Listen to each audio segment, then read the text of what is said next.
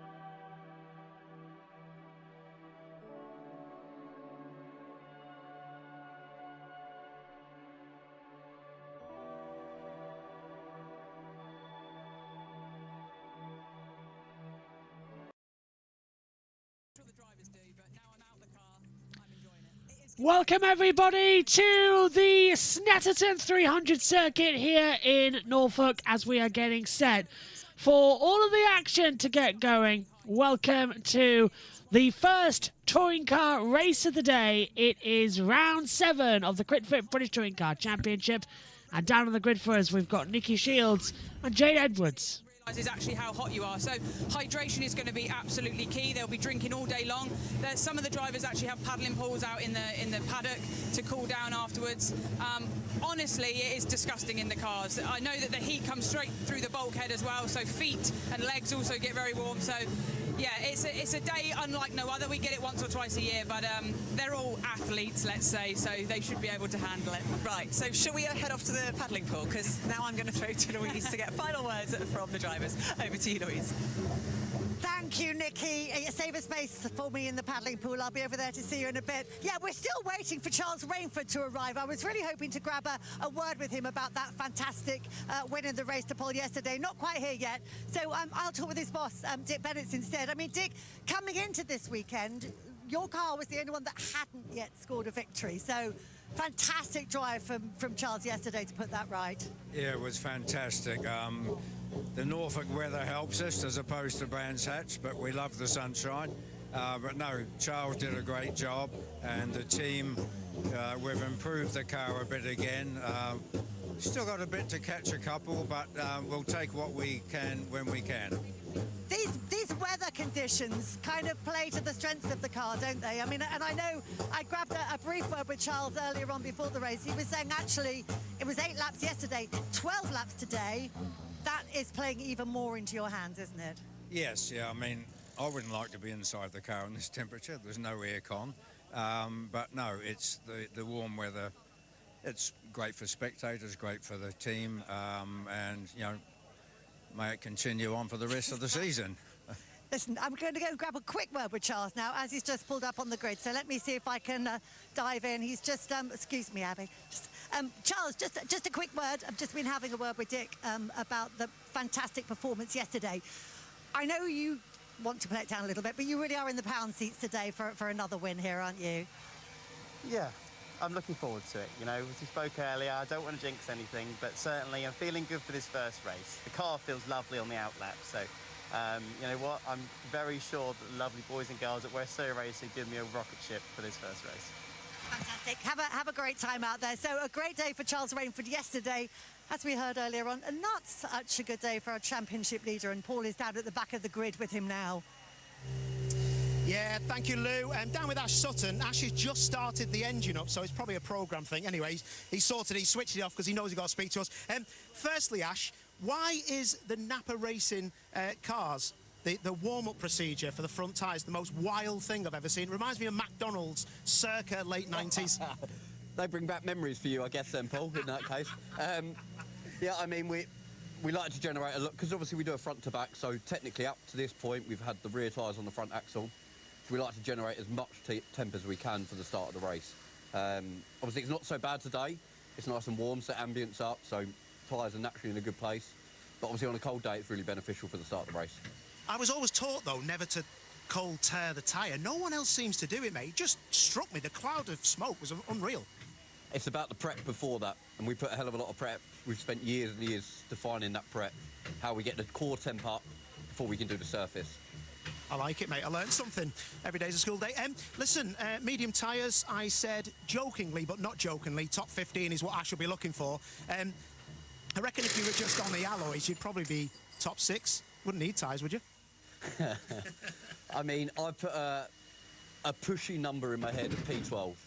We've not got the deployment to go as far as we want. There's 7 other cars and mediums around, ahead of us.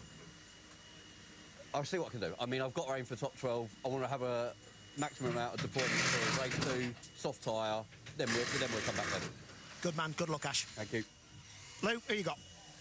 Thanks, Paul. Yep, I've come to grab a quick word with the other man on the front row, Josh Cook.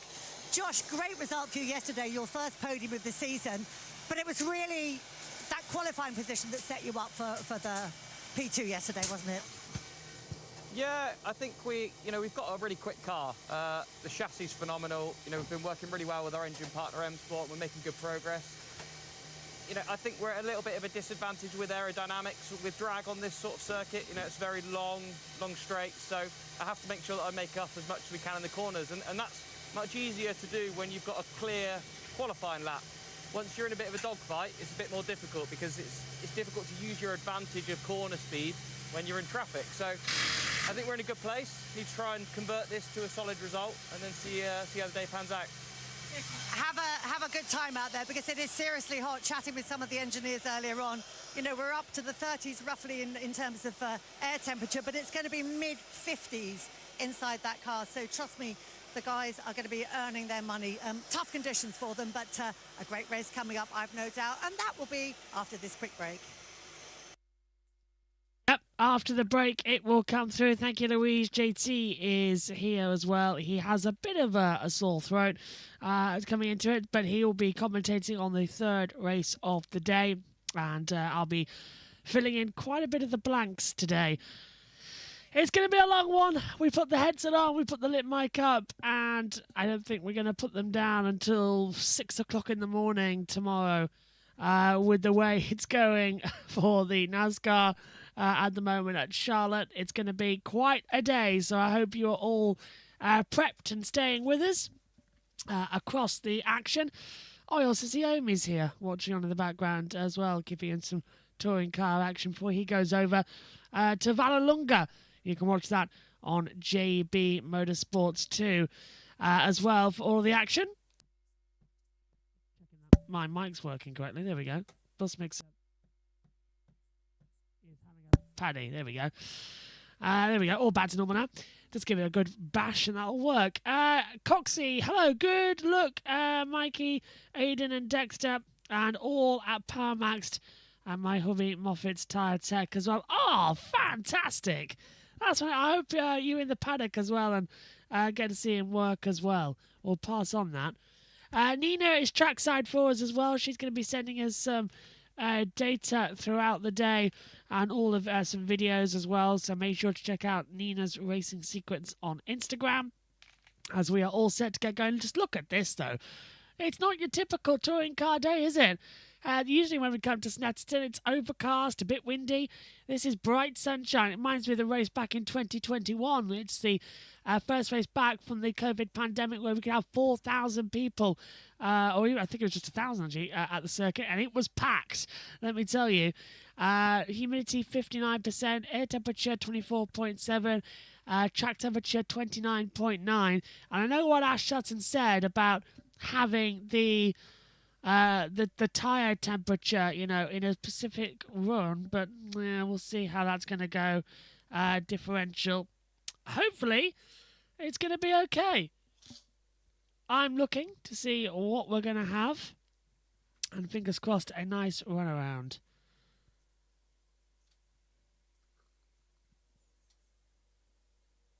Hello. Oh, hang on a minute. JT is here, but I've not got the... why is this not plugged in?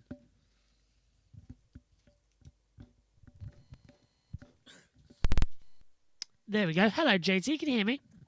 Yes, the audio is miles better. Hello. Sorry, it was going through the laptop mic for some reason. We forgot to plug something in. How are you? You said you're not feeling 100%. I am the best I have ever been. Great. So, yeah. If it Today helps, so should much. be interesting. You're saying that again. Rain in Canada, rain in Montreal, rain in Charlotte. Touring cars might be the most predictable thing of the day that we actually get racing. Hear me out. Let's flip the events around. Let's have the Scottish Grand Prix. Let's have the...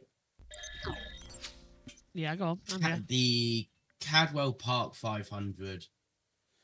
And let's have the Brands Hatch 600. There we go. That'll solve me. That'll be making me feel okay, actually. In that case, then, I am off to Brands Hatch so I can watch the Brands Hatch 600 with my season pass. Goodbye. And I'm off to Cadwell Park to watch the Cadwell Park 500, which seems to be a bit of a better thing. Honestly, did you catch up on the qualifying race yesterday? I know you were doing the hockey with Matthew for a long time. No, I had not. I was out at Northampton when the qualifying race was going on. Well, allow me to catch you up. Basically, Ash Sutton did it again and locked up down at the last corner. He now starts 20th on the grid. And Charles Rainford took victory. Yes, yeah. I saw a video of Ash Sutton going miles off of the grass. Locked up for some reason, and I still don't know what that was.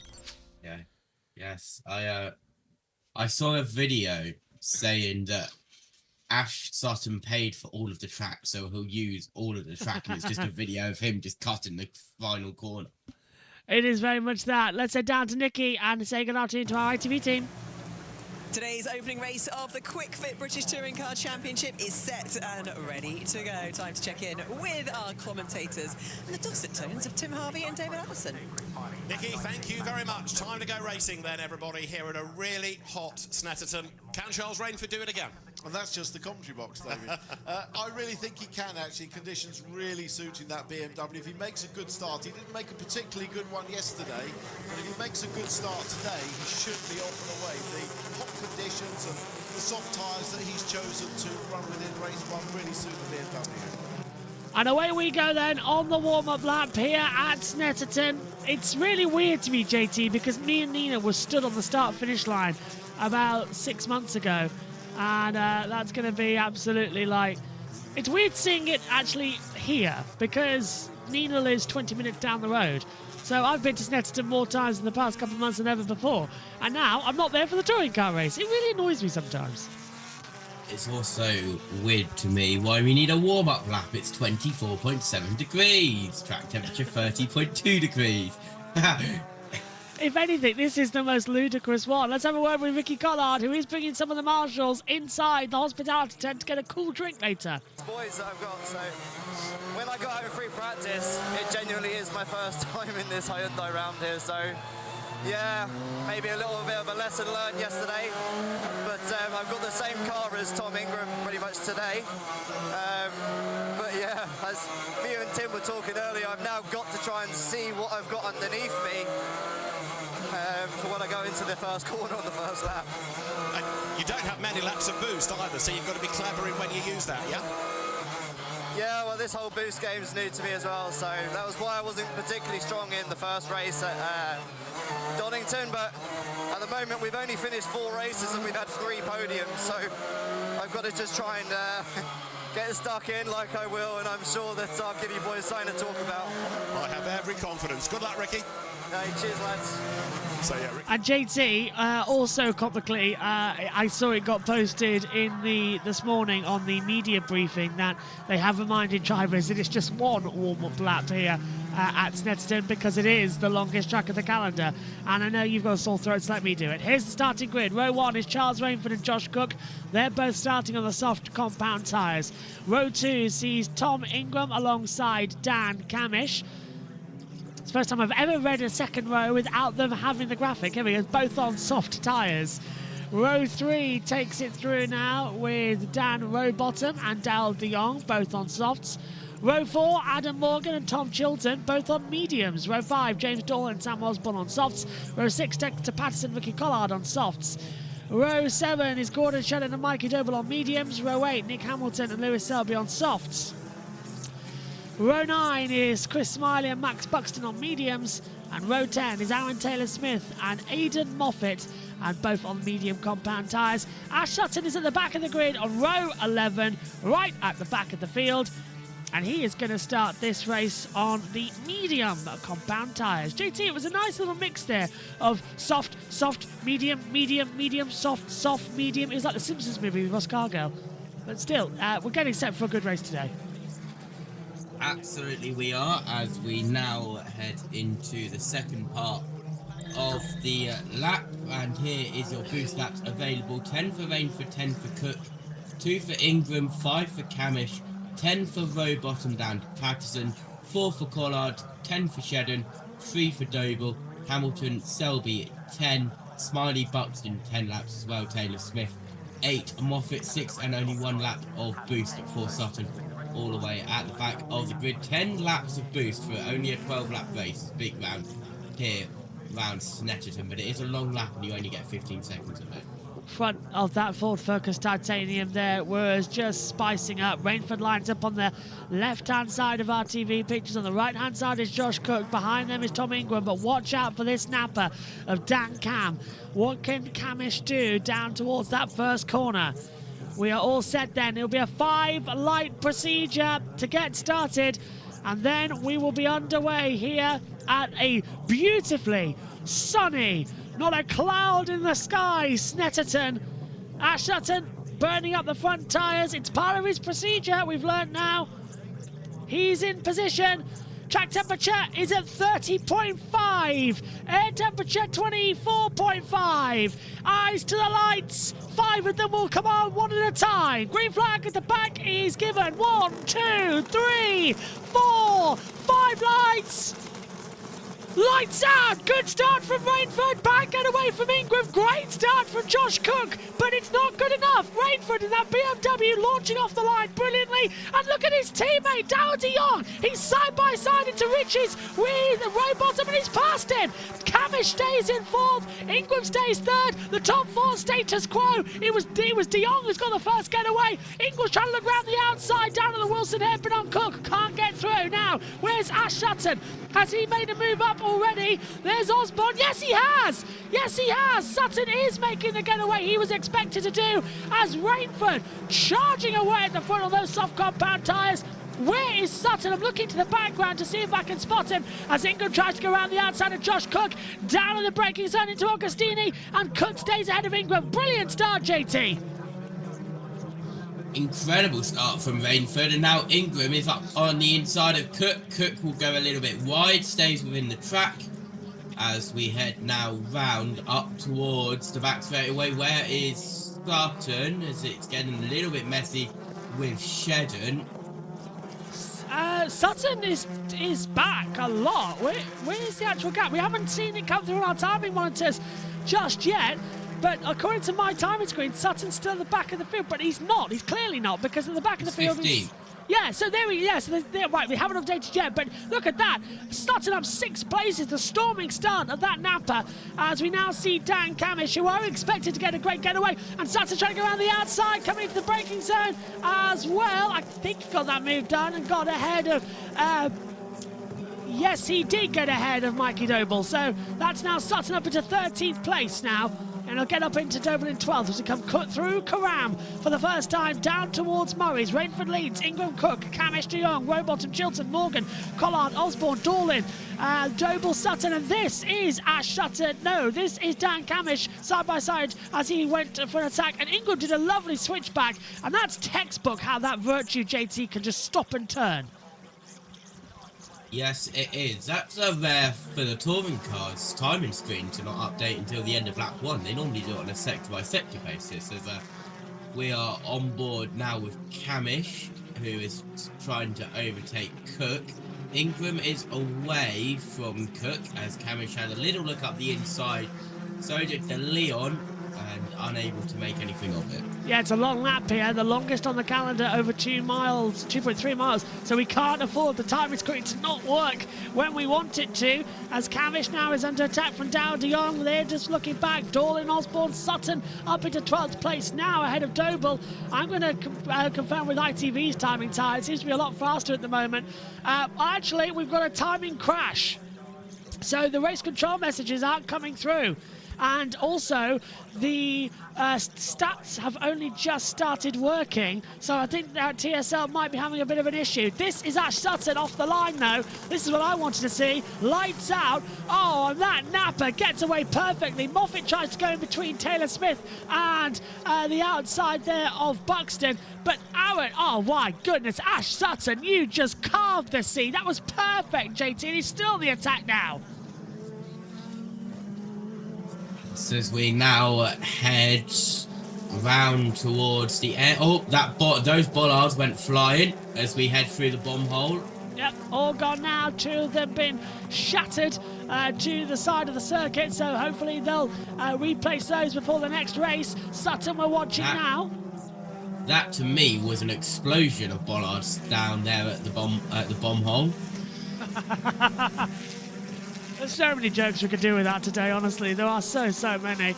Over the line we go again. Lap 3 now of 12. Rainford's leading by 2 seconds in the front as Adam Morgan looks on the inside of James Dorlin to try and make a move for 9th position. Dorlin's up into P9. Great start from him. As we now see, this is Osborne diving through on the inside of Morgan for 10th position down at the Wilson hairpin. He's done that move quite easily, and I'm expecting now Ash Sutton to try and gain round the outside and hopefully have a little bit of momentum to push through. It's still very close at the moment as Morgan holding off now from Ash Sutton, and there's another bollard, JT, in the centre of the track.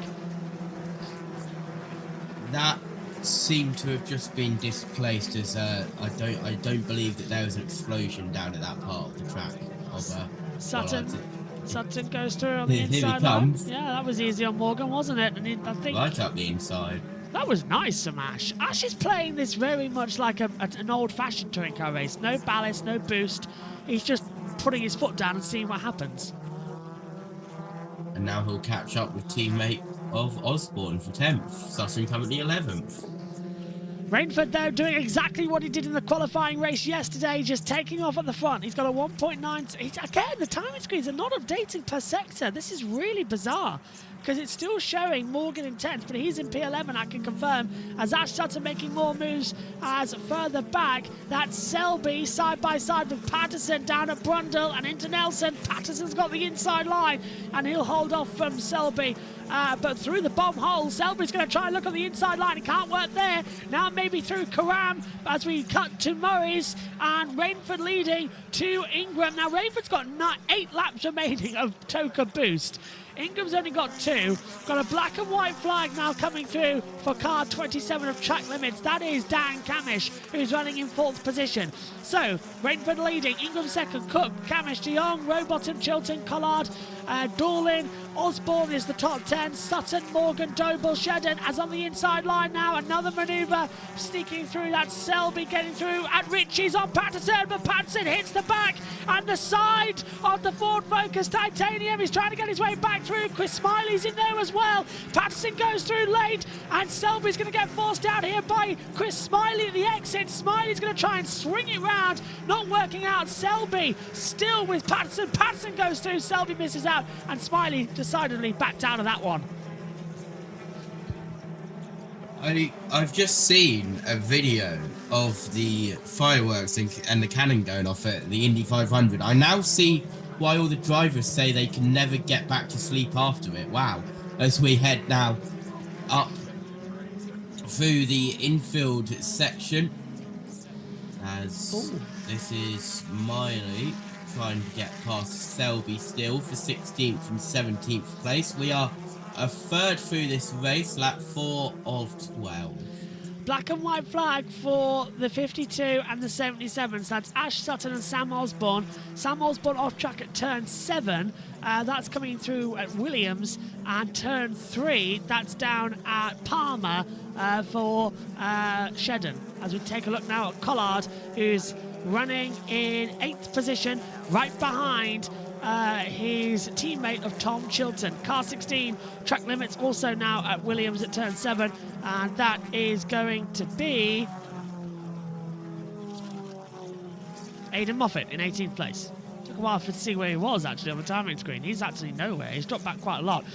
Rainford's impressing me now, 2.1 over the line as we start the 5th lap of 12, and it now seems that those on the soft tyres just starting to ease off a little bit, regenerate some of the brakes, and then get going again, as there's a further manoeuvre down on the inside there as Patterson tries a look back. Selby swinging around the outside down at Ritchie's. It's a repeat of a lap ago. Selby can't find a way through. Patterson should be able to defend it. Surely Smiley's going to send it up the inside at some point. Now he's going to have a look. Patterson runs Selby wide. Smiley gets alongside, coming out of the Wilson hairpin. Just can't get on the power. That Ford Focus still has the pace to go through as they cut back. Patterson now ahead of Selby and Smiley. It's status quo, JT. It may be the longest track of the year, but they still can't overtake. Yeah, absolutely. As we're now on to lap 5 of 12. That is Hamilton getting in front of Moffat for 18th place. Not many battles happening. That's why we're focusing on 18th place as we head now up towards the bomb hole for the leaders. Let's have a look now. This is Dal de Jong chasing down Dan Camish, who we're on board with looking back. And de Jong's got the same BMW's 330 IM Sport that Rainford's got the same setup, and they work really well in hot conditions. We remember on media day when it was really hot at Brands Hatch, they had the pace.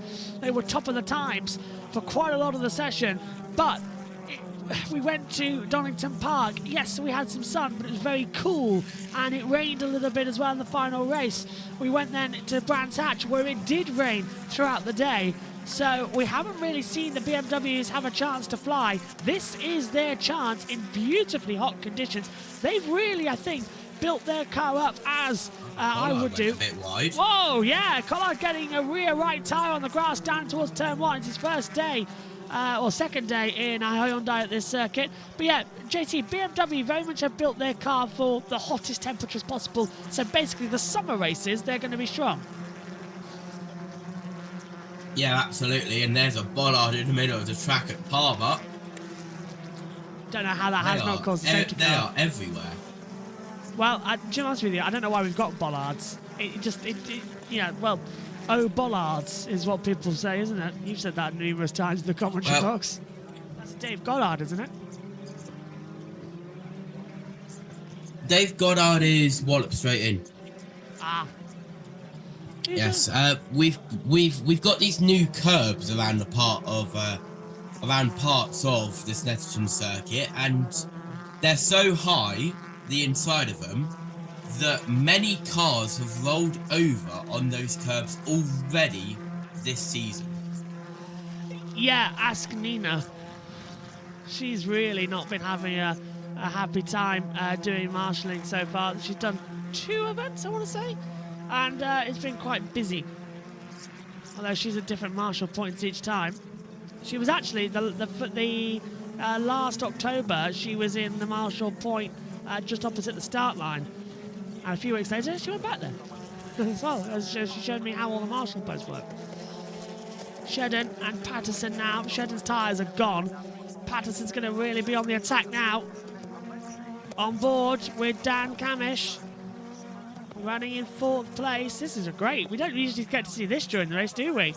A driver having a battle, and he's got right behind him now, Dal de Jong. De Jong he wanted to make a move. You've got a feeling that Robo wants to get involved in this as well for 4th place. But Rainford 2.7 seconds ahead. It's going to be a career victory for him once more. I think it'll be his 3rd in his career. I'll double check that in a second. But what a run here, JT. And De Jong, that front end BMW is still dragging out wide. Camish is having at the time of his life. Yeah, ITV, great camera angle, as De Leon's now going to go around the outside, but maybe that's a camera angle to keep picture in picture so we can actually see what's happening outside the car as well. I know, we've got the ability to go into a 4-box screen. I don't know why we're not, but still, ITV are still improving, but they're learning a little bit. Charles Rainford, 37 races he's started in touring cars. He's had 2 previous victories, 5 podiums in his career. Only 1 pole position, and that now makes it 2. Yesterday was his 2nd career pole position, because he won the race for pole, starting on pole for today, and will start on pole for the next race as well. But yeah, this will be victory number 3 in the touring cars. I thought it was something like that coming in. Lap, and that's car 50 of Taylor Smith. Track limits down at turn 1 and turn 9. So that's down at Ritchie's and at Nelson. So they're still having that debate as we watch Dan Camish still now pushing behind. A lot of action coming your way today on the touring car calendar. We won't be commentating on all of them because we do have more events going on, but it's going to be good. Yeah, even the NASCAR truck race right before the Indy 500, just to make my life a little bit harder. Wow, my voice really went then. What happened with O'Reilly? Because I heard they called it, but they called it with only 38 green flag laps completed. So how many caution laps did they have to run to get it official? They ran 54 laps under caution. Yeah, yeah. Really? Yeah, I'll tell you about it in a second because Dion's going to have a little look around. Yeah, sorry, that's Dorlin having a look around Collard. Not going to work. Right, okay, so basically what happened last night was we got the restart time at 3 a.m. You very kindly gave me a text message and I woke back up for it. They went out on the circuit. I made sure everything was okay. My laptop was next to me because we have guests staying in my room, so I'm on an airbed in the front room. So, and it was 3 a.m. I was up at 9 a.m. I needed sleep. So I put the laptop next to me, made sure it was all working, went to sleep and set alarms every half an hour. And by the time we got to 4:30, it was light outside and the race was over. It was called, and they were literally, it was just as CW signed off the broadcast. I was like, perfect, end stream, gone. Timed into perfection. Did they go back to... Did they go green for stage 2, or was it the stage 1 caution break, which was 54 laps long? They got to the end of stage 1, red flagged it, then they did stage 2. They were green for around about 10 laps. Then they had rain, they red flagged it again, they went back out, did some laps, got to the end of stage 2 and called it. Okay.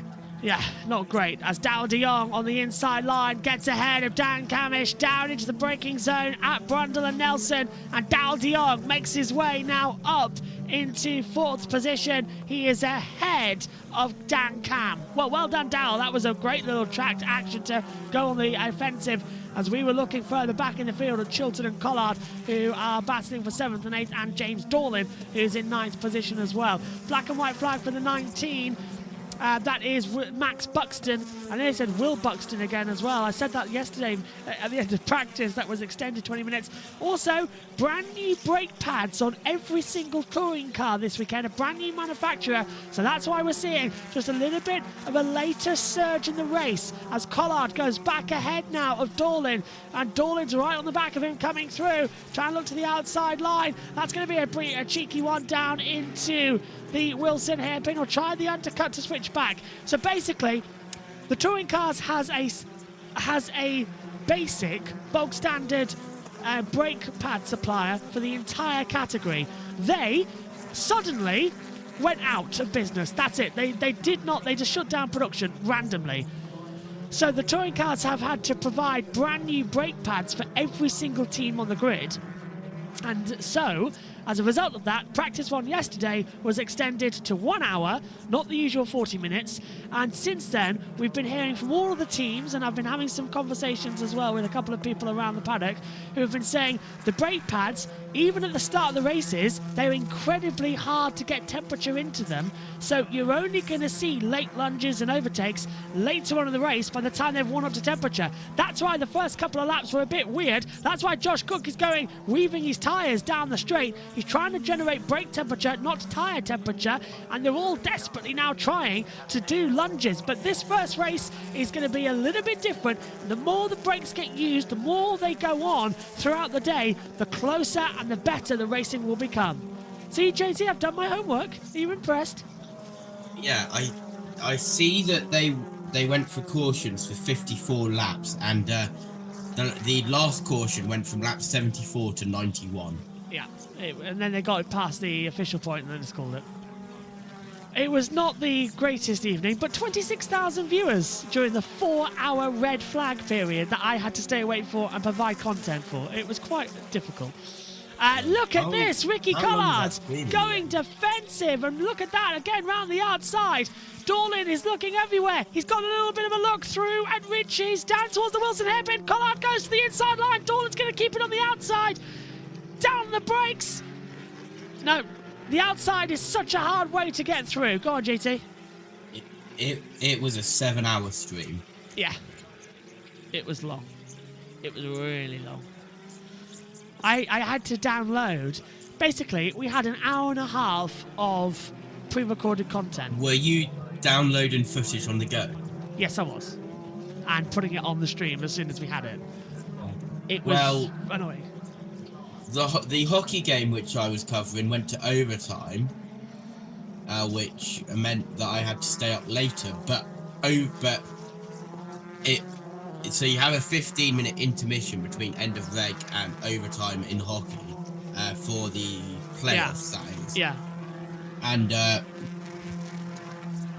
after that 15-minute intermission, the game was over in 6 minutes, so it wasn't that bad of an extension. Still annoying though when extensions get added in. Here comes Collard up the inside. Still defensive on the inside. No, nothing coming in. Dorland's going to have to try and find some way to go through bomb hole into Karam. Oh, and Dorland rear sliding on the restart as he comes through. And this is all bringing now in Sam Osborne. Osborne's going to try and have a little looky. Not going to go through. There is Ash Sutton, who has made it up into 11th position. Now, he was targeting 12th, so he's actually a place ahead where he's expecting Collard's going to have to go defensive. That's a great exit out of Murray's down the Bentley, down the centre straight coming through. Dorland's just dropped back. Collard's on the boost as they come down towards Richards. Osborne goes for the move on the inside line of Dorland as we cut away from the wrong angle. We need to see further back down at turn 1. Now that's Collard, and yet Osborne hasn't got through. Terrible direction from ITV there to cut to an absolute nothing. As we had, that was just, I think, shocking, absolutely shocking.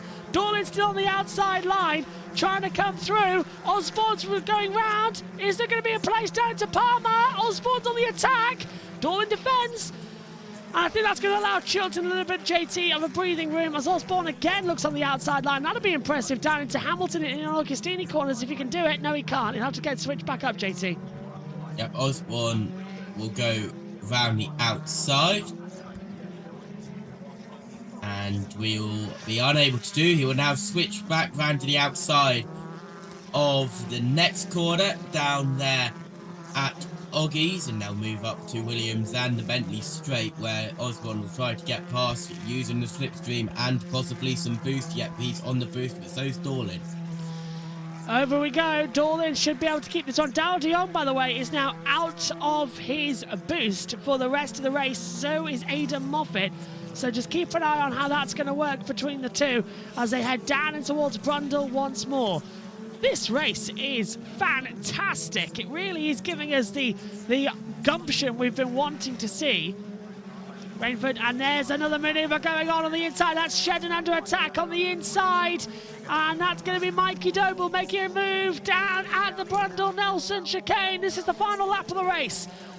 It's again, as I was explaining, now that the brake pads have got up to temperature, it's getting better as the race goes on. Car 22, final warning, and a black and white flag has been given for those track limits. So that is really Chris Smiley now in his last attack. Here is Charles Rainford, JT, 4.3 seconds ahead. He's nursing that BMW home. It is a dominant performance. This is more like the West Surrey Racing team. Incredible camera work from ITV. Oh, they're having, is the heat getting to them a little bit?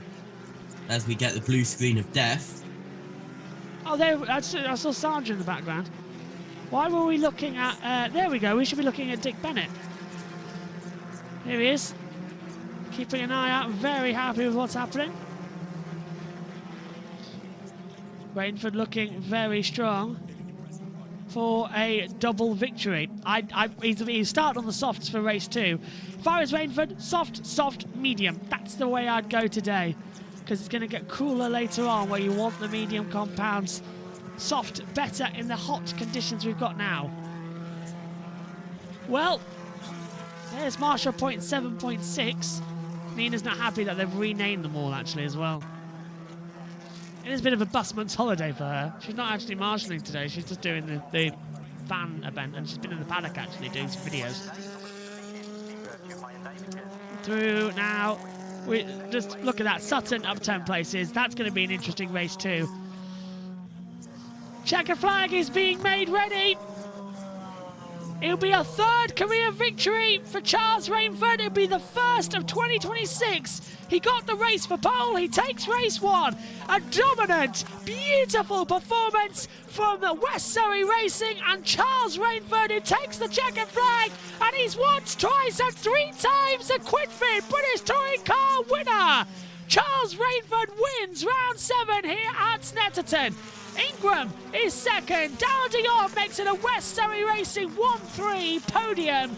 Cook fourth. Cameron Spanish 5th, Rowbottom 6th, Chilton 7th, Collard 8th, Dorlin 9th and Osborne 10th. And there's a battle here, JT, between Shedden as they come through for 15th position. This is for the last point over the line. I think Shedden's going to hold on from Smiley and Hamilton, but that was quite close to the line. Oh, can Patterson get Hamilton on the line? That's a run from the line we need to see. Come on, ITV. Who got it? Patterson got Hamilton over the line by 33 thousandths of a second, JT. Wow. Yeah, battle across the line there for a slight photo finish. 33 thousandths isn't the closest we've seen by a long shot, as my dog has decided to come in my room and now is doing random stuff. As always. And he knows that he's not allowed under my desk because there's cables there. And, well, we know how that goes with Matthew Owens as well, with his dogs that he has. A winter of worry can be put behind. West Surrey Racing wins. And here's the full results. Charles Rainford wins by 4 seconds to Tom Ingram. Dara de Jong makes it a West Surrey Racing podium. And, of course, Rainford not only the race winner, but is also the independence winner here. Then we get Josh Cook 4th, ahead of Camish, Rowbottom, Chilton, Collard, Dorlin and Osborne, the top 10. Then it's Sutton 11th, Morgan 12th, Selby 13th, Shannon 14th, Doble 15th, Smiley in 16th, Patterson 17th, Hamilton is 18th, Moffat 19th, Aaron Taylor-Smith comes home in 20th, and Max Buxton comes home in 21st place. In terms of the championship, Ash Sutton leads on 134 points to Tom Ingram on 108. That gap now down to just 26. Victory here puts Charles Rainford up into third on 85 points, with Dan Camish now on 79. Ricky Collard has 77, with Dara de Jong 71. Mike Doble on 70. Josh Cook 62, followed then by Aidan Moffat 57 and Aaron Taylor-Smith on 55. In the Manufacturers and Constructors, Alliance Racing Ford lead by 73 points to Accelerate Motorsports. Hyundai on 152, Mercedes on 142, Toyota on 108. The Teams Championship sees Napa Racing UK on 188, from West Surrey Racing on 132, and LKQ Eurocar Parts with Powermax Racing on 125. The Independence Trophy, Mikey Doble leads by 8 points to Aidan Moffat. Dara de Jong is third, from Charles Rainford now in fourth, a point behind his teammate. And Gordon Shedd in the top 5 from Taylor-Smith, Dorlin, Smiley and Patterson. The Independence Teams puts LKQ Eurocar Parts with Powermax Racing on 127, with West Surrey Racing on 112, Laser Tools Racing and JBMotorsports 109, Restart Racing 97, and Steel Seal with Powermax Racing on 76. And the Jack Sears Trophy, James Dorlin leads that by 15 points to Dexter Patterson. Sam Osborne, Lewis Selby, Nick Hamilton and Max Buxton rounds out the top 6. It's Charles Rainford who wins round 7 of the KwikFit British Touring Car Championship.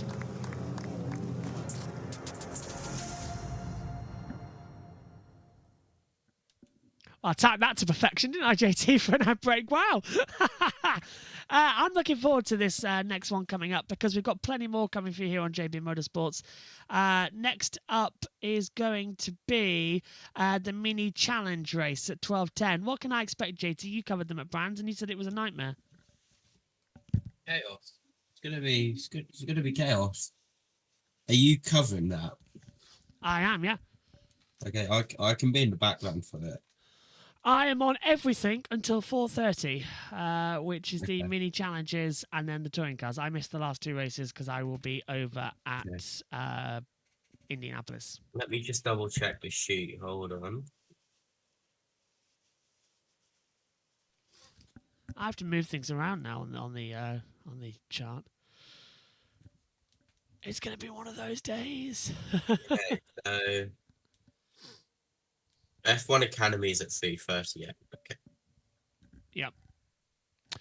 I can provide TV pictures for that using Megan's laptop.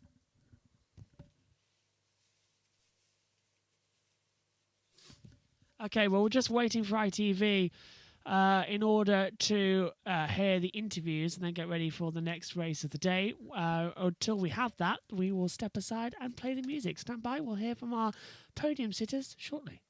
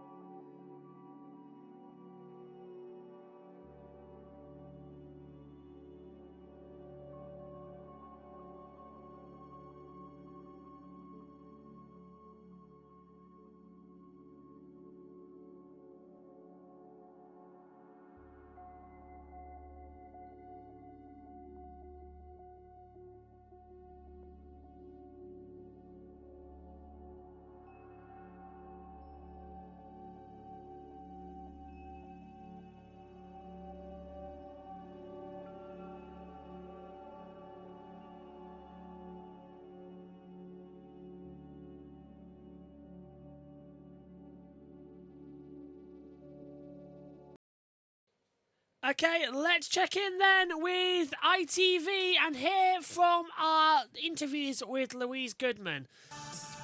Race 1 was absolutely dominated by Charles Rainford. 3.917 seconds he had ahead to Tom Ingram.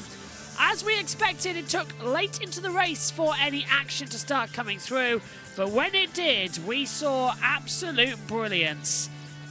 The touring cars giving us its all once more. Let's get down and hear from our race winners in the pen with Louise Goodman, courtesy of ITV. Thank you, Nikki. I mean, Charles, I could see from the look on your face and the reaction on the team's faces as well when you came in. That one means a lot, doesn't it? It does. It's relief, you know. When you're starting on par, as we spoke about earlier, you can only go backwards from there. So, you know what? The race was controlled beautifully. I was really, really happy with my own performance and the performance of the car. And, yeah, control it nicely, and now we get the medium tyre. I think, well, let's stick with the good stuff for the moment, because I think Tim described that as a perfect race, really. And as you say, you controlled it well, and the car just seemed to be doing everything you wanted it to do. Yeah, that's it. I mean, I was pushing very hard at the start, and I could see it looked like to me from my mirror that Tom was starting to catch me, which was alarming when he had no boost. So really, I was just hoping and waiting for the tyres to go off, and I think that happened with kind of 4 to go.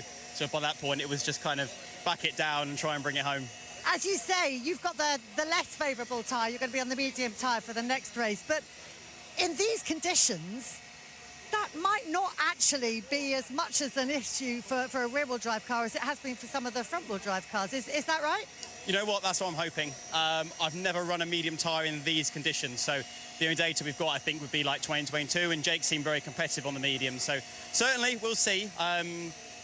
Not having the boost, I think, is more of a problem for us because we're definitely lacking down the straights. As Tom was showing me very clearly, they're quick down the straights even without the boost. So that's going to be something to manage, but we'll see how we get on in a minute. Talking managing, what was it like managing the heat inside the car? How tough was it? Or do you kind of forget about that once you're racing? It's only when you've stopped now that you're thinking, wow, I'm quite warm. Yeah, you know, it wasn't as bad as yesterday. Obviously, the ambient here says that as I'm sweating really badly. But, you know, we train so hard during the winter when it's cold, especially running, taking your heart rate right up to zone 5 and trying to stay there.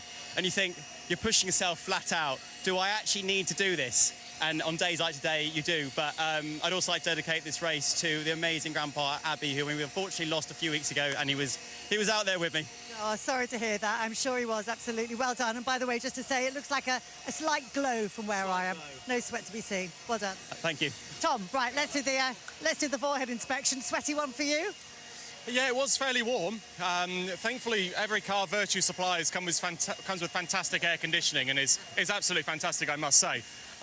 So yeah, it was, look, it's a hot day. It's a fairly silly thing to say, yes, it was warm in there. It's, I think we're warm. We're going to be warm watching in our living rooms, wherever we are. So yeah, it's warm, but you just have to sort of get on with it. I think a lot of it comes down to a bit of a state of mind. You can convince yourself it's too hot sometimes. So no, good as gold. Just crack on. We needed to obviously try to make a bit of progress early on before it turned into that sort of classic TTB race where everyone sort of locks themselves out and they're all doing the same thing. So managed to obviously get Josh quite early on in the race on that opening lap, and that was crucial. That was really, really important to try and make that position up and just try and put a bit of gap between Josh and myself. There was a slight moment when I thought, do I go chasing after Charles? And thankfully there was an adult inside of my brain today, not a child, and I went, no, that's silly. And especially with Ash down in P11, I kind of knew that I had to sort of try and offset that and just get a fairly decent result. So good result for us as Team Virtue. We've done well as the opening race.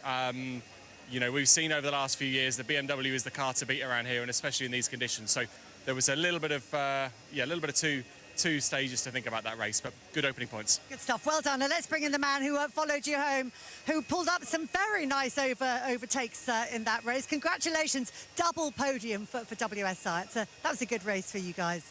Yeah, pretty happy with that. It was hot. But yeah, I'm just happy because normally we really struggle on the opening laps with our front tyres, but with the hot weather, we're just a little bit more racy at the start, and although it's tiny, it's benefited us massively this weekend. So we've touched on it with Charles. You're going to be on the less favourable tyre. You're going to have Josh Cook behind you, who we were kind of debating. Well, maybe he's in the pound seats for this one. What's your thought there? How do you think your relative performance is going to be against him? He was quick in that last race. It was really hard to catch up to him, but I think with the front-wheel drive, they struggle a little bit towards the end of the race. I'm not sure what tyre he's on or the boost allocation or anything, but I'm just going to try and hold my ground and bag some good points, basically. Good stuff. We will see you out there for the next one then. Well done. Congratulations on that podium. I'll let you go off and get your shiny trophy. So we are about to have the green flag light for the Power Max Mini Challenge race of their first race of the day. So let's go over to Paul. And as always, in the commentary box with him is Richard John Neal. Thank you very much, Lou. Yes, a mini carnival this weekend. We've got the first time we've had the JCWs and the Coopers on the same bill. So it's keeping the clerk of the course busy, if nothing else. Yeah, it's always close racing, isn't it? These guys and girls want to be in British touring cars, and they want to be in other things as well, GT racing. But always my favourite part of the day. We get so much social media stuff, don't we, where people are just saying how good these cars are, and they love the ITV coverage, which is lovely to hear. So thank you, everyone. Okay, we're getting set then for the Power Max Mini Challenge. We saw them at Donington Park as well. JT, they were the same minis that were at Brands Hatch, if I'm not very much mistaken. Is this Mini Challenge or is this JCW? This is Mini Challenge. Yes.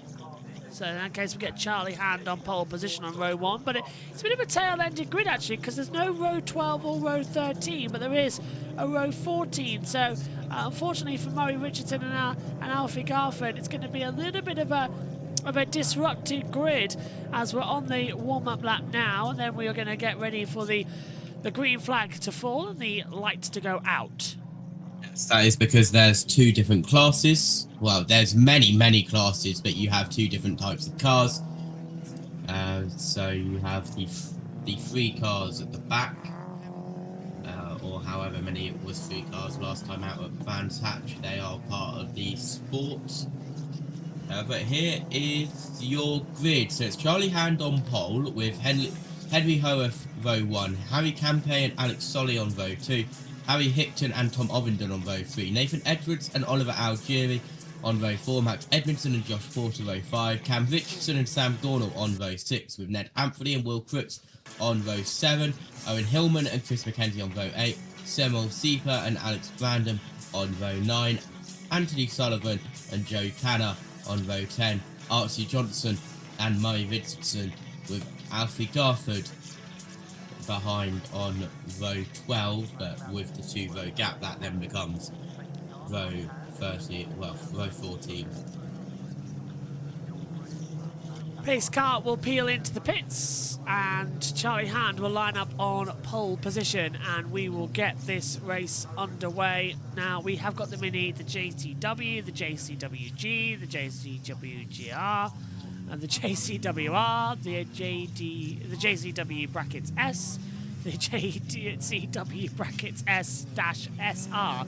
There's a lot of categories to keep across with here as they come up to line up on the grid. This is going to be something a little bit challenging here for our second broadcast race of the day. This is their second event though. They had a race yesterday, and race 1 was won by Josh Porter from Max Edmondson, Oliver Algieri as well from Tom Ovenden. That's now starting at the back of the field. We had a couple of safety cars coming through. Go on, JT. You have the normal JCD drivers, and you have the JCW rookies, JCW directors, JCW directors rookies, JCW sport drivers, JCW sport rookie cup, and JCW teams. 1, 2, 3, 4, 5 lights ahead of us. That was a very long hold. We go racing for the mini challenge. Who's going to get the best one? Down towards Ritchie's. Good start as well by Charlie Hand. Coming around the outside now. Watch out for Alex Solly, who's going to try and take up into second position. He backs out of it. Great lunge on the inside as well by that's Holworth who comes through. Campe's in there. Hickton's trying to find a way through. So it's all out. We've got a car off in the background at Ritchie's. If that gets stalled, that might be a safety car. But Hand leading at the exit of the Wilson hairpin. And again, that is off. And that's for Brandon in the 66, who's dropped right back in the field. So that's a disappointment. But the field having a clean run, as a little bit off now for Hickton, as he comes back on side by side now as well, with Solly down in towards the infield section. A little bit of a lock up there coming in from Hand as well. But a good start, JT. Yep, lock up for Howarth as well, as goes a little bit wide there. That would be Hickton, who's just a little bit further back. We jump to him now, who he's defending from Edwards. Still going to hopefully hold it through as they come down the Bentley Straight for the first time. Why did I say that? It's the... Oh no, it's the Bentley Straight, I'm right. As they come through now, in towards Brundle and Nelson, the next 2 on the circuit here. But this is a real downshift, and Hands under attack from Howarth, who's going to have a little look on the inside. JT can't find a way through, but there's a 3-wide battle further back. Debris getting kicked up as well. And that is a lovely move on the inside from Edwards, getting ahead of Algieri. As they slide through the bomb hole with the little bit of camber that is down there. As we continue now round. I think Edmondson's got ahead there as well, actually, looking at it. The podium ceremony for the touring cars taking over in the background as they race over the line. That was lap 1, now it's lap 2. 2 13-minute lap times. So going to take its time. That's also because of the race start, they're much slower. That's true. It was a standing getaway, and it was a long hold on those red lights today as they fly through. Don't know what we're going to do now. Oh, they've been lock up again from Howarth as well. Look at and the Mini's off in a big way and has got a advertising board on the front of it. So that's going to have to come into the pit lane. It'll have no coolant on a day like this. That's going to destroy that engine quite nicely. Love these retro funk minis coming in. That's the 96 getting ahead of the 33 as Gonal passing Edmondson. And a hand at the front of the field, still holding off Howarth as well as he comes through. Down now into Augustine. Right, that is problems, as we said. That is for the 29 car, who is dropping down the field of Crooks. And that is going to be a very bad overheating mini. I think he's going to have to stop and have a marshal remove it. Are we allowed outside assistance for things like that? Because that's going to cook the engine. That's side by side now as well. As Gonal gets ahead of Edwards there, we now see Crooks still trailing in. Even if he breaks, the suction on that thing is not going to move it. Battle for the lead. They are yin-yanging down the back straightaway as well here at Snetterton. Coming in towards Brundle at turn number 8. Gonal gets ahead of Edwards under the attack. Hand stays ahead of Howarth as they fly through once more. And that is dropping down. That's, as we know, that's Crooks dropping back in the timing order. Taking a while for them to update on our screens. He was in 13th position. Has dropped to the back. And he's even behind the 66 now of Brandon, who went off at the start of the race.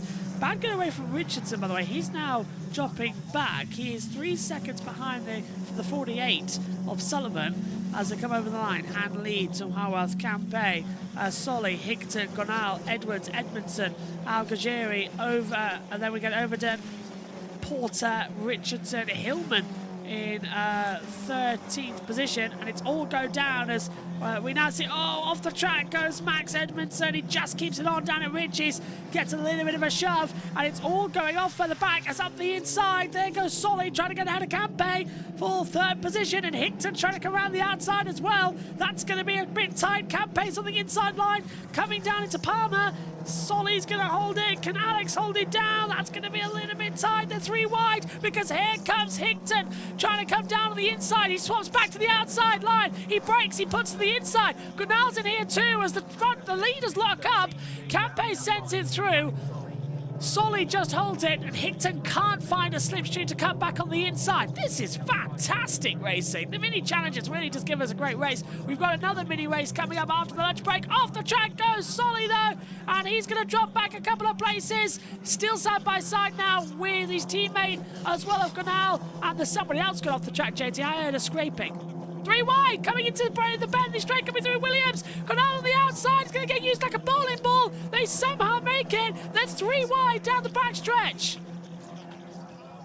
And Higton was, well, rubbing the side of Solly as we are 3 wide. Going up towards Nelson. Oh, that's going to be like, still this contact. This isn't going to work. Oh, how did they make that work? Gonal touching Solly, but Solly stayed back in. Hickman has just lifted back off through the bump hole. Solly goes through, and now Hickman's got the run coming in towards Karam. No. The reason that worked is because Higton pulled out before they got to Nelson. Did not want to leave out, did it? Yeah. That would have ended in a massive accident if not careful. Time penalty of 5 seconds for Richardson for out of position at the start of the race. And there's one very cooked mini. Yep.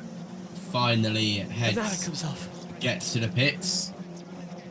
It came off without even needing to be touched by the mechanics, as we now see Gonal on the inside of Solly. Solly's cut back through on the inside, down at Ritchie's, and Higton's trying to cut through on Gonal. Down the brakes, a lot of lockups for the 2 leaders. Lock up again now, coming out the outside as well from the 96 of Gonal, but Solly's got back through, and I think Higton is now gonna find a position surely to get through. Come on.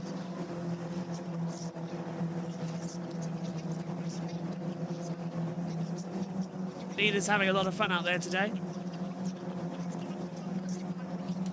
Cautious, wild, accelerating. Side by side, Gonal trying to go around the outside.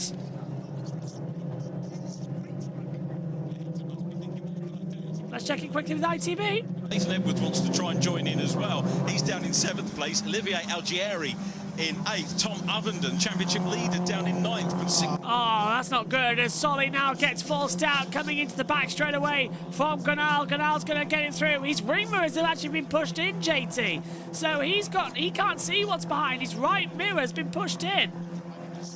I'm not surprised at all. They were so close to that 3 wide heading onto the Bentley straight. Last time by, and Hickton makes a move, goes on the inside, side by side with Solly, up in towards Nelson, and Solly still in front. Watching out for Hillman right now, who is in 13th place behind Richardson. So we've got Richardson and Hillman in 12th and 13th position. They are getting close. They've had a couple of overtakes already on this lap time by. Hand leads Hoarth second, Campay third, Gonal up to 4th, Solly down to 5th, Hickton still 6th, and trying to have a look around the outside, and got a look at that. We've now got damage for Solly on the front left panel. I think that bumper's coming very, very loose. Let's have a look. Yeah, it is. It's also the same for our race leader as well of Hand. So Charlie Hand's got a little bit of a contact somewhere. Loads of track limits are starting to fly through from race control though. So it's quite funny actually seeing all this. Black and white flag for 10. Yeah, that's always the way with mini racing. Penalty now, ask questions later kind of technique, isn't it? Yeah. Still, there's Hickton. Trying to get ahead of Solly at some point on the circuit.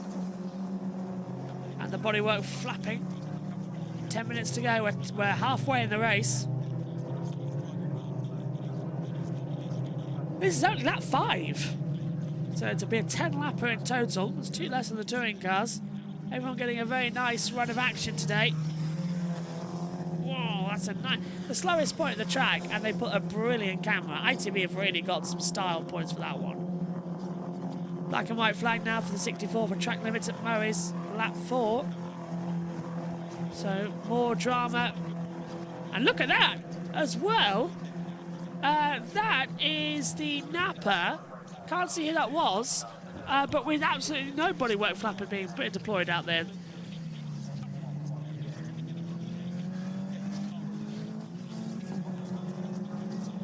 That's Solly. Under attack from Hickton, Edwards. Black and white flags now for the 64, the 10 and the 12. So everyone's finding a little bit of momentum. We've just quieted it down a little bit actually. It's Tanner, it's Joe Tanner who's got a wheel arch missing. Yeah, as you heard from the race control and Tucker Radio there, the wheel trimming has gone walkies. As we push on in this one. Lunch break after this. Then we'll be back with the race. The next mini challenge event coming through. It's still all go, isn't it? As Solly tries to attack back through. Hickton just on it. Oh, lock up from Hoarth for second place. Campay's right there.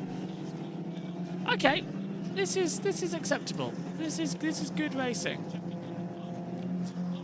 I just hope we get this good of racing throughout the entire day. We don't want any rain. It looks like we might have it come Indianapolis and Formula One and the Cup Series, but let's hope it's all staying nice for the 110th running of the Indy 500.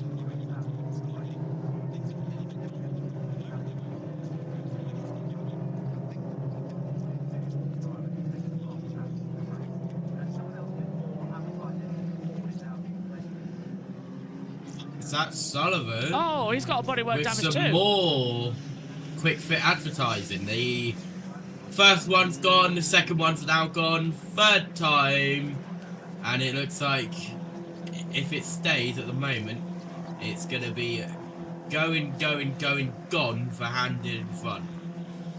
Oh, well, that's a shame coming through. So, and Sullivan... At least it's not covering as much, so we can go fast, like his air's still flowing. One thing that I don't apply to these guys, if they just come to a complete stop, it would fall off. Ideally, it would then cause a safety car, but still, it would come off.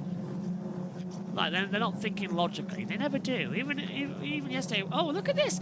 Tanner's now got both of his wheel trimmings loose. They're flapping around like arms in front of the car. He's got Bodicia wing attachments, JT. This is fantastic. And look at the front bodywork flapping around as well. This is hilarious. Tanner's number 11 Napa Mini is looking like it's about to do some sort of comedy sketch. 7 minutes to go now. A little bit of a move down towards turn 1. Canal's going to have a little lunge. Finally on Campe. And Harry is down into 4th position. Canal moves up into 3rd. He had the fastest lap at 2:06.402. So, yeah, looking good. Black and white flag for the 21 for track limits at Nelson. So, a little bit wide. Canal's dripping off.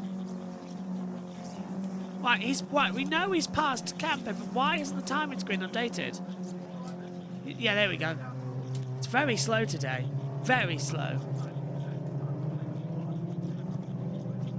Must be doing it by sector, not mini sector at Snetterton, which is really not helpful. Hand, Howarth, Gonal, Campe, Solly, Hickton, Edwards, Algieri, Overton, Porter, Edmondson, Richardson, Hillman, Johnson, Mackenzie, Tanner, Sipper alongside Anthony. Right, what's happening here? This is the move again from Granal down at Riches, sending through on the inside line of Harry Campe. There was a nudge. And there was a contact, and that's the 22 just getting out of the way from earlier on. But yeah, there was a nasty nudge there, JT. Yeah, there was a nudge from the car behind, and we have a penalty for Hickton. Oh, yeah, track limits. In 6th place. Don't know how long. 5 seconds. There you are. So a 5-second time penalty added. That will be more if he goes off again, so he needs to really be careful in these next 5 minutes. Race control can't even throw a black flag to him as well. He's already been given the black and white flag. That's Sullivan flashing with his lights on. So that's the 48 down in 22nd position, just trailing around. Charlie Hand, though, in a very good position at the moment, leading this race, and it could be his 2nd win of the season after winning at Brands Hatch. Ooh, a little bit of a block move there coming through. Harath blocking off at the exit of the Wilson hairpin to Gonal. Gonal's going to try and send it round the outside. That's going to be quite a little bit of a late lunge. Gonal's going to do it round the outside. That is tremendous manoeuvres. Is Harath going to try and stop him? He's done it, JT, round the outside. Gonal does not know anything of how not to. That's a superb move. You don't see that often at Snetterton round the outside. Yes, incredible move there, as we're now into the final 4 minutes, so we'll have only a couple of laps remaining. This is Hickton trying to get past Solly. Remember, Hickton has a 5-second time penalty, and the more time that he can get away from people, the less positions that he will drop, as Hickton gives Solly a little bit of a nudge. And now, side by side, down the Bentley straight we go. Also getting involved is a lapped car, I believe. Yeah, lap car, that's the 29 who had a problem with Solly on the inside to get ahead of Hickton. But as you said, Hickton's going to defend that place. He has that time penalty, and he's forced Solly off the road. Alex Solly's not going to like that one bit. There will be fighting and elbowing coming through shortly. You just know it's coming. Black and white flag for car 70. Track limits at Williams, turn 7. Oh, and that's what happened to Harath locking up, and that's what allowed Canal to have the move. He's been locking up a lot. That time must look like a 50p piece by now. This should be 2 to go. We've crossed the line with 3 minutes remaining. 2-minute lap, so this will be 2 to go. It'll be the lunch break next, before our second events of the day. Coming up after this, if I check... He's locking up again. Oh, for God's sake. This is unbelievable what's going on down there. We're going... Oh, hang on. Hang on. That was the one getting past. Overton getting passed by Al-Hajiri. Al-Hajiri going through, and now he's got Overton going right around the outside. Well, these minis are leaving their little trimmings all around the circuit. After this, it's the Mini Challenge Trophy. So a different one, not the Mini Challenge, but the trophy. Then it's Touring Car Race 2, Porsche Carrera Cup, F4, and then it's the last two of the Mini Challenge, which is this one again with JT later on. And then it's the final Touring Car Race of the day. All go. Ah, time penalty. Car 210. Time penalty for track limits. That is Mackenzie. This is just a nuts race. Minis haven't changed brake pad suppliers, by the way. They are looking good.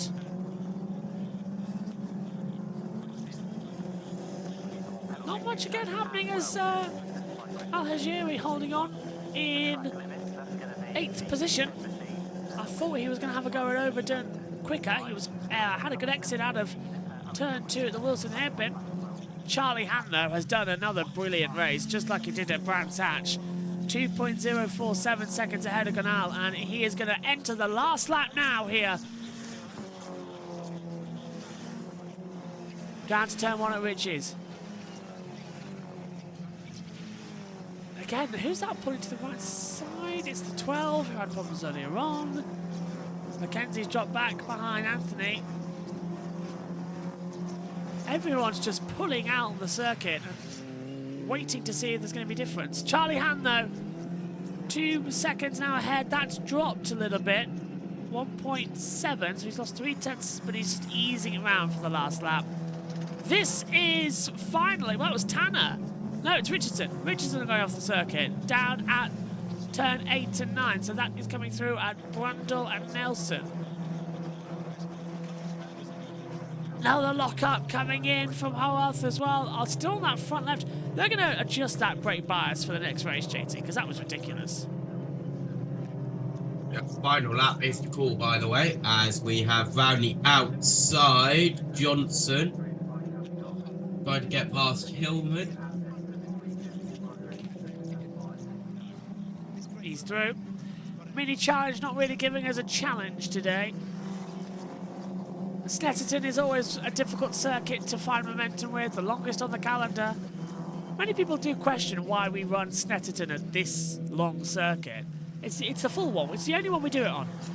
We should be running it ideally on the 200 circuit. I don't get why we do it at the maximum. The changes that were made back in 2010 destroyed the circuit. Absolutely. The classic Snetterton races, though, was something else. As it's going to be Charlie Hand to take victory overall here in round 8 of the 2026 Power Maxed Mini Challenge. He comes out of the last corner at Murray's, up to the line, the checker flag falls.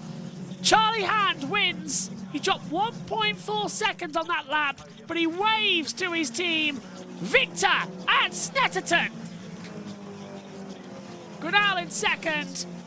Howarth in third. Campe, Solly, Overton, Porter, Hickton, Edwards, Edmondson, Hillman, Johnson, Richardson, Anthony, Tanner, then Sipa from Mackenzie, Al-Hajiri. Over the line then next as well soon will come Brantham, Garford, Richardson, Sullivan and Crooks, who's already come across the line.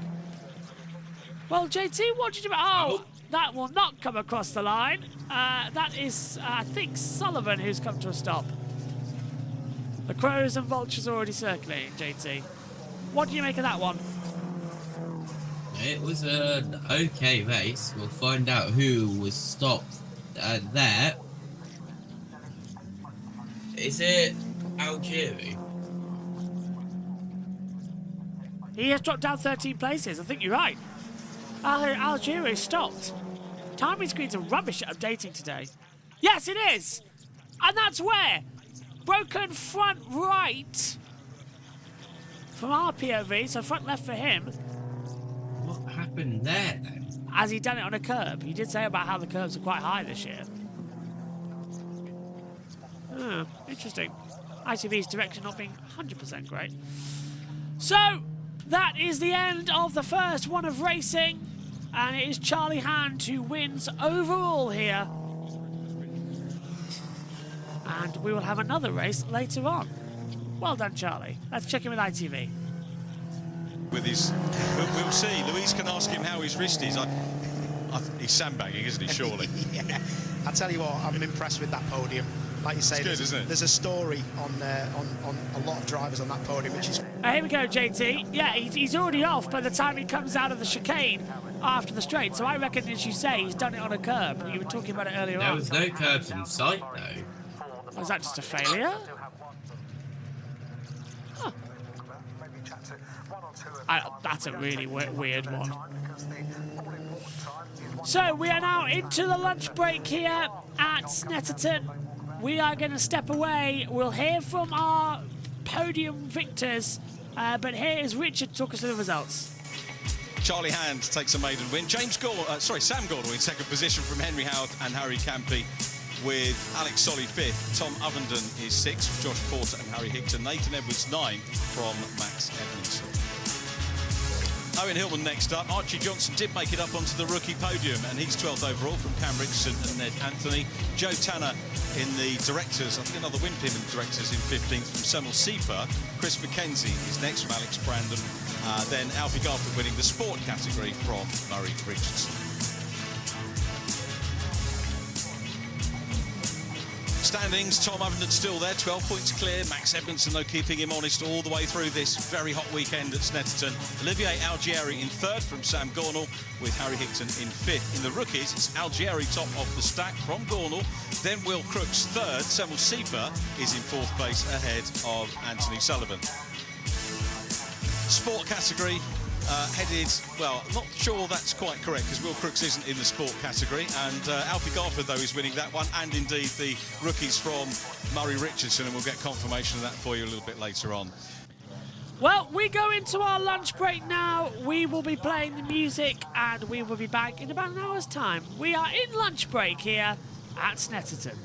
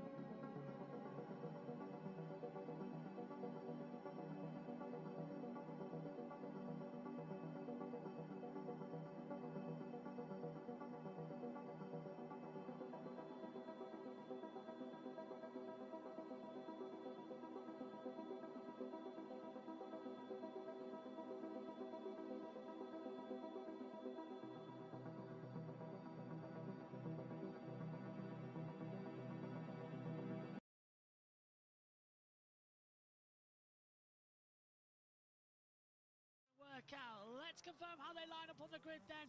It's dry tyres. Ash Sutton on row 1 has the softs alongside Dal de Jong, also on soft tyres. Row 2 takes Dan Camish and Ricky Collard, both on softs. Row 3 is Tom Ingram on mediums with Adam Morgan starting in softs. Row 4, Mikey Doble and Dexter Patterson, both on mediums. Row 5 is Aaron Taylor-Smith and Gordon Shedden coming into this, both on medium compound tyres. Row 6 is Sam Osborne and should be as well Lewis Selby, both on soft tyres. We'll keep an eye on what happens with Selby starting in 12th. Row 7 is Chris Smiley and Tom Chilton on the soft tyres. Row 8, Charles Rainford alongside Aidan Moffat. Both of those are on mediums. Row 9 is Dan Rowbottom on mediums and James Dorlins on softs. And row 10 sees Max Buxton on mediums alongside Nick Hamilton, who's also on mediums. Row 11 is Josh Cook, also starting on the medium compound tyres. JT, I thought I might save you from that because you're going to be doing quite a lot of the support grids today coming into this one. But Nina has said the rain is actually getting a lot heavier. Could you talk us through the Toka boost laps? Yeah, absolutely. So it is 4 laps for Sutton, 14 for De Leon, 7 for Camish, 14 for Collard, Ingram, Morgan, then 12 for Doble, 10 for Patterson, 14 for Taylor Smith, 8 for Shedden, then it's 14 for Osborne, Selby, Smiley, Chilton, and then 5 for Rainford, and 6 laps for Moffat. And then 17. Rowbottom has, everyone has this 14 down, yeah. It's really raining now. 40, yeah, 40, yeah. JB's questioning how I did that by the power of pausing. That would work also, yes.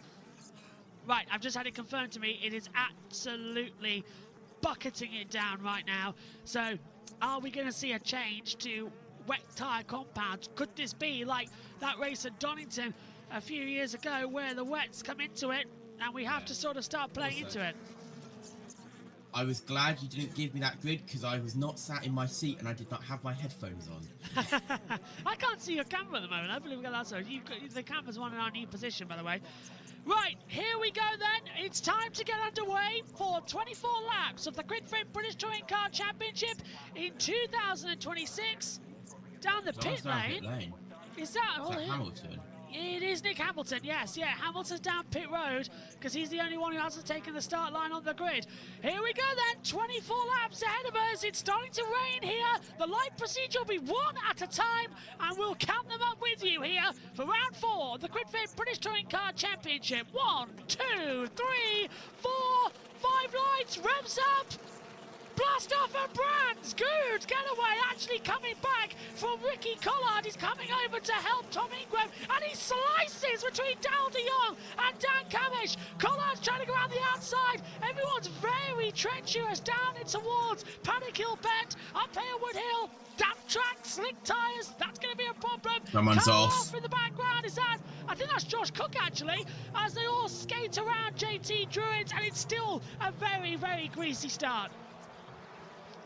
Yeah, absolutely. Down in towards Graham Hill Bend, downhill braking zone, left-hander. De Leon got a little bit loose, and that's Taylor Smith getting very loose, diving across the front of De Leon. That was a very good save from Taylor Smith. He will drop back behind De Leon after that incident, but only loses 1 place. I don't think we're going to be long on these dry tyres, in all honesty. We might see the wets having to come into play. The track is incredibly greasy. The middle pack are now going 3, nearly 4 wide, coming down the back stretch. Sutton leads, and he's done a 102.962. He's 2 seconds faster. Morgan's into the barrier. Oh, bang! Into the barrier down at Paddock Hill Bend. Safety cars out immediately. Rowbottom just locked up on the greasy track. And, yeah, well, he was, I believe, on, wasn't he? The soft compound tire, have a look. But yeah, he's just gone straight on JT, and that'll be a safety car. Might even just give these guys a chance to change tyres. Yeah, unlucky there for Morgan down there in Paddock Hill Bend. He was on just softs, locked yeah. up, went straight on. So he's dropped down from 4th place, and he was on the soft compound tyres. Safety car's out as the field now bunch up. They can't even keep it on under safety car. That was a win, and he's broken the front left suspension. That was... that looks pretty heavy damage. Do you reckon that Mert's going to get out for race 2 or not? That's quite a hard hit. He carried a lot of speed into that barrier. He did not... Barrier's gone as well. This will be a red flag then, won't it, to repair that? It's the tyres which they can just quickly staple back together. You're the expert of bands as well. I'll leave it to you. That happened right in front of Nina. I wonder if I can convince her to go down and get an interview. I can actually see Nina and Keith on that top. They're just above where Sutton is on the top. I wonder if Mike's there as well. Tractors coming out to the circuit, JT. So safety cars out. Even at these speeds, they're going about 50, 60 mile per hour down to that braking zone under the safety car. We'll have to bunch them up completely. There is the new safety car for this weekend as well coming in. It's a slightly higher 4x4 Porsche. And it is a hybrid as well coming into it. But the rain getting thicker out there. Yeah, touring cars have done the opposite to everyone else. Normally, the medical car is a big 4x4, but it's the safety car that's a 4. He just went straight on. There was no stopping that at all. Yeah, right in front. That was right. She's actually videoed it. It was right in front of Nina. Here's the start, though. What a great getaway from Ricky Collard. Slow getaway coming in as well from Dan Cam and Daryl de Jong. And right through the centre goes Collard for second place. Camish then briefly gets back ahead, but he's going to bin it later on down at Graham Hill Bend anyway. But everyone, they're just spinning the wheels on the start due to the slick tyres on wet track. Here's the manoeuvre we're on about further back. Just sort of bins it off and nothing really else can happen on that front. Yeah, here we go. There's Camish running wide down at Graham Hill Bend. Gets on the exit. Doesn't get anything nearly. Hits Morgan there. There's the tap. De Jong touches the back of Shedden. Taylor Smith, the next lap, would get loose on the very same corner. Here's the onboard of Daryl de Jong. Just no traction off the line. That BMW, in dry conditions, gets the perfect getaway. But on wet track with slick tyres, it's the worst because it confuses itself and tries to spin up the rear tyre, spin up the front tyres a lot more. So yeah, tell you what, the Moto2 race that I've got alongside another monitor in the box is an absolute crash fest. It's got red flagged, it's been 9 laps, and I think 5 riders have gone down. It's quite an interesting one. Safety car still out. We'll have the 3 extended laps, of course, so this will become a 27-lap event. Shedden got tapped round by De Leon. Yeah, just so lost De Leon got loose and got into the side of Shedden. And Alan Taylor Smith did the and then next Taylor lap, Smith had to check up behind. And he got that as well the next lap, as you saw. So Shedden actually still got ahead. De Jong lost out despite hitting Shedden. He still lost out in that position and further on down at Clearways. Both Laser Tools got loose exit of Graham Hill. In 2 separate incidents, which is quite funny. Yeah, and then De Leon watches Morgan. This is more. Go on. I have heard that there's an incident on the M20. Apparently a British touring car has ended up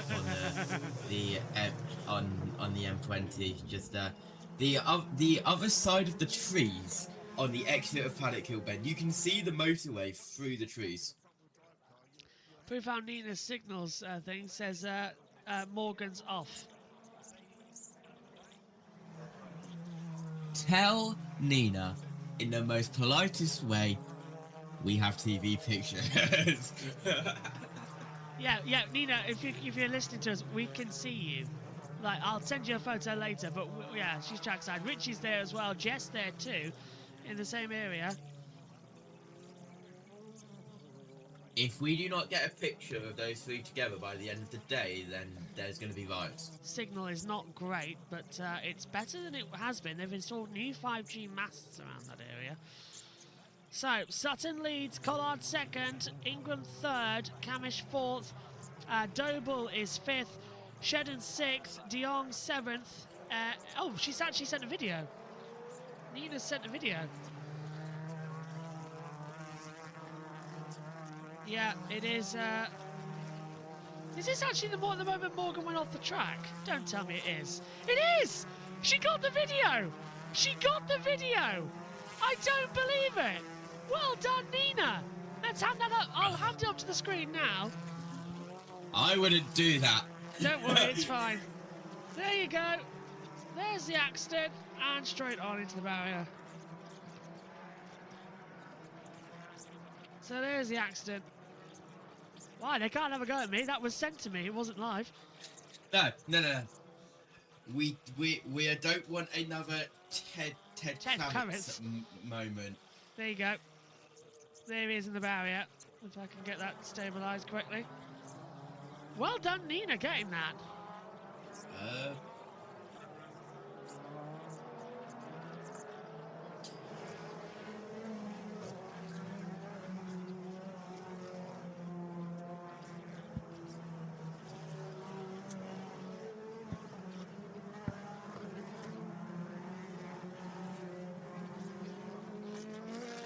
Nina's getting loads of things. Well done, Nina. I've just sent to Nina. Hope you enjoyed getting your next video for your next post with Morgan forgetting where the brake pedal was. Well done, Nina. At Nina's Racing Secrets on all social media platforms. If you want to see that video for yourself, she's about to post it. Trust her to be recording just as a crash happens. She is perfection. You'll hear her on the commentary coming up this year as well. She'll be joining the British Touring Car team. Lights out. Yes, we are going racing, yeah. She'll be back with us. She's trackside at Brands Hatch and at Snetterton, so we'll hear a couple of bits from her throughout the circuit. But she'll be joining the commentary team, hopefully from Thruxton. So, what are we going to have this time then on a restart? It'll be a 27-lap race. It's the restart zone, remember, which you've got to wait for, which is here. We had a nice little graphic yesterday that told us when the safety car came in. Come on, there's the green flag. We go racing again. And it's a slippery track. The rain's getting heavier. And they're all on dry tyres. What could possibly go wrong as we head down into Paddock Hill Bend? Sutton having the advantage from Collard. Then it's Ingram down in third position. Camish in fourth. And there's a little bit of argy-bargy further back as well. As that looks like Charles Rainford's going to get past Smiley. 3 wide contact. And Rainford 3 wide, yeah, further back as they come into the braking zone for Druids. That was Smiley getting parted in the middle of the corner. And are we going to see now Collard take a victory? Do you remember what he said to us, JT? He said to us that he was unhappy he didn't have a lot of time with the car. He was said the car was dangerous at Donington Park. He's fighting Sutton for the lead of the race. Can Ricky Collard actually do Sutton this? went wide. And Collard goes through. He's putting the power down. Sutton pushes him off the track. Ingram comes around the outside of Collard. Camish is there too. And now that's really cheeky from Sutton. He went wide, tried to overcorrect. Ingram's on the outside, coming into Paddock Hill Bend. Camish now on the inside of Ingram. Ingram trying to pass Collard. He loses out to Camish. Camish goes through on the inside line. Ingram comes back up Aylward Hill, cuts the inside into Druid. Didn't work out. And boy, oh boy, well, I think Sutton might get a bit of a warning from that, JT, because he did force Collard off the track. Yeah, we'll have to see what the stewards say about that one. As side by side, a little bit further back, that is De Leon and Osborne. Patterson getting involved as well. Patterson gets loose and knocks it to Osborne. That gets Osborne loose and Patterson's off. Patterson's off and he's into the gravel trap, and that's going to stop a Formula 1 car. No way. Oh, can he keep it going? Surely not. Oh, go on, Dexter, but he's going to bring loads of gravel onto the circuit, but it's just at the exit, and Patterson gets out of the gravel trap. Oh, that was fantastic, but there's now local yellows for the gravel. Shouldn't cause too much of a problem in a touring car. Chilton gets wide, coming out as well, but that's another move on the inside. Trying to work out who, that's Chilton, that's Osborne, and right behind there's Rainford as well, trying to get in, so Chilton's up to 8th. Osborne's down into 9th position, but Sutton's still leading from Collard in 2nd, and Collard's on his boost. Remember, Sutton only has 1 lap of token boost to use. Collard has got a lot more. Might have Maximum, if I'm not mistaken, the same as Ingram coming into it, because look at this. Ricky Collard is all over the back of Ash Sutton. Collard goes round the outside up to Paddock Hill Bend, and Collard leads! Collard leads! Get in! What a fantastic story this is! He was dropped in at the last minute at Virtue. Literally on media day morning at 9 AM, he was told that he's got the gig. It was a late signing. He had just 4 hours in the car before Donington Park. He was saying at Donington that the car was dangerous. It was oversteering, it was understeering, and he's come back. He got loose. He's got loose though. Sutton's coming back on the inside. Have I spoken too soon? Is Sutton not using his boost yet? No, that's on pure power for that Ford to go through. But Collard getting a bit loose, and now Camish is on the back of him. But come on, Ricky, you've actually led a lap in this event. Can you find something to fight back with? And Camish is all over him. Here's the replay, JT. We've got 2 cars on wet tyres. Hamilton and Buxton, yeah, Max Buxton's changed as there goes Sutton on the inside. Down into turn 1. Collard had the lead again to 1. Sutton's got on the curb, exit Paddock Hill. He defends up Hayward Hill. Collard's around underneath him. It's not taking Ricky Collard long to get back into the touring car spin, is it? He's racing the same time as his father, remember, in this championship. Rob's giving him every bit of encouragement, but Ricky's a GC champion in British. And there goes the bollard. Sutton hit the bollard down at Graham Hill Bend. I'm surprised it lasted that long. Me too, actually. Wow. This is just incredible racing. Just keep bringing it on, honestly. More drama, more action. Yes, inject it into the veins. Side by side over the line. Sutton has the inside line. Collard trying to go on the outside. Camish defending from Ingram at the same point. They both try and do the undercut coming up Hayward Hill. Ingram was more successful. Camish has to now go defensive. Ingram's looking left and looking right. He's on the outside coming through Druids. They head down now towards Graham Hill. I'm out of breath. This is race 1. Got a lot more coming up as well here on JB Motorsports. Today's action. We're only covering, we're not covering the next 2 races. We're back for the 3rd because we've got MotoGP. 3 wide. 3 wide for the back. Selby's in a battle with Dal de Jong. De Jong pushes Selby off and almost goes into James Dorlin. Dorlin just keeping himself back in 14th place. He's pulling to the outside of Selby. So how are those drivers on wet tyres doing? 52.3, 52.6. So that's Hamilton and Buxton. It's not yet wet enough for wets, but it's that weird crossover phase where if it rains heavier, then yes, but it's just that psychological rain, JT, you hear Paul O'Neill talking about quite a lot of the time. You can see it on the windscreen, but it's not yet affecting the overall grip. But if you go on the painted lines, then you know about it. Yeah, as in towards clearways. And Camish still trying to get past Collard, unable to. As on board with De Leon trying to get past Cook. On board. Can doubt. Well, this is just look at Josh Cook starting at the back of the field. He's up into 12th place. What a tremendous getaway he's having out here today as they come into it. So race leaders in this race officially Sutton, Collard, Sutton. As that is Ingram now batting with Chilton. Chilton's managed to get up into 5th position as well. Storming start from him. Again, looking a bit more competitive. Chilton did a 48.137 on that last lap time. He did have the fastest lap. As yeah, those drivers on wet tyres, by the way, that's Hamilton and Buxton. They are just coming out of Graham Hill now, so they are very much behind. As we're watching them now, actually, there goes James Dorlin on the inside line. Dorlin looking for the move. Was we right on board with Josh Cook? Did Dorlin make it? No, he didn't.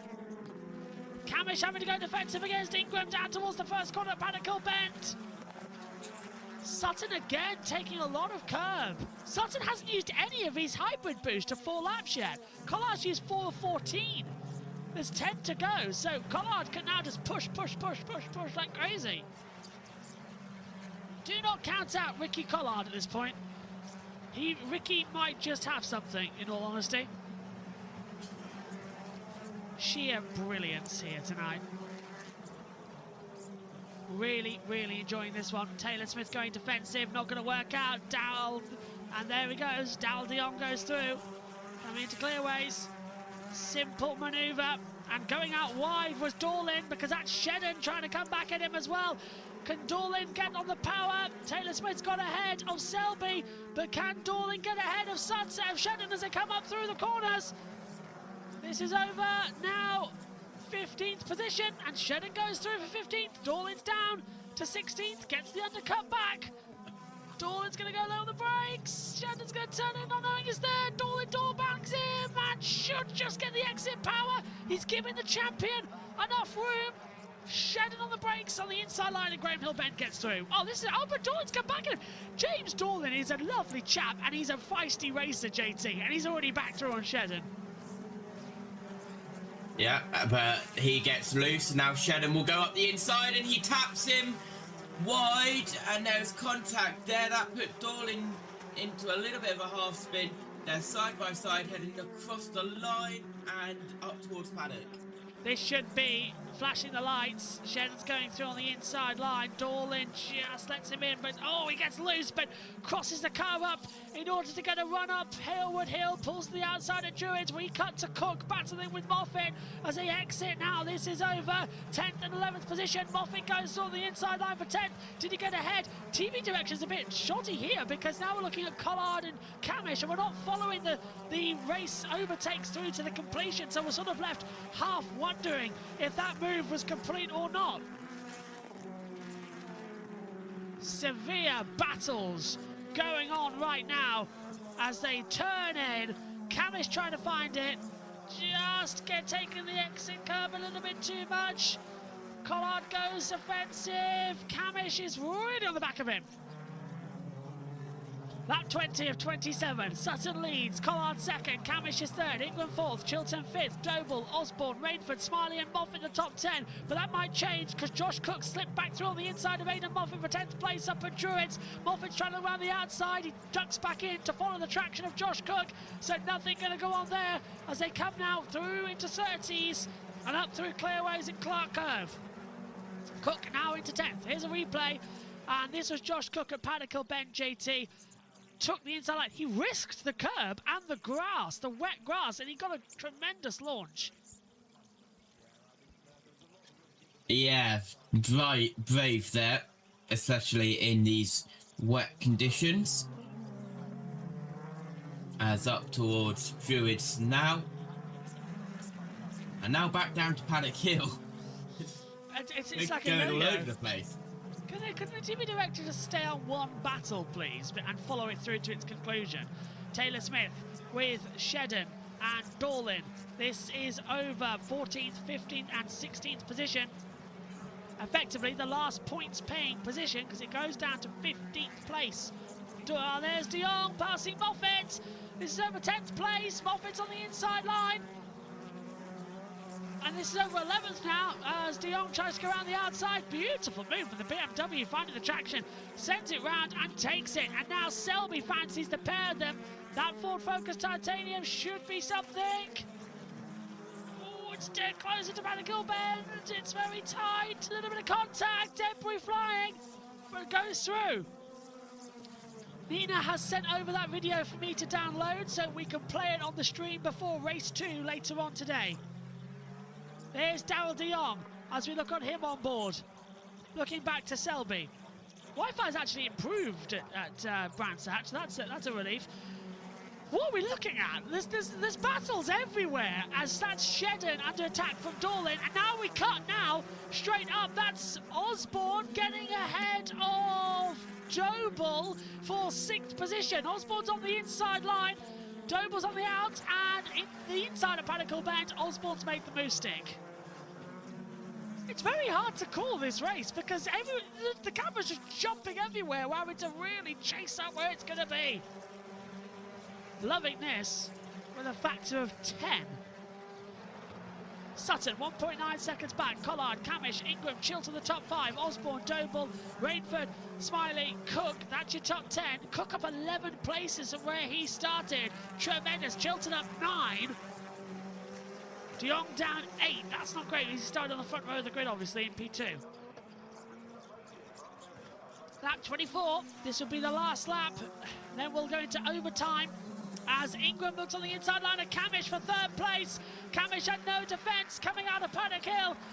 Chilton's now trying to catch up as well. 3 of the 4 Virtue cars are inside the top 5. That is a remarkable effort. Camish trying to look back on the inside of Ingram, on the inside of Graham Hill Bend. It's not going to work out that way. Chilton's now trying to find something to catch on the back of Camish and help out his teammate of Ingram. This is pitch perfect, honestly. Oh, big one into the barrier. Aidan Moffat.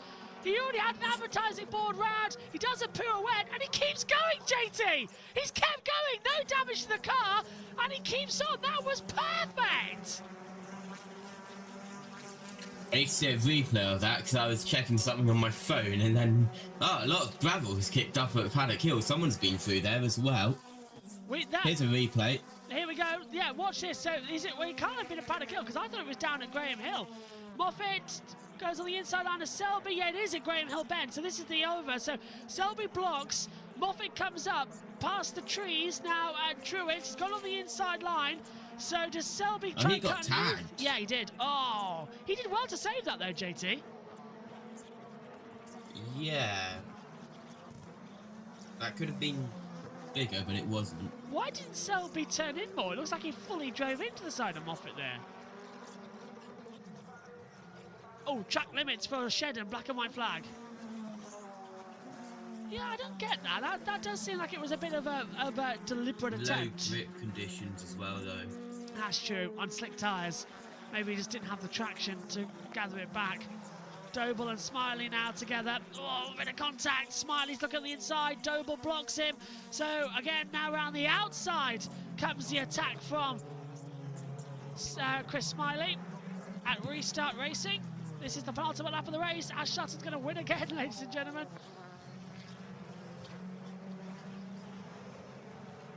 Going to be Napa leading. How is Ash Sutton this far ahead of the championship? It's round 4 and it's going to be 3 wins, and he started at the back in one of those races. This is the final lap. It's Ash Sutton's world and we're just living in it. That Ford Focus Titanium. I tell you what, JT, the other teams might regret allowing this car to join a year early, because it is dominating the field, and we didn't think it would when we were there on media day. They kept it secret. They have kept it secret, yes. There's Dal de Jong, P10. There is there's Collard, go on. We have Nappers in 12th, we have 4th, 6th, so... Here he is. 1, 2, 3 times a winner out of 4 races. It's Ash Sutton's world and we're just living in it. Sutton wins round 4 of the KwikFit British Touring Car Championship. Amazingly, Ricky Collard is in 2nd place. Ingram is 3rd, Camish 4th, Chilton 5th, Osborne 6th, Doble 7th, Smiley 8th, Rainford 9th, De Jong 10th, Cook 11th, Selby 12th, Shedden 13th, Taylor Smith 14th, and James Dorlin picks up the last point in 15th.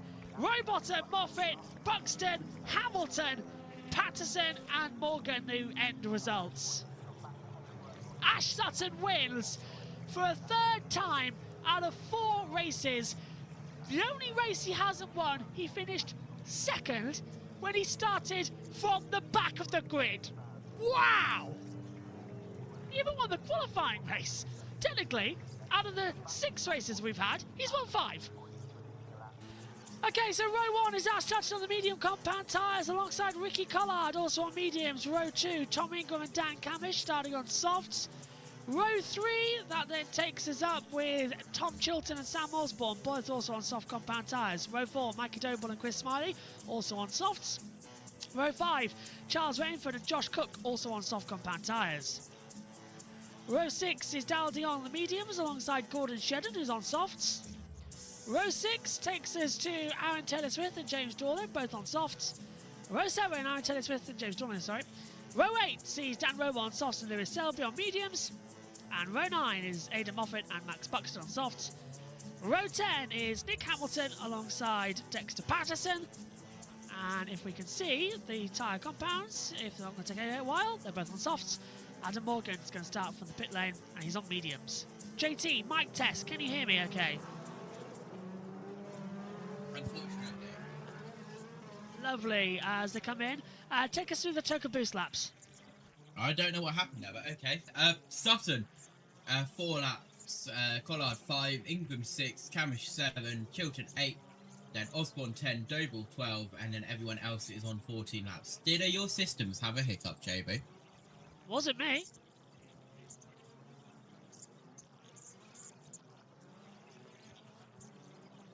Podium is the option that you've got. Yeah, it wasn't me. I was fine. I just we couldn't hear you for some reason, so that was a bit of a strange one. So Sutton, Collard, De Jong, Selby, and Morgan on soft mediums. When did you come to me? At the grid. So, I was away because when I asked you, you pointed at yourself. Oh, I thought if you wanted it. Oh, okay. That's all right. So, we're all set then for this championship. Hello, Sam. Nice to see you again. Let's do this. We're all set to get going. I can't wait, personally. Bring it on. 2 laps. Checker flag's been given. We'll load up our timing, our new position for cameras. And it will be round 5 of the KwikFit British Touring Car Championship. Punch myself in the mic with a microphone, why don't I? Right in the lip. Yeah. That hurt, actually. Yes, I did point at myself. That's fine. JB will also not like what I'm about to say. I also, on my way to get a drink, I went to go get that Lotus Biscoff cookie that I showed you last night. Oh, where did you get them from? A local place. Oh, I want to go to Lidl after this. Well, it's shut now, isn't it? It's 3 o'clock. Sutton lines up on pole position. He's on the mediums, but this rain, it's still psychological, JT. It's just like race 1. Although it is slightly wet, I can see some umbrellas going up and some hoods going up. So you can actually see it on the circuit, can't you? The visible line starting to come through. Sutton's on the slower windscreen wiper speed, where Collard is on the faster with others. Morgan has made the grid, by the way. He will start at the back on row 11. Now, he was supposed to come into the pit lane, so they've obviously just said, no, just go through and stand up on the grid. Round 5 of the KwikFit British Touring Car Championship here at Brands Hatch Indy is about to get underway with the light procedure being activated 1 at a time. 5-second board is not been given. Green flag, lights coming on. 2 lights, 3 lights, 4 lights, 5 lights. Lights out! We're racing at Brands Hatch. Good getaway from the top 2. Bad getaway from Tom Ingram. Dan Cammish going to try and come around the outside in towards Paddock Hill Bend, and then he's going to be on spawn side by side. Down Dion trying to go around. They're very sketchy coming through Paddock Hill Bend, and there's a few cars going wide. Through the gravel goes one of the laser tools. Couldn't tell which one until it comes up into pictures. Up to Druids we come, and they're okay so far. Car round into the barrier. And that is now going to be a safety car. Selby is off and beached at Druids. Safety car's out.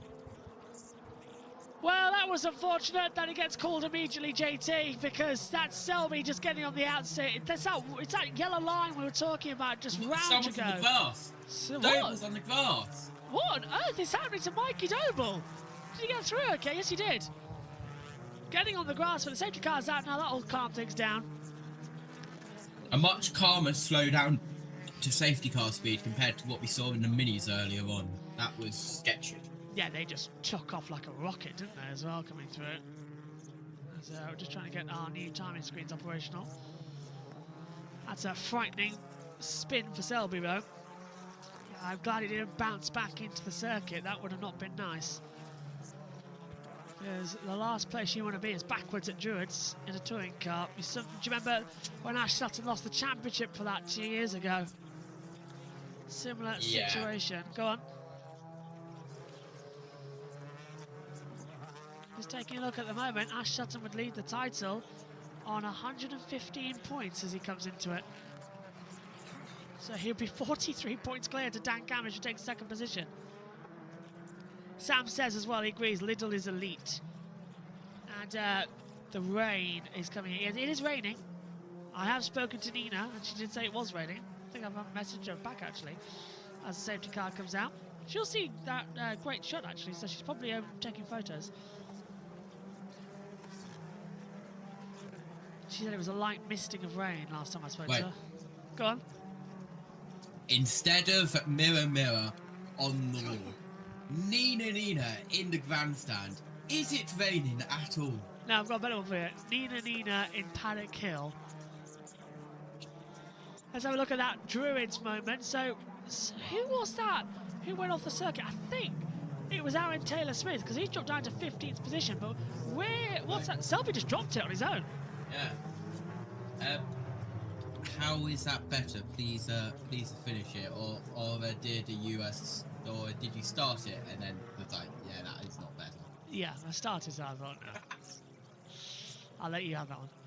This is on board. Look at the water, though, at the start. This is Josh Cook being overtaken. So if that's Josh Cook, then we are on board with Darrell de Jong, who's on the medium compound tyre, one of only 4 to be on that tyre. Selby was on it. He's out. 1, 2, 3, 4, 5. 1, 2, 3, 4, 5. Yeah. So de Jong. Everyone else is on softs, but mediums worked out well for Sutton there. Still, as the action continues on,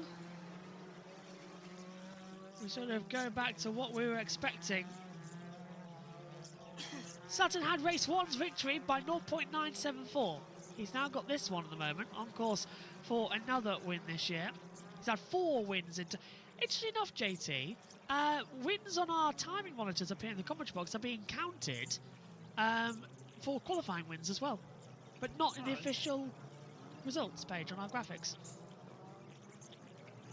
Interesting. Yeah, because it's also being counted that Mikey Doble won a race, but also that because he won one, didn't he? But who won the qualifying race?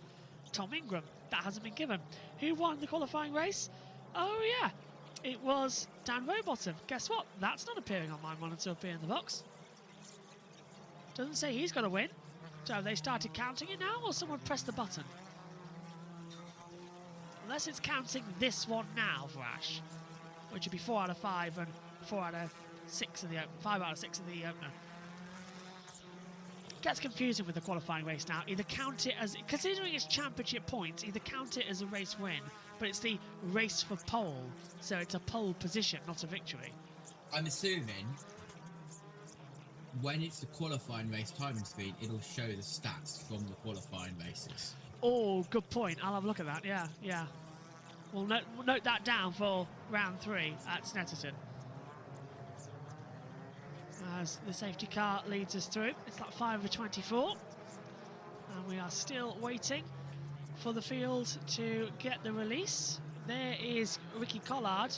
Got an okay getaway. Ingram didn't. I'm surprised he didn't get passed by Camish, actually, on that run. As we circulate. Pace car's not coming in just yet. Safety car's not coming just yet. It's a NASCAR thing now. 104.681. That was Sutton's best lap time. That was well, that one was when the safety car came out. We've been out now for 6 laps and it's only 3 added. Why is it taking so long, JT, for this car to get recovered and we're still behind the safety car there? Are they that allergic to throwing the red flag? That's because they've had to bring the telehandler and the recovery unit from pit lane out, probably. We'll lose it. We'll only get... there we go. Oh, okay, there we go. We can get going now. So safety car should be in this lap, ideally, because we don't need it to be out for longer. So I'm expecting the lights to go out on the pace car and this race to be a 27-lap race like we had before. We will get the maximum 3. Yeah, lights are out on the pace car. Right, excellent. Let's go racing again then here for round 5 of the KwikFit British Touring Car Championship. Can Ricky Collard find some traction? Sam says it's like when F1 had the stats conundrum when they brought in the sprint. Would they decide who claimed pole? I think it's who claimed pole. It's called sprint wins now, just a separate entity. They're sprint wins.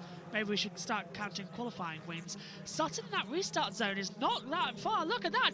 Collard is pushing Sutton at the restart zone as the green flag falls and we go racing. Ingram's now looking around the outside of Collard. He did say, didn't he, to Louise and Ricky that he'll try and be there in race 2. Collard is right on the back. He said he loved this championship now. And look at that. Sutton sliding through Paddock Hill Bend with the slippery conditions. He goes defensive. Medium compound tyres might not be the best in these conditions. You'd want them to be in the super soft area, which is what half the field are on.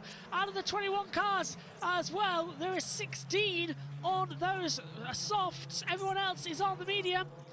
As they come through, that's Sutton, Collard, de Jong, Morgan. Of course, Selby's already out of the race, so out of the 20, 16 left are on softs, 4 on medium. And you can see it because Ingram's right behind. And they've just got no traction, JT. Look, Sutton's sliding out of it. This is the first time we've had greasier conditions in a touring car because, of course, Donington was okay. It spat a little bit, but it wasn't rain like we've had now. And Collard's all over the back of him. And he got a little loose in the braking zone, did Collard, able to pick it up and get the drive through the corner, and he'll move to the inside line. Sutton defends as well, off into the gravel. That was Rowbottom, but he gets it back out onto the circuit. James Dorlin also followed him in there as well, and for a little bit of a rumble. Charles Rainford going round the outside line and getting through on Dan Camish, but runs it deep at Graham Hill Bend. Meantime, there's a three-way fight at the front. Virtues to the left of him, Virtues to the right of him. Ash Sutton is completely mismatched, and Ricky Collard takes the lead. Collard leads.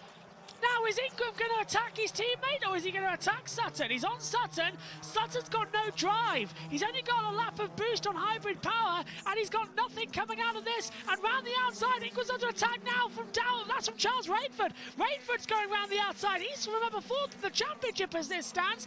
Rainford's going to be classified in third. Camish is there, but they're both going in deep into Paddock Hill Bend. And so does, it's raining heavier. It has to be raining heavier out there. And we coming towards Druids. Oh, car spinning, Rowbottom. Rowbottom's hit the barrier. Oh, he's just missed it. Oh, wow. Rowbottom misses hitting the barrier. I thought that was going to go in, JT, for a big hit, but he's managed to get it stopped on the wet grass. Yeah, and I've just listened to Sutton's radio, actually. He was going, he said, virtue to the left of me, virtue to the right.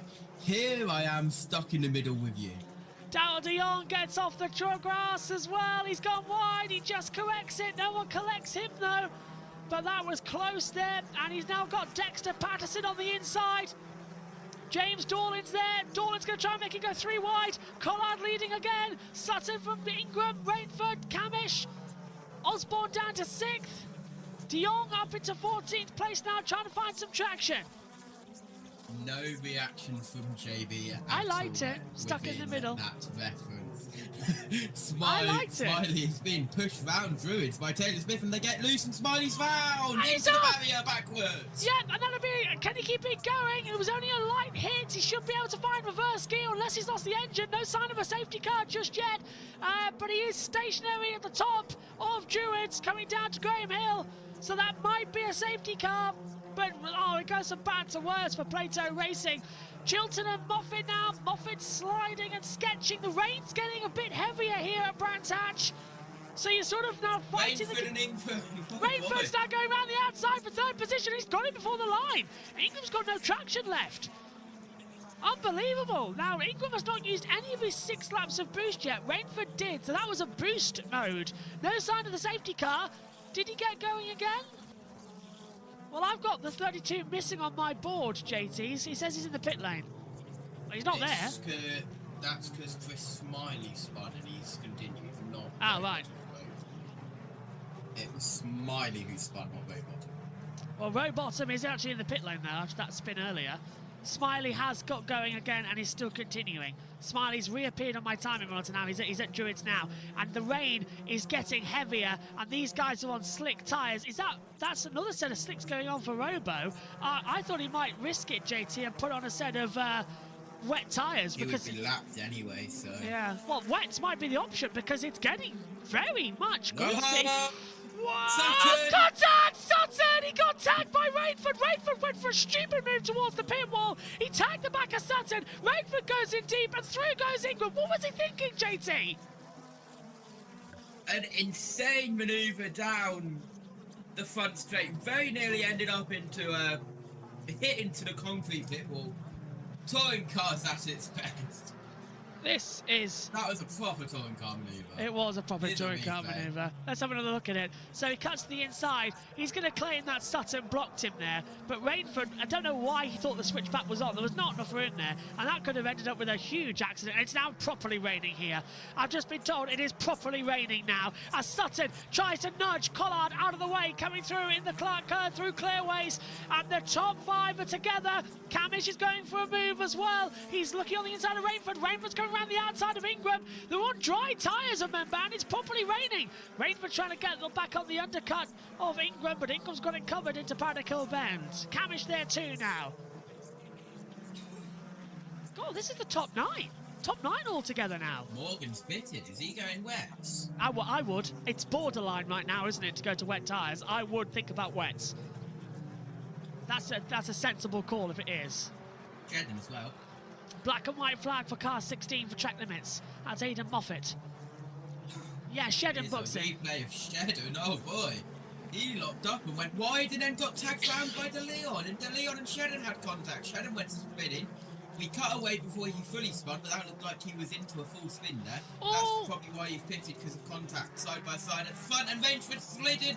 Rainsford slid and there's major damage to the right front. Yeah, it's raining heavily down in the back half of this lap. It's only a 1.2 mile lap, but it's raining heavy at the last corner than it is anywhere else. Rainford's got severe damage now. Collard had a little moment as well, and now it's raining heavy at Paddock Hill. Off goes! Yep, into the gravel goes Camish, and Osborne's going to just meet him in the exit. They are sliding. This is going to have to be coming in for wet tyres soon, JT. They can't manage this much longer. It's coming down heavier. This is insane. This is a game of survival now, as Rainford is slotted in behind Taylor Smith. Welcome to the KwikFit British Ice Hockey Championship. Who can keep it on? Ingram's flirting with the grass, for God's sake. This is where it's heaviest, though. Coming up into the back of Surtees. Look, Collard again. Sutton's been round. Sutton's round again for the second time this year. Ingram and Sutton come to contact, and Ingram did not want to back off. He lifted completely and did not want Sutton to go back through. But now Ingram's got damage. And look, there's damage to the back there. Josh Cook has made his way up from 9th to 6th in one lap. He's up 3 places in one single lap. This is incredible. This is insane. And Josh Cook's going to go through. And Ingram's dropped out wide. And through goes. And that's a great move from Aaron Taylor Smith. Ingram's going to get forced down here by Josh Cook. Rainford's in there as well. As the rain is getting heavier, we have got, well, we're past halfway. And no one, look, Morgan and Rowbottom are on wet tyres. Morgan and Rowbottom are now on wet tyres. They're a lap down, but watch out for them. Camish is into the pit lane as well. After sliding off, he might put on wets. It's a literal bumper game as we come into the wettest part of the track. Ingram's got contact. Ingram being touched around now as well by Rainford. Taylor Smith on the outside, and no one wants to stop yet. I thought Ingram might come in there for a split second. He was very close to the pit commitment line. This is a hard race to call as the track gets heavier. Sutton is defending from Cook, and Cook is all over the place. Look who's in second position. It's Aaron Taylor Smith, who was quoted as a championship favourite this year. He's managed to get himself up into second position. Off goes Osborne at Paddock Hill. It's getting dangerous now. It's that the slick tyres are no longer an option. Wets. Yeah, look at Rowbottom. Rowbottom fastest lap, JT, 52.568. Compare that to Collard, who's done a 56.6. The wet tyres are 5 seconds a lap faster than those who are on the dry tyres. So wets are faster. Are we going to see the leaders come in and risk it? Surely we can't survive. The rain is visibly getting heavier. I've just had a text message come through that it is now bucketing it down. It's that nice fine rain. And you can see with the window wipers going left and right. Aaron Taylor Smith goes to the inside line of Paddock Hill Bend and takes the lead away from Collard. Off goes Cook. Cook's in the gravel. He'll get out of there, JT, won't he? But again, it's super slippery. This is wild. This is fantastic. Oh boy. Aaron Taylor Smith leads, Collard second, Sutton is third just, and it's a game, and Taylor Smith kicks the back out of that Toyota. And look at this. Here comes Sutton. And he's through, JT, for second. Yep, up the inside before Surtees. Collard trying to get back past there, goes Cook dropping down the order, he's in towards 10th. We've still got 10 laps to go. Surely, you're not going to stop. These touring car drivers, it'll be a red flag before they come in voluntarily, especially in Brands Hatch Indy. If it was the Grand Prix loop, they might have done it. But at this, on the Indy, it's worth waiting. Dan Rowbottom, he is the fastest man on the circuit right now, and he is catching the field. He's a lap down. I just wonder if he can be faster to lap them all. Now, this is the slide for Josh Cook. Just got on the wet patch and then touched the paint, JT. Yeah, not ideal. Through the gravel trap, where on that onboard camera, that looks like grass, but it is definitely gravel. Where's Sutton dropped to? Sutton's now 1.7 seconds back. So those on the medium compact, hang on a minute, that's Chilton in a battle now, and he's in a ding-dong merrily. That is with, well, who was he actually attacking with? It's Josh Cook. So Chilton's on the grass, Cook and him are battling. So that's dropped them down as there's Darrell de Jong with damage. Aaron Taylor-Smith is 2.2 seconds ahead to Sutton. The soft compound tyres working better in these conditions than the mediums, and that's why Sutton and Collard have dropped back. But even those on the softs who have burnt them up too much and didn't save them having problems. Oh, Aaron Taylor-Smith, you know, he wanted... When did that happen? Chilton's round. Chilton spun it. Chilton spun it. As my commentary box background has fallen up here in the commentary box. Oh. I don't know when that's happened. If anybody can tell me when, we'll just turn the cameras off to fix that. But JT, this is insane battling. Go on, take it. Okay, well that is what is behind. Chilton just lost it round. And that spins him round. And there's been an insane race on all parts, as that is England going up on the inside of Rainford. I also find it funny how it took you quite a while to notice, JB. I also did not notice, but round the outside goes Moffat on Doble up at Druids, lap 20 of 27. I'll just go back on the stream and see when this happened, as they're still side by side now. That's Moffat on the inside of Doble, and they get together and they go wide and onto the grass. Welcome back. I'll have to put the JB Motorsports logo back up later. I don't know why, but it won't seem to stay up for some reason. Megan said she had that issue. It just came down randomly. I wonder if the stick might be breaking somehow. But either way, we'll sort that out in just a moment.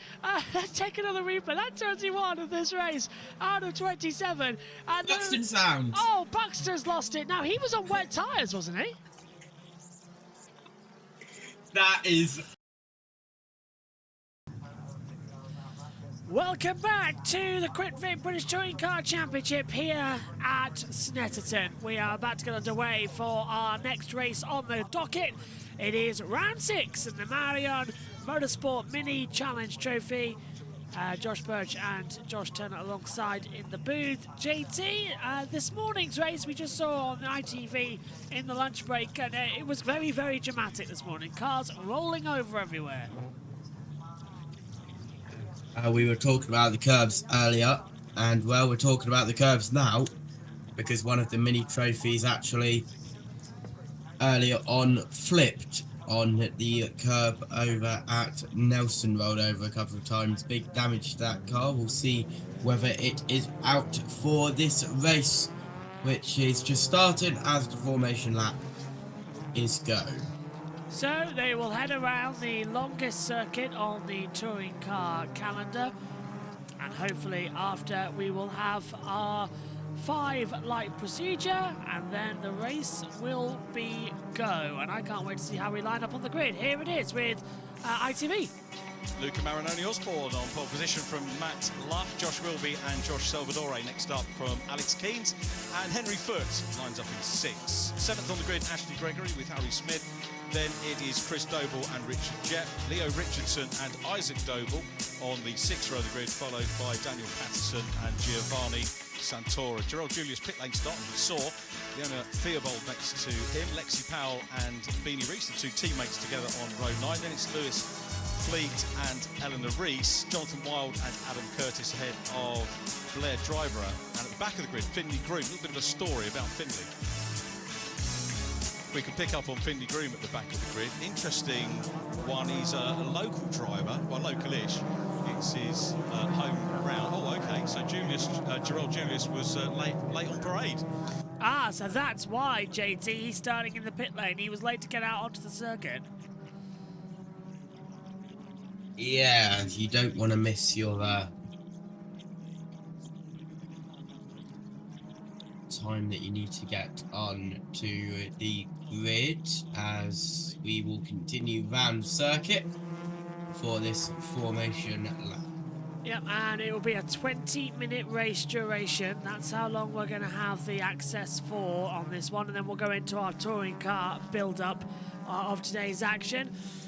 We will now switch back over to the telemetry page, the classification, and we'll keep it with ITV quickly. Yeah, it is. Yeah, that's very, very good indeed. He's an Ipswich-based driver, which, believe it or not, that car is Lydia Walmsley's old Cooper, which is one round here. So I said, no pressure, Finley. He owned up to the error, the admin error. I said, don't worry, we've all done them, mate. But yesterday was a dreadful day. Disqualified from qualifying because of that. And then the fire extinguisher went off in the car as well. So he had a real fun day. I've had that as well. It's difficult when the fire extinguisher goes off. You're wondering where all that foam's coming from. I had it twice to me my whole career. There's a really interesting clip on the internet somewhere of Johnny Adam back in 2009. I think I was in the race. They were on board with him talking. ITV were talking to him. I think it was Tim Harvey talking to him. And the fire extinguisher went off, and he's looking round thinking, where's all this white foam coming from? So it does happen, and sometimes they shouldn't do, but they just go off for a crazy reason. No reason, yeah. I feel his pain, because once that's happened, retired, car done. So yep, you're not allowed to race on a car with no fire extinguisher in any form of motorsport. It always must be fitted, and it always must be okay. Okay, so Osborne lines up on pole position. We'll get the 5 red lights, and then it will be go time once more. Let's hope that it will be a smooth getaway. We want it to be smooth from the grid. JT, down to turn 1. I'm hopeful we're going to see a classic here. Hopefully, yes, as the final car will head up Luca Marion Osborne. The line. Here we go. Luca Marioni Osborne for Matt Luff. Green flag at the back. 3 lights, 4 lights, 5 lights. The final race of the Mini Challenge Trophy is underway, and it's a good start from Osborne. It's an okay getaway from Salvadori as well. From 4th position, Keane's going to get through on the inside line. Watch out around the outside for a storming getaway from the 72 Love, who is now in a battle with the 95 coming through turn 1. Marioni Osborne leads as they come down through Ritchie's towards now at the Wilson hairpin, and everyone gets through okay further back. A little bit of a block pass will be trying to come through. The 72 on the outside of Luff. They're side by side getting forced out. Luff goes wide and just gets the exit curb. But these minis are small enough in order to keep alongside. Spinner off already. It's a big runoff area, so he shouldn't hit the barrier. That is the 12 of Richard Jeep, who is comically enough going to need a Jeep to get out of that little grass area, JT, as he pulls that mini back. As we see now the 10 under the attack as well coming through of Salvadori. He's defending from foot around the outside. Yeah, that's, I believe that's 1E2P, so I believe it's Richard Jepp. You had to spoil my fun, didn't you? Yes, I did have to spoil your fun. As we head round the infield section, it seems like he has rejoined possibly at the back of the field, and I can already feel my voice going, so the 500 should be very fun. At what point do we also remind you that there's a 600? At what point do you remind me I have to do race 3 solo? Fair point, but there is also Canadian. There's a lot to do today. It's going to be one of those as we get ready for the start of this one. Down now of the backstretch. Well, it is Osborne leading from Luff in 2nd, Wilby's 3rd, Salvadori 4th, Keane's is 5th. No, it's Foot in 6th, Keane 6th, Smith 7th. Gregory is in 8th position. As the Crows have been in contention over the lunch break, they'll now fly back, and that is the 24 come to a stop at JT of Julius, and that's going to be a safety car. You would think so, yes. As we continue now down the front straight, what happened? He just went off very wide. Is there a wheel off? Did he pull off himself? His wheels broke. I thought so. The front right wheel, well, front left from our point of view now, has broken. So, yeah, that's a little bit of a weird one. That's the second mini race, JT, we've had with wheels going wrong. It's got to be some kind of curbing. As up the inside, Luff makes a dive bomb, and Marioni Osborne down out. The Wilson hairpin, they make it side by side. Wilby's now going to take the lead of the race. He's trying to come back around the outside. Luff leads, and already Marioni Osborne's going to have to contend with the 95, and that is Wilby with a ka-chow manoeuvre around the outside. He's kept it perfectly run as they fight in, and now he's going to look on the onside of Luff. The 95 down to the braking zone, and Wilby takes the lead of the race. Luff into second. Marioni Osborne now down into 4th place as Foot comes around the outside. He's trying to get in with Salvadori. Fantastic getaway here. What a race we have lining up for you. This is not something you're going to want to leave the room on. Action upon action. That's exactly what this place means to us all. I can't wait. Just bring it on. This is going to be one of the great races we see of the day, because the minis... Oh, we've got another mini championship coming up soon as well, actually, on the championship. A proper mini. And that is not a safety car, so they've deemed it as in a safe position. Omi's watching on in the background. He's commentated on these cars before. Hi, Omi. Dust kicked up further back. Salvadori's dropped down 4 places. Keynes is now gone up into 4th position. Foot is in 5th. And as they continue on the run here, this is only the 6th round of the championship, and it's looking quite close. Oh, body trimming from Wilby. So the wheel trim's already in position.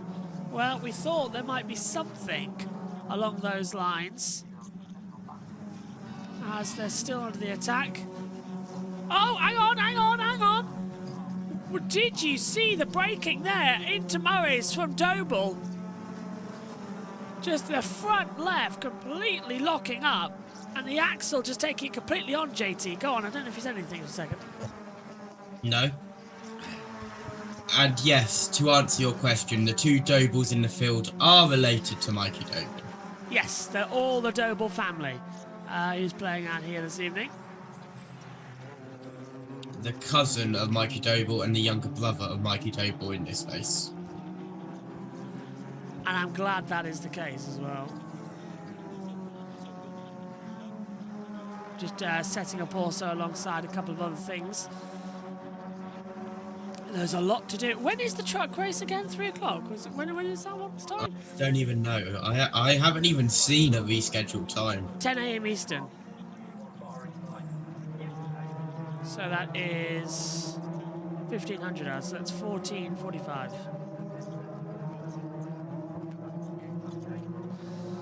So we'll be leading for Marianne. No, Luff is now down into 3rd place. Marianne Osborne has retaken 2nd position.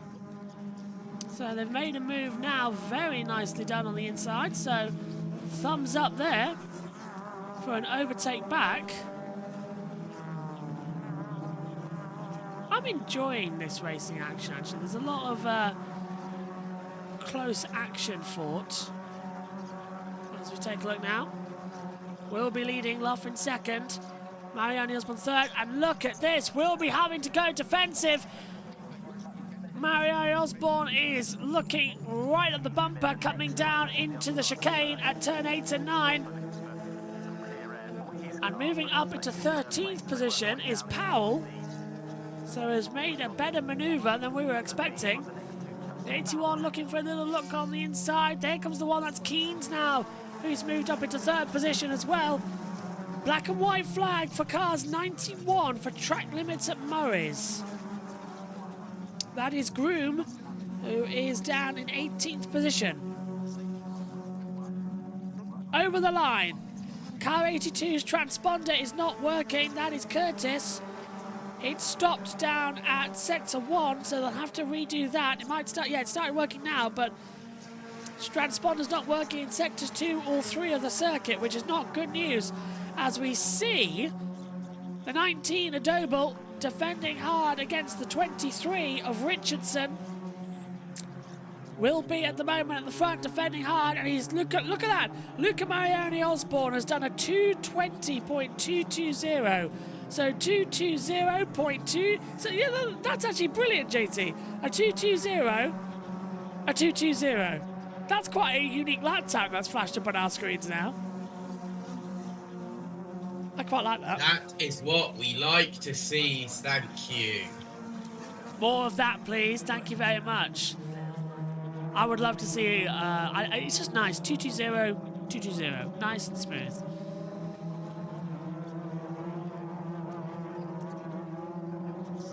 Omi's coming into the commentary box to give us a bit of an assistance on comms, which would be nice to hear from him while I just set a couple of things up. We've got Wilby from Marianne Osborne, Keens, Luff, Foot, the top 5.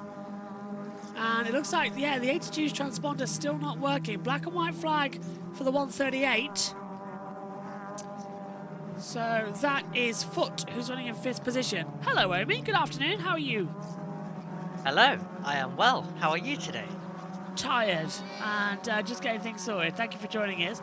Well, are you ready for today's chaos that we're going to have? Yeah, I've already seen it's a wet, cold, slightly wet Canada, so it's going to be an interesting day, at least for the support series that will be coming up very, very soon around Montreal. So looking forward to seeing that. But luckily, it's not completely thunderstorms, and it's slightly better than what Miami was looking like initially as well. And that is the 333 going a bit slowly of Powell's lost down a couple of places. For those of you who are tuning in to our coverage of the Indy 500 and everything else, it looks to be a bit wet. So just a reminder of that one, of how it looks out there. We'll be live for drivers' pre-race ceremonies introductions, but I might need a little bit earlier to get things sorted out there. It should be quite fun. I think I'm going to make an IndyCar one at the moment, but it's all go right now, all pushing as hard as you can as Wilby's lost the lead again to Osborne as they come down in towards the Wilson hairpin, and JT and Omi coming to you as again Wilby's trying to go around the outside. We've got a 5-way fight going on. This is fantastic. Oh, these minis are absolutely fantastic, as you mentioned, because they can constantly run side by side. They can constantly run wheel to wheel as well, and will be in that number 95, getting shown the elbow straight to the side, and also trying to, of course, find some room as well as Keens in the number 1. So they're all just looking for some open parts of the circuit to try and make some moves. But, you know, with these minis, they're constantly overtaking each other, and they constantly have chances to overtake. So you kind of got to think strategically. Think a bit more about, like, Formula E, to some degree, where sometimes you can play those games. Now, of course, these aren't electric cars, but you can play games in terms of you know where the slipstream is going to be strong, you know where you can possibly try and make some big moves, and that's what you got to do at the right time near the end of the race. For now, they're just battling and making sure they don't lose too much time as Keens roars through and up into 2nd place as well. And they're actually given Osborne a little bit of an advantage, a little bit of a lead as well, by a couple of tenths of a second due to that little ding-dong they had for a couple of corners. Catching is one thing, passing is quite another, as we now see to the inside line. Look at the lead now that Marianne Osborne has down towards turn 1. Moving further back, that's Foot trying to look for a move on the inside line, and to get ahead of Gregory hasn't worked out. That's going to leave him vulnerable now to Smith at the exit of Nelson and Brundle as they come through the bomb hole towards Karam and Morris. The last 2 corners on the circuit. It's Marianne Osborne who's got the lead at the moment, and we have 8 minutes to go, so we have around about, I think it's going to be less than 10 laps this one. It's going to be about 9 or 8 coming through, which is a surprise, but it's a 2-minute 19.933 lap time for Marianne Osborne, who's done the fastest lap of the race so far, and you can tell, Omi, he's pulled out a 0.6 of a second. Yeah, absolutely, and that is as a result, as a consequence of all of the battling that was going on, as you mentioned, such a long lap time when it comes to this circuit, as our pictures momentarily went, and now luckily back together as well. But as it stands, Keens now in that 2nd place. 2nd and 3rd, Keens and Wilby, they cannot afford to just completely keep scrapping it that way, because they have basically now seen Osborne get a bit of an advantage. And if they continue fighting, then they will give Osborne that advantage, and anything I was talking about of trying to play the games and trying to remain in contention for later on in the race, at the end of the race, could be completely ignored. So they've got to stick together in order to give themselves chances to fight for the win. They really do, as we fly on more and more attack. Mariani Osborne, 2:19.933. He's the fastest. Keynes has got a time penalty, though, for track limits. We don't know how many seconds yet. If JT can find that one out, let me know. But time penalty has now flown in at the moment. So... The standard 5 seconds like it normally is. Excellent. All our remaining streams are on for the day. We just had a problem publishing them for some reason. So we're all good. Good afternoon to everybody who's watching us right now. Busy day here as more action comes down on the start-finish rate. We're past the lunch break now. So we are into, after this, it's the touring car race. Then it's the Porsche Carrera Cup, Veritor's F4 Mini Challenge. And then the final touring car race today. So only a couple more left, but it goes by so quickly here, does the touring car action, as we see again more manoeuvres down into the braking zones, as the 91 also now of Groom has been given a time penalty for track limits, and black and white flags for the 95 of Wilby and the 72 out there as well of Luff. So third and fourth now getting a warning. What a fantastic... Go on, Abby. Yeah, I mean, they've got to be careful. We've seen now 2 penalties be given in total so far. So, don't behave yourself, and that's what will happen. And those black and white flags are going to be indicating exactly that. Now, Keynes may have a penalty. For now, all he can do is try and race, try and run, and try and have a bit of fun out there as well. And that's exactly what he's about to do, trying to draw alongside. And that should be an easy move in the end to try and out-drag him down towards the first turn. Oh, Mariani Osborne keeps on the inside line though, down at Riches. He was not going to let that one slide. They are really pushing it quite hard now. And this is what we like to see, a cool, calm, collective battle in the opening races, as they still now slipping and sliding, trying to find the correct positions. This is pandemonium.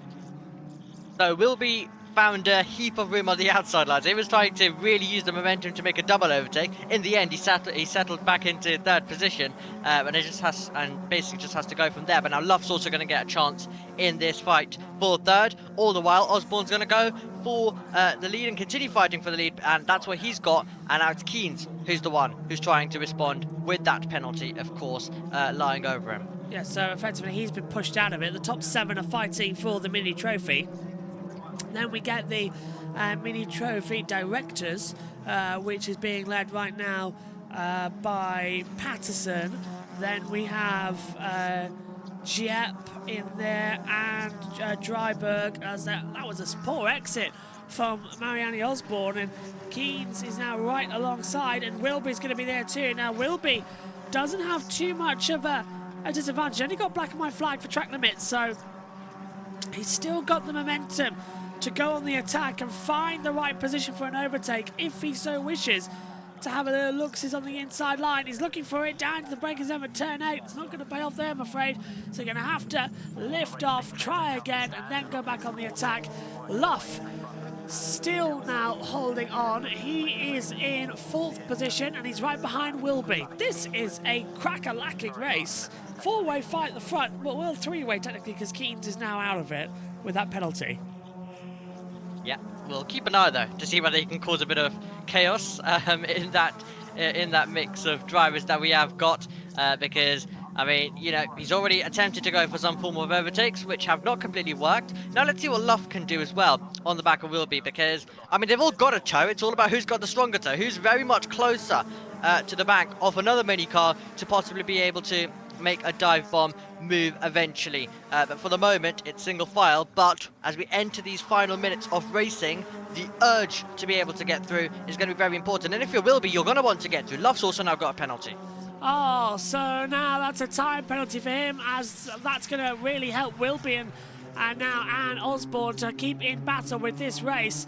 But Luff now with that time penalty is going to put him down. I presume JT it's another 10 seconds again, as per standard. I'd assume it's 5 seconds. 5 seconds would be the standard, 10 seconds the elevated. So it's 5 seconds for now. Thank you, JT.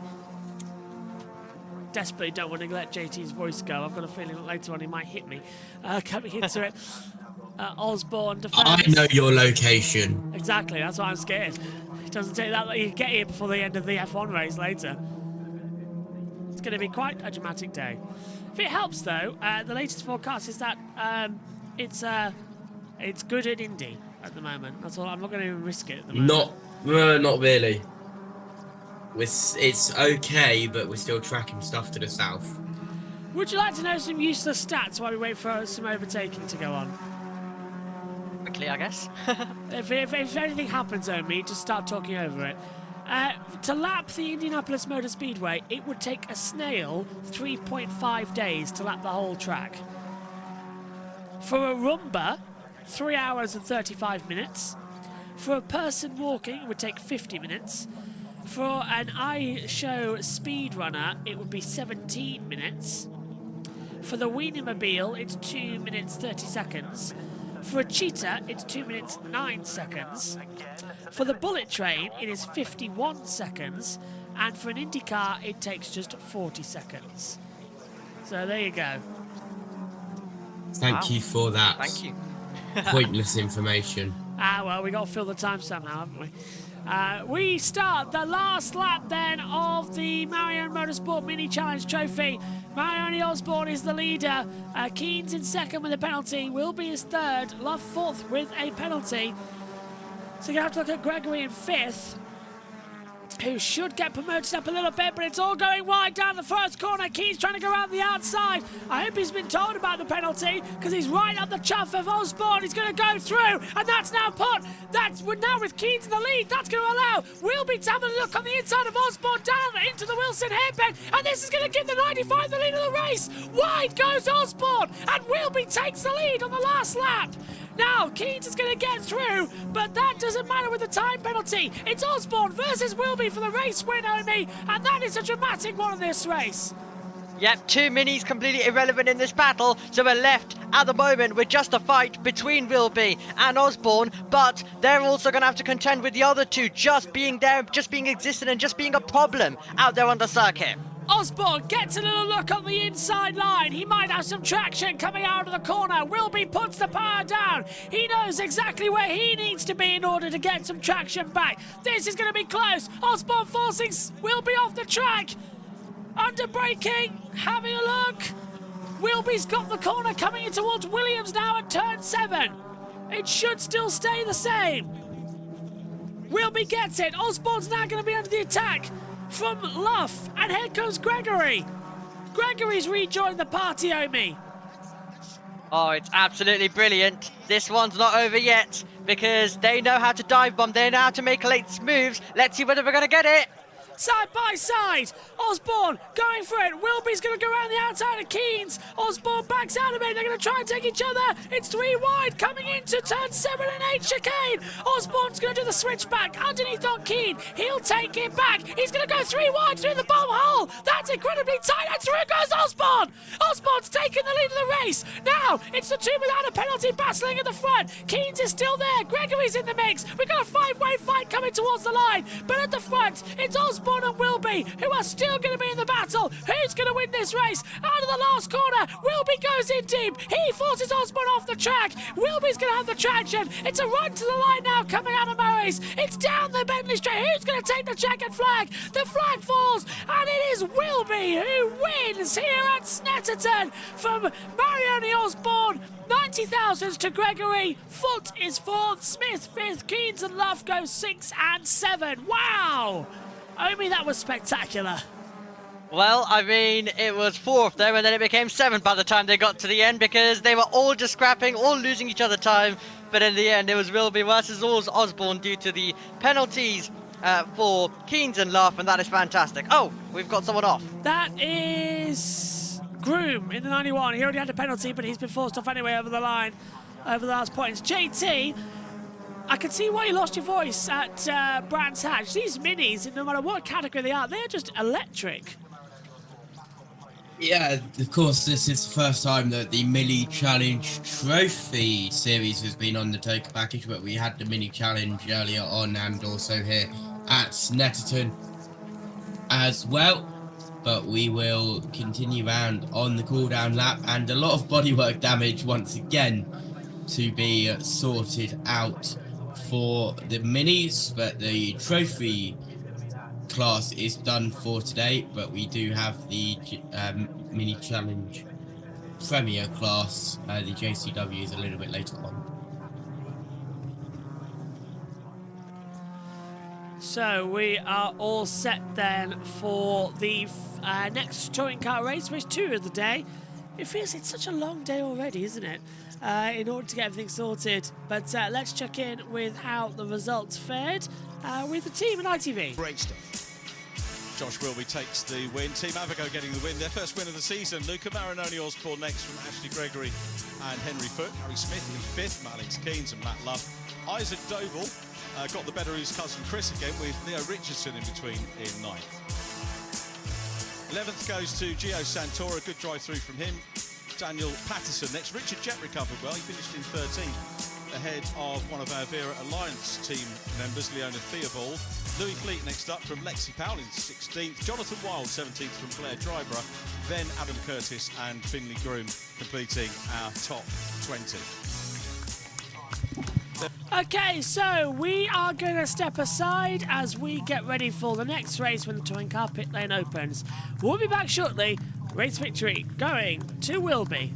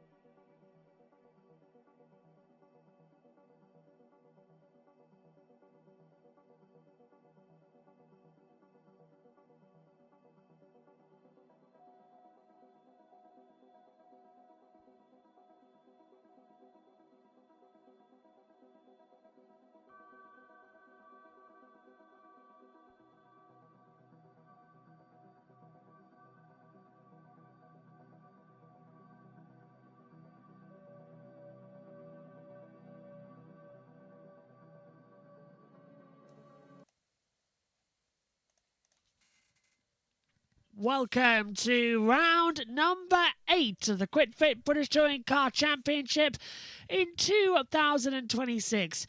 We're here at the Snetterton 300 circuit and we are in for a treat. We're around about 15 minutes away from RAF Lakenheath, who has been very active over the past couple of hours. So if you spot any planes going over in the background, you know where they're heading. They've been coming in all which way directions so far in the past couple of weeks as well. We're all set then for a great afternoon of running. I'm Joshua Birch. Alongside me in the commentary box is Josh Turner and JT.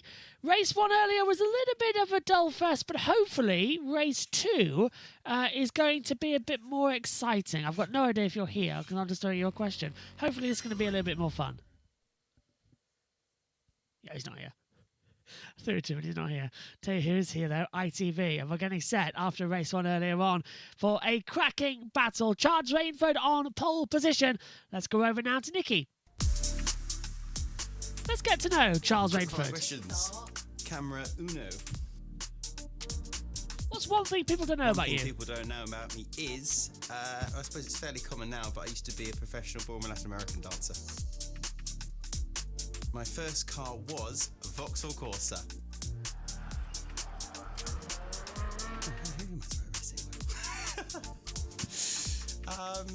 That's a really good question, actually. There's too many. Yeah, my racing idol is Jenson Button.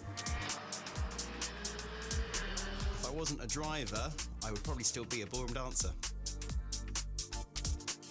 So I would initially say Le Mans, but actually I think Le Mans would be pretty terrible for touring cars because they're just not quite quick enough down the straights. I would love to race at JBMotorsports Park. I think it's a pretty cool circuit and it'd be great for British touring cars. If we could add that to the calendar, that'd be great.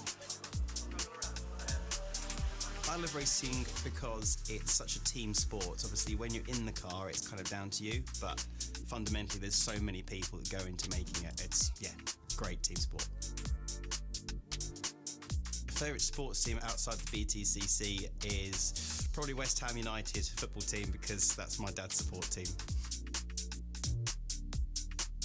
Which driver would I call if I was in a jam? I would call Tom Ingram. He's a great guy. Which driver is most likely to pick up the tab? I'd say probably Tom Chilton. Oh, away from racing, I love paddle. Great sport. My ambition for 2026 currently is to be the British Touring Car Champion.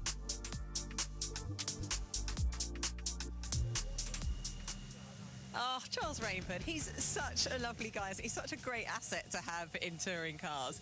And he is right, it's not such a secret anymore. The fact that he was a ballroom dancer. Quite a past. Yeah, I got him to do some dancing on a stage once and we had to do a Q&A and he nailed it. He actually did really, really well. I put him on the spot, but it was good. But yeah, he's a proper character and he's probably the happiest guy on this grid aside from Tom Chilton. Yeah, that's true. I've got to ask you, first car? Ford Fiesta 1.25 Z-Tech, and it makes all the difference. Obviously, that does make the difference. Yeah. I was only allowed a 1 litre Nissan Micra because it was the cheapest insurance group, and it was still, I think, 700 quid for the insurance, which was more than the value of the car. But let's talk about this opportunity here for Charles on the pole position. I mean, it really is a lovely view to have, isn't it? Yeah, for him, this is a race where it's a bit unknown at the moment. Obviously, the top 3 now have to run the medium tyre. So yes, he's had a win yesterday, a win this morning. He won't quite know whether this is going to go for another win, but he'll be given its all, that's for sure. But like I say, the top 3 have to run a medium, and I think Josh Cook's the first on a soft. Well, let's go on. So Josh Cook starting from P4. I mean, that's a great opportunity for him too. Yeah, I think a lot of the grid are on a soft, so yes, it's great for Josh, but equally he's not kind of gone against the grain in terms of the rest of the grid. So as long as he can get away well, and these mediums don't run as well as we think, then he should be on for a strong finish. But yeah, the Toyotas are lacking in straight line speed, so he's got to get his elbows out in those early laps. Right, we're talking about elbows out. Louise Goodman's got to get them out because it's a very busy grid here in Snetterton. You're right, Nikki. You're dead right, and I have had my elbows out. We're looking on at Dan Camish's car. I was intending to dive in and grab a word with him, but there's some kind of issue with the car, brakes related, I think. As you can see, the team are working on it at the moment. So what I'm going to do is I'm going to let them carry on with that. Let me dive in and grab a word with Robo instead, who is starting just alongside Dan. on the soft tyre, so the top 3 runners are on the medium tyre, but Robo on the soft tyre, and you've kind of had a pretty steady day making progress today. Yeah, we've had a steady one. We had an okay day yesterday. We made some big changes with the car from Brands to here, and they seem to have worked. Just got to keep plucking away. We're not as far with the car as we wanted to be, but I think we've had a good day so far. So, what are you thinking in this race? You've obviously put the softer tyre on, which most people have. I think I know what you're thinking. There's 3 guys ahead with a medium tyre, which is not going to work in their favour so much, is it? No, I think ultimately we've just got to try and get past the 3 medium cars. There's some quick boys behind us. Chilton's on the soft now. He's been really quick all weekend. And obviously Camo and Josh are going to be on it as well. We'll just do our absolute best. We're just, we're still learning with the car. We're having a great time. I think all the sponsors, Cataclean and Asus, they're really enjoying the new season in the new way we're doing it. We've got a lot of guests here, so we've just got to put a good show. Who's your biggest concern, the guys behind or up front? I think we're going to have a hard race, but it'll be from both directions. Right, I'll let you get your head down. Let's go over to Paul. Who've you got with you, Paul? Thanks, Lou. Yeah, let me just get this Scottish fella out of the way. Potsy, move out of the way. He's blowing loads of cold air in there. There's going to be a load of hot air in there now. How's it going, Aidan? Difficult one, isn't it, mate? Is it the heat that's a problem for this car? Because I thought it'd be right at the front. How's it going? How does it look like it's going? I'm slow, I'm chubby and I'm Scottish. I'm having a terrible day, Paul. It's too hot. You've obviously had media training because you're talking quite slow, because everybody always wants subtitles for you, mate. It's coming from you. No, listen, we're struggling a bit. This car's issue, shall we say, is slow speed traction. And there's a lot of traction in slow speed corners that we're struggling with this weekend. And we're struggling a bit with the cooling of the car. It's losing a lot of power on the straights. I mean, the car's been very strong, straight line pace previously, but we're really struggling this weekend, and you can really feel it losing power. Onto the back straight in FP1, we were managing the throttle in 4th gear with a bit wheel spin. In the races there, we were flat out on the apex, pressing boost to try and pick the car up, so it's harder than we thought, but it's a learning curve, mate. I think we thought we'd have a hard first half of the year, because it started so good. It's what drivers do. We get greedy, we want more. So we've tried some different things to learn today. I don't know if it'll work or not, but we'll carry the momentum. We'll try and learn new things, and we'll see. We'll give it a roll, but we'll try and keep learning. It's a long season to go. That's what I was going to ask you. Just for the fans at home who are maybe not technically minded, when you say you're going to change things, what can you tell us without giving away the secrets? What would you say is a big change? What have you done? What's the thing you're looking for the most for the car? If it's slow traction, what would you do? I don't know. I'm not technical minded. Someone told me to say it. They say it doesn't sound clever. I'm just saying clever words so people are watching this thinking that guy knows what he's talking about. I've made a career of it, mate. Good luck. Cheers, mate. Back to you, Lou. Thank you, Paul. Well, I'm happy to report that calm is restored around Dan Camish's car. So, Dan, a little bit of an issue with the brakes, I understand. Is that right? Yeah, that was unusual. We're all running this new sort of pad this weekend due to basically a changeover in manufacturer, and never had that before. Basically, that's a brand new set of pads and discs which we quite often would run in a second race, and it was just a load of vibration. Every time I hit the pedal, you could feel the pedal going to and from me, but violently, and the whole dashboard was shaking. There was that much vibration through the brakes, and they're brand new. They shouldn't do that.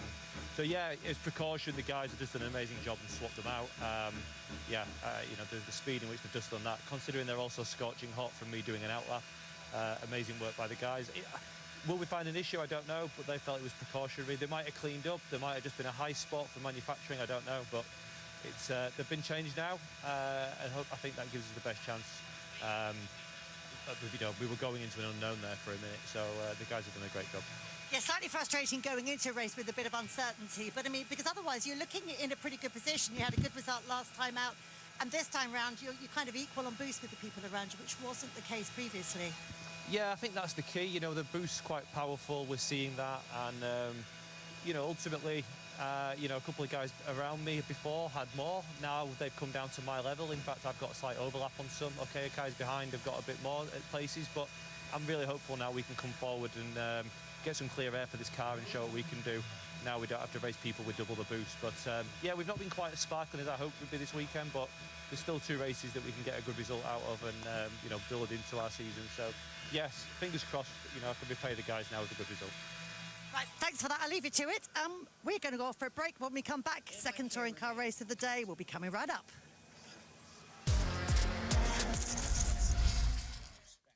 Yeah, we're all set to get going for this one. Round 8 of the KwikFit British Touring Car Championship as well. About to get loaded up. And Ash Sutton leads the championship on 135 points to Tom Ingram on 108. Charles Rainford has 85 with Dan Kemish on 79. Ricky Collard 77. Mikey Doble 71, the same as Darrell de Jong. Josh Cook 62. Aidan Moffat 57. Aaron Taylor-Smith 55. Gordon Shedden 53. Adam Morgan's 52, Dexter Patterson's on 50, Tom Chilton 44, Dan Rowbottom 41, James Dorlin 34, Chris Smiley 29, Sam Osborne 27, Lewis Selby on 9, and Nick Hamilton has 6 points. Good afternoon once again to JT. Hello, JT. Here we go then. Round 8 already of the championship, our 11th race of the season, counting the qualifying races. And so far, it's Ash Sutton who we're still keeping our eye on. Only got a couple more laps of boost available to him, but he's going to be very fast off the line on that medium compound tyre. And Rainford is now on the mediums as well. Hello. Hello. We're all set, aren't we? You are all set. I am hanging on in there. Later's going to be fun for race 3. Are we trying to get you help? Is anybody around to help you in the booth for it? Or are you solo for race 3? Omi's on F2. Omi's on F2s. Richie might be a shout. I hope you find something.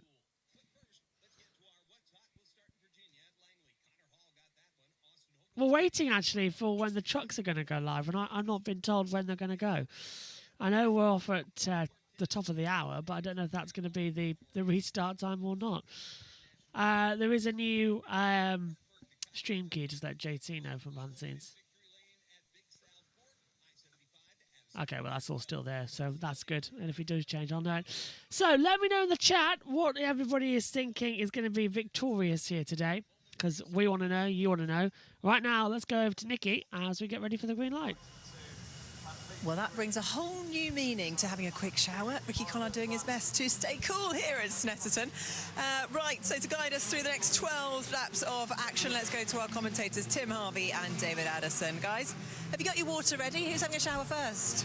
Well, water is on hand, and we are about as cool and composed as normal, I reckon, in here, but we are cooking nicely. Yeah, it's hot in the car, hot in here as well. Yeah, I'm told the temperature inside the cars is 60 degrees. That is very, very hot. So Ricky Collard doing everything he can to stay cool. Underway, round 8. Okay, let's take a look at how they line up on the grid then. Charles Rainford and Tom Ingram are on row 1. All the top 3 have to use the medium compound tyre, so that would also add Darrell de Jong onto the medium tyres on row 2. He's alongside Josh Cook, who's the first driver on softs. Watch out for him on the start. Row 3 sees Dan Kamish and Dan Rowbottom, both on the softs. Row 4, Tom Chilton and Ricky Collard on soft tyres. Row 5 then takes us to James Dorlin and Ash Sutton, both on the softs. Row 6 is Adam Morgan as well. He starts on the softs, and Lewis Selby is on soft tyres. Row 7 is Gordon Shedden, Mikey Doble on softs. Row 8, Chris Smiley and Dexter Patterson, both on softs. Row 9, Nick Hamilton's on mediums and Aidan Moffat is on softs. Row 10, Aaron Taylor-Smith and Max Buxton, both on softs.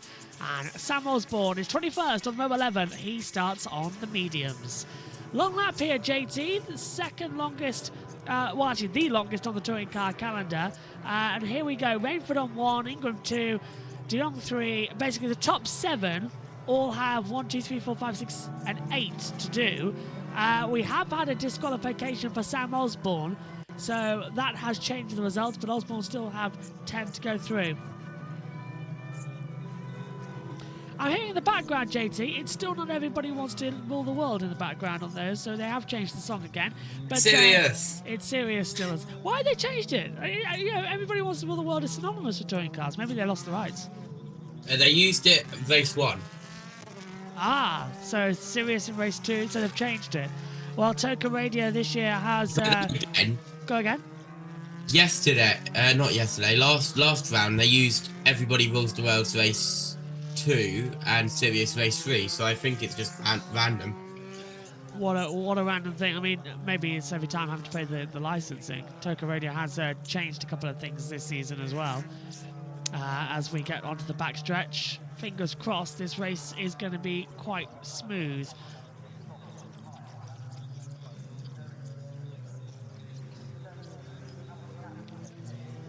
So, turn 1 at Ritchie's, Wilson, Palmer's, Augustini, Hamilton, Oggies, Williams, the Bentley Straight, Brundle, Nelson, Bombhall, Karam, Murray's and the Centre Straight. I may have called the Centre Straight Bentley Straight earlier on.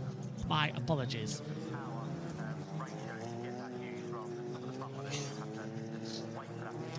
Conditions are really different here as well, JT, today. It is so unusually hot. We don't usually have this heat wave in the middle of May. No, we do not. Is that going to affect these new brake pads? We saw earlier on the race changing hands a couple of times. Yeah, we shall see for race 2 as the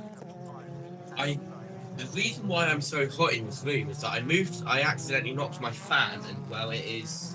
broken. No, I knocked my fan and it was no longer blowing in the right direction. Ah, do you need one of these? I'm going to turn my fan up actually to maximum of 3. I've got a better one of those. Tower fans? Yes. Yeah. It's being stood up on a box right now just so that me and Megan can have some form of traction with it. Right, tell you what though. Oh, I'm going to have to wear a suit later on.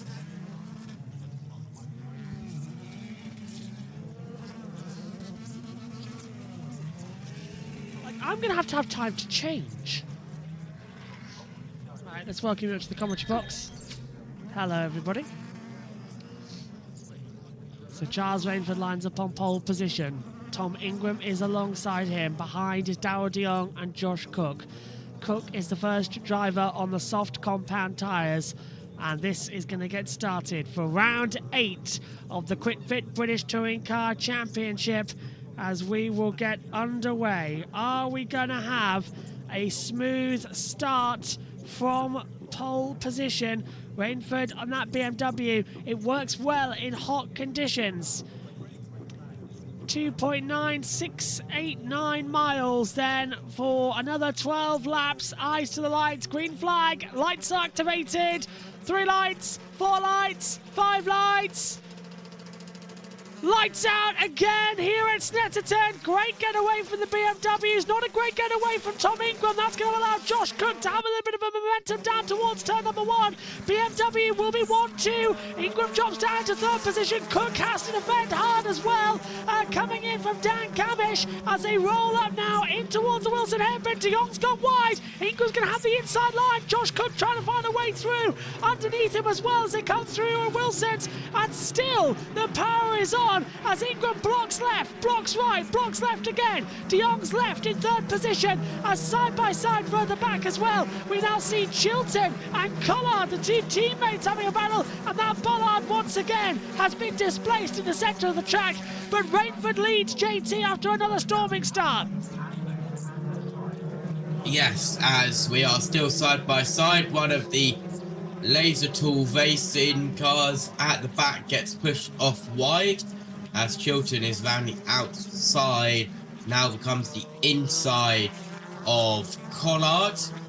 A little bit further back, teammate Hamilton getting involved as well, so both of the Virtues in the blue liveries are getting involved, and then the other livery cars also get involved. Here comes Cook on De Leon. Cook's looking to the inside line down the Bentley straight towards Brundle. And there's another bit of bodywork being flown up. There's a crow as Camish tries to go around the outside of Cook. It becomes the inside line. That was perfectly done from Dan Camish. Well done. Have a sticker. That was pure perfection as both bollards go now at bomb hole. They are not playing around as we continue on the attack. Well, game, set and match. Rainford, Ingram, De Jong, Camish, Rowbottom, Collard, Cook, Sutton, Chilton, Dorlin, Morgan, Shedden, Doble, Selby, Smiley, Patterson, Taylor Smith, Moffat, Osborne, Hamilton and Buxton. This was that 3 wide moment, JT, and Dower De Jong. Well, he's kept Camish behind him, but Josh Cook and Camish having a ding-dong, and there we're about to see the bollards disappear. Oh, no, we're not. As Ingram's going on the inside line of Rainford, down into the Wilson hairpin for the lead of the race. Tom Ingram leads here at Snetterton. Rainford's dropped down to second position. That BMW not being able to use its medium tyre compounds that well. And Ingram, these are the tyres, JT, he loves. He loves these mediums. Yes, he does, as we continue now through the infield 300 section as Ingram to the lead, as this is Chilton trying to go up the inside of Cook, who is also defended from Dorlin. Chilton becoming a sandwich. He's got Morgan involved as well, so a midfield battle brewing. They're going to push hard as they come back up through now into Oggies. And Dorlin trying to have a look on the inside line of Gordon Shedden. There's someone's lost a wheel rim there coming through down towards Williams and the Bentley Straight. That's not going to be great news. Over we go once again, down now towards the braking zone. Ingram leading this race, and his bonnet just starting to flap away. Rainford second, De Jong third, Camish is fourth, Rowbottom fifth, Collard sixth. Morgan's got ahead of Dorlin. Dorlin's dropped down 2 places. Shedden goes through as well. We ride on board now with Ricky Collard looking ahead to Rowbottom through the bomb hole and dropping down once more. And again, Ingram has the lead of the race completely sewn up. He's already a second ahead of Rainford. That's unbelievable. Collard hasn't used any of his 10 laps, and there's 9 to go, so he's going to have to use all this time by. False start! False start for Dexter Patterson. He's been given a 10-second time penalty as Rowbottom is under attack down the inside line from Collard. He's coming through with the flashing lights, and Collard goes through. So that's for 5th position. Rowbottom's not going to let this one go, though. He's going to try and look. Not going to work out. Selby's just in the mix as well. So I think, everyone's just playing in this one safe. And now the lull begins. 5 drivers are on medium compound tyres. The rest are on softs. Those medium runners are Ingram, Rainford, De Jong, Osborne and Hamilton. Everybody else is on the soft, the faster tyre in these conditions. Track temperature is now at 36 degrees Celsius. Air temperature at 27 degrees Celsius. It is full on go. And there's the confirmation of the time penalty. And JT, it's looking like a repeat of race 1 all over again. It is, as that bollard gets absolutely obliterated and finally gives way. As we continue round down the Bentley Straight. One more time. Just keeping an eye on the truck race, which is going to start soon. What can Dan Cam do? Anything that he can find in? Oh, just a little bit later on the brakes, please, boys. Chilton's running in 8th. Come on, what have you got? Just is there a little inch that we can take? Is there a give and take? Answer no. I thought not. They weren't going to be that sensible to us and let us hold it all together. But Robo is having this one on a charge right now. I hope you're enjoying this one because this is going to get a feisty. Remember the new brake pads we've been talking about over the whole weekend. They get warmer as the race goes on. You can get a little bit more late brake, a little bit more dive bomby. And that's what we're waiting for. That's why everyone's... Oh, Rainford's out of boost. Rainford has used his second... on the grass. Yep, Dion getting on the grass, and Dowell is now massively under attack from Dan Cam. That was unusual from De Leon. Just getting it... Wait, did they race 1? Did he getting a foot loose down to the first corner, JT? Do you remember? You pointed it out then. Yes, he did do it earlier as well. So pushing the limits in that 2 car. Ingram, and black and white flag for the 77 of Sam Osborne for track limits already. It's only lap 4 of the race, and he's done it 3 times to get that warning coming up. We're 6 minutes into the race. Here comes Shedden, looking on the inside line of Josh Cook. Not going to be a manoeuvre down there, but he's got an exit, actually. He's got an exit in quite a half. Coming out of Augustini towards Hamilton as they come down towards Oggy.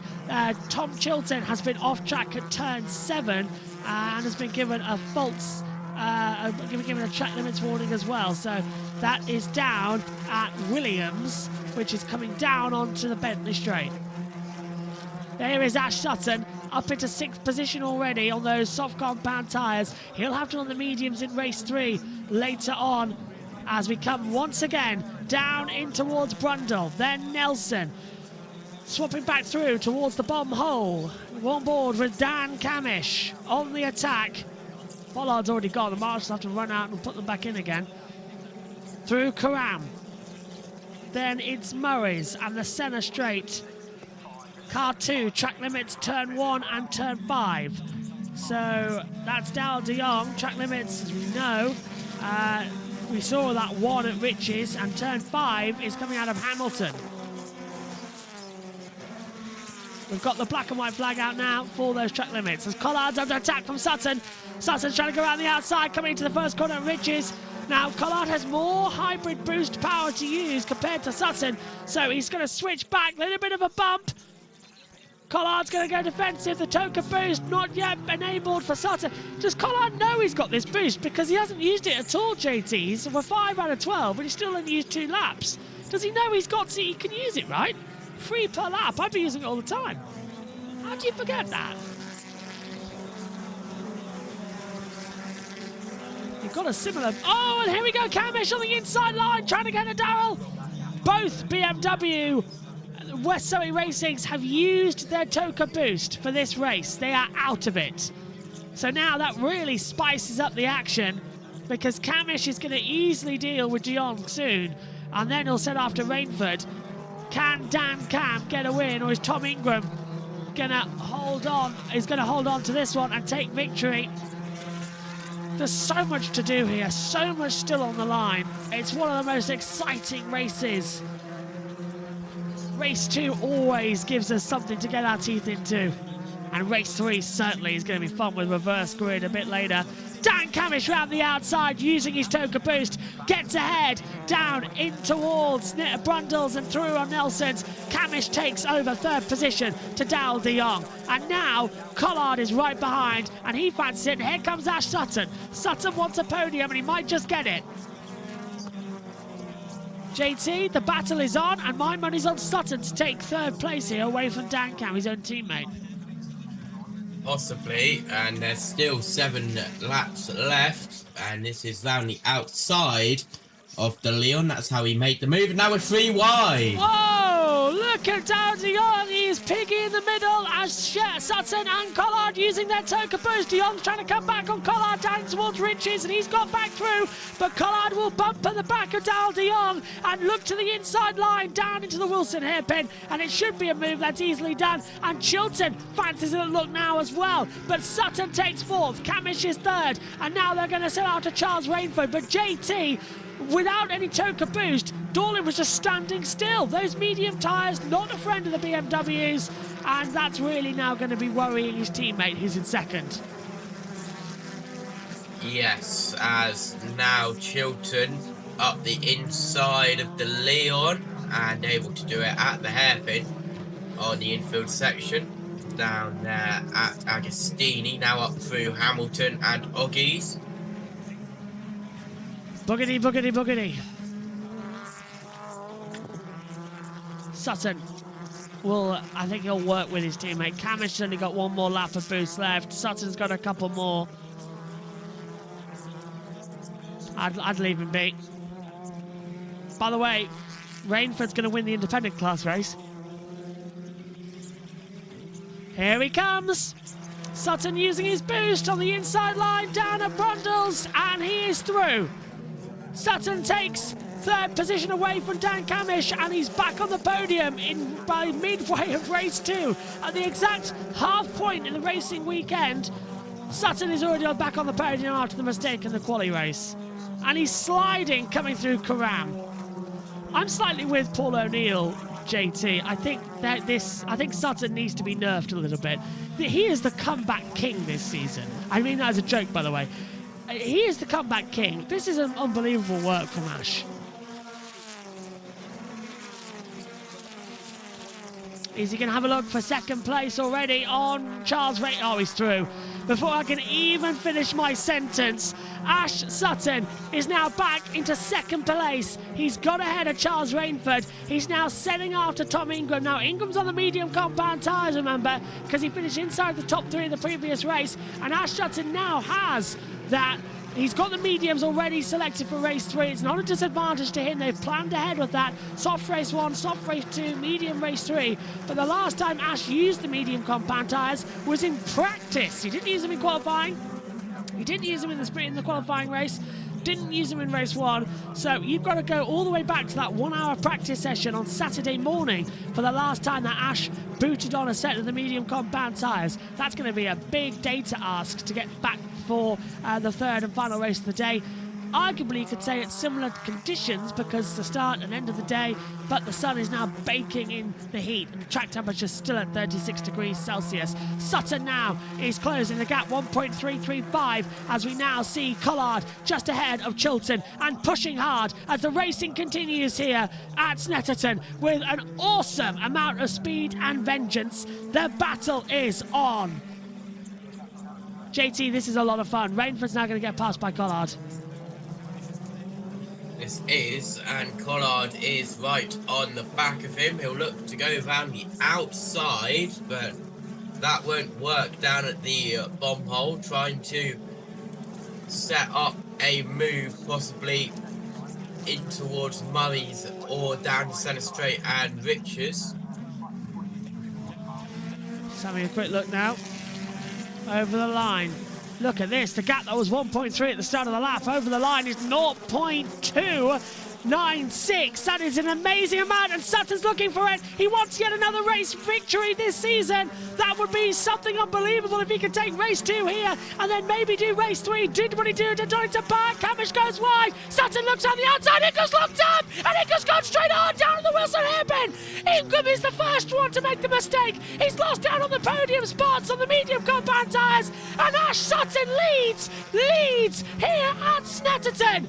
Ingram makes the mistake, and Sutton will take full glory. The fans cheer, and now Ash is back in front, JT. Not ideal for Ingram at all. That is really not what he wanted to do. And he drops all the way down to 5th, and now Rainford's looking to get past.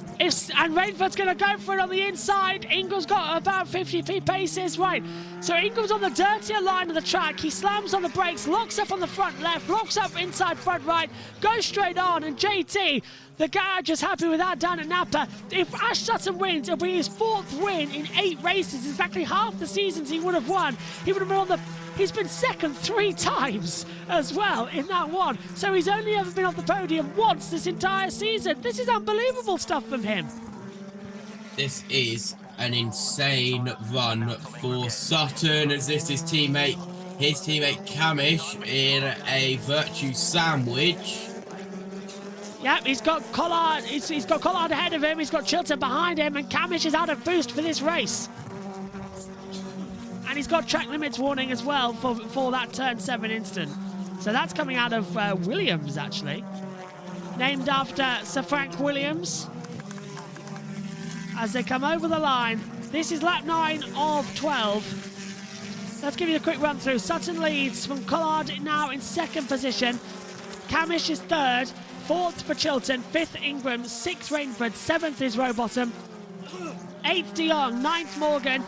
10th coming through for Shedden. Then it's Selby, Cook, Smiley, Cook, Selby, Doble, Patterson with a penalty. As off the track goes Darren de Jong. Dan Rowbottom's going to come through on the inside line. So is Gordon Shedden as they come down into Wilson hairpin. And that was, sadly, I think, predictable. Everyone on the medium compound tyres, JT, is now struggling like crazy. That's going to make race 3 very interesting for you when they are going to swap and Ingram will be on the soft compound tyres. Yeah, absolutely. As we will head now through Agostini. Rainford still hasn't got past Ingram, whereas Rowbottom is just behind. It is go, isn't it? Yeah. Leaderboard's just come available for the NASCAR trucks, so they are going racing shortly. Still side by side. Ingram's under attack now. The inside line comes Rainford. Rowbottom's trying to come around the outside. And, well, to be fair, JT, this is very much a close comfort race battle going on right now. And look, oh, hang on a minute. That's Chilton and Camish, but further back, we were 4 wide. What's happened further back? Come on. Oh, ITV have been shocking with TV direction today. Absolutely shocking. The heat stroke must be getting to them. There we go. So that's Chilton ahead of Rowbottom, then Morgan, then Rainford. So they've all dropped back. Ingram's now dropped back. So yeah, Chilton, Ingram, Rowbottom, Morgan, Rainford, Shedden. And I think de Jong might have taken 9th place back there. Yeah, here we go. Here where they are as they come over the line. So Sutton and Collard. Chilton's now 3rd ahead of Camish, 4th. Ingram 5th. Robo ahead. So is Morgan. Rainford dropped back. Shedden and de Jong the top 10 as we start lap 10 of 12. But that might change by the next second we get to the commentary point of view.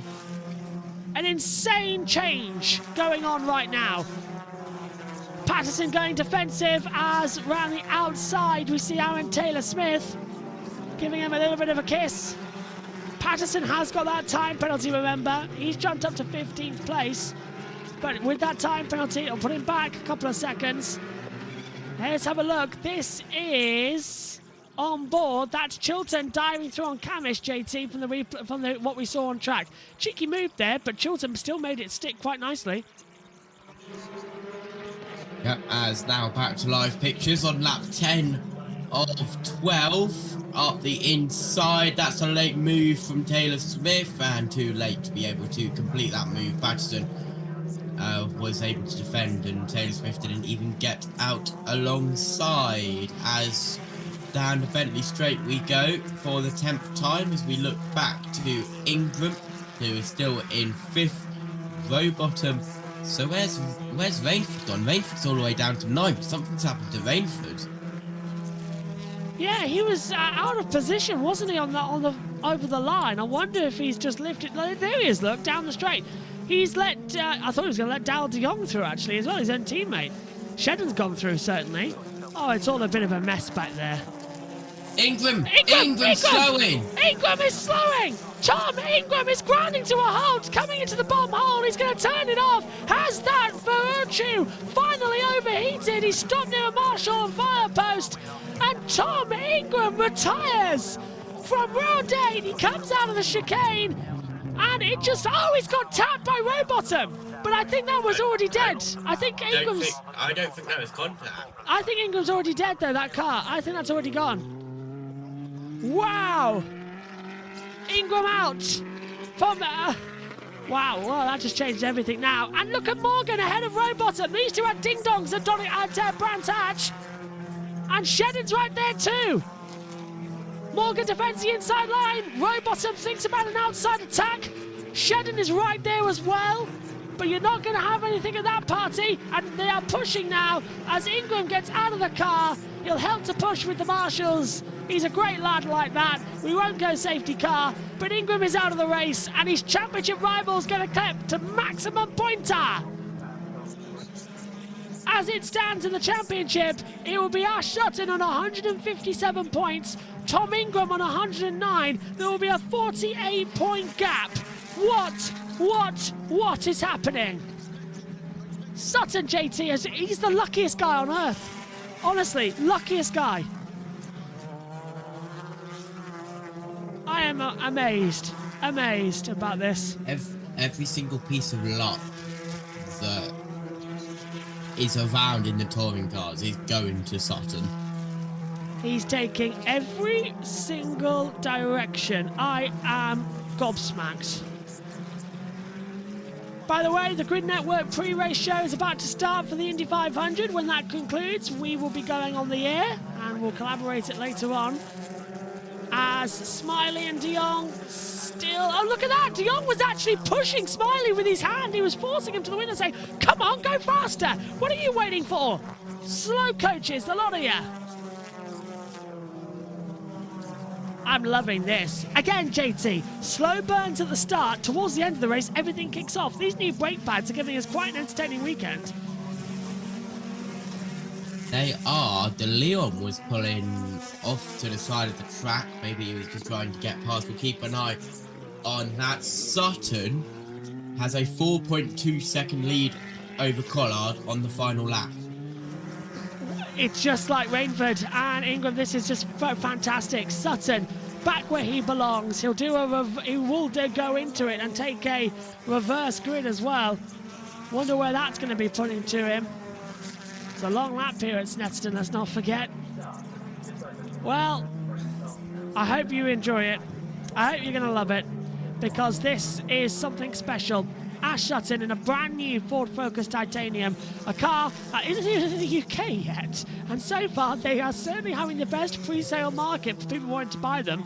I'd buy one, JT. This car is fast, it is reliable, and Ash has been the only one to make a mistake. He's made 2 mistakes all season long, and he's fought back and he's won on those weekends. This is amazing. Ricky Collard is absolutely cooking in there. He's going to finish in second place. Another podium for Ricky Collard. He is a brilliant addition to the team for Virtue. He's doing better, arguably, than Ingram. It's a shame he's only doing half a season. Yeah, that is a shame. I think that might change that. I think they might try and convince him to stay for the full season, because this is amazing from Ricky. Engines are refired at Charlotte. So I'll start the show and hand over to the team shortly. Into the last corner. Well, what can you say? This will be a 7th podium out of 8 races, and he's won 4 of them. Ash Sutton, the king of the comebacks, does it again. Sutton wins at Snetterton. Just wow. You run out of superlatives when you talk about this champion. Collard is 2nd, Chilton is 3rd to round out the podium. Cavish 4th, Ingram is 5th. That's Taylor Smith being pushed back. Is he okay to the line? Morgan 5th as they take the flag. JT, what an absolute stunning drive from Sutton. Yeah, and other cars, his misfortune helped him out with Ingram retiring. And, well, we'll see where he goes with the reverse grid a little bit later on. Of course, that being drawn in Parc Fermé after this race in a couple of moments' time.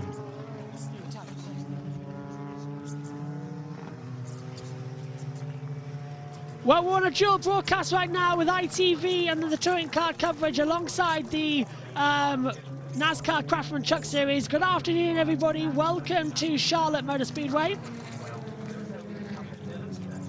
We are finally good to go. Engines are refired and we are getting set for the start of the truck race. Our 3rd attempt to start this. Commentary comes from PRN. And JT, I've done that perfectly. JT, as we get ready for this one though, 4 wins, 7 podiums, 4 wins, 3 thirds in total. He's also won he's also won a qualifying race. He is insane. And there's the travelling Ash Sutton fan club. They never give up. What a brilliant drive. Honestly, do you reckon he's already won this championship? Could he actually win it before the final race of the year? I'm thinking for the first time in a long, long time, as finally over the line now, we see James Dorlin. What happened to him? Dorlin dropped back 1 minute 17 seconds. So James has dropped back to 20th. But do you think we could see Sutton wrap up the championship as early as Silverstone? Maybe like race 1 or race 2 at Brands. Definitely. I don't know about Silverstone. Here's the results there with David Addison. Of the championship, with Ricky Collard taking 2nd and Tom Chilton 3rd. Dan Camish 4th, Fifth, Adam Morgan, getting ahead of his teammate Dan Rowbottom, who is sixth. Then Charles Rainford, seventh. Then Gordon Shedden, seventh, ahead of Charles Rainford, eighth. Chris Smiley, ninth, and Darryl DeLeon rounding out the top 10. Lewis Selby, 11th, from Josh Cook, Mikey Doble, Aaron Taylor-Smith, and the last point going to Aidan Moffat, ahead of Nick Hamilton, then Sam Osborne, Max Buxton, Dexter Patterson, and James Dorlin. One retirement, and it's a significant one. Tom Ingram out of the race.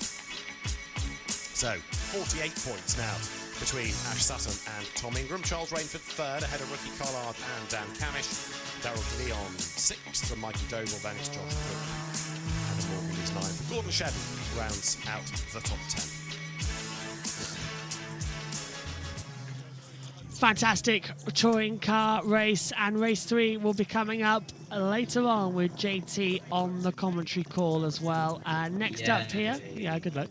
Next up here we have at 10 past the hour the Porsche Carrera Cup Great Britain, then the Vera Tools F4 British Championship. For now though, we send it back to the team.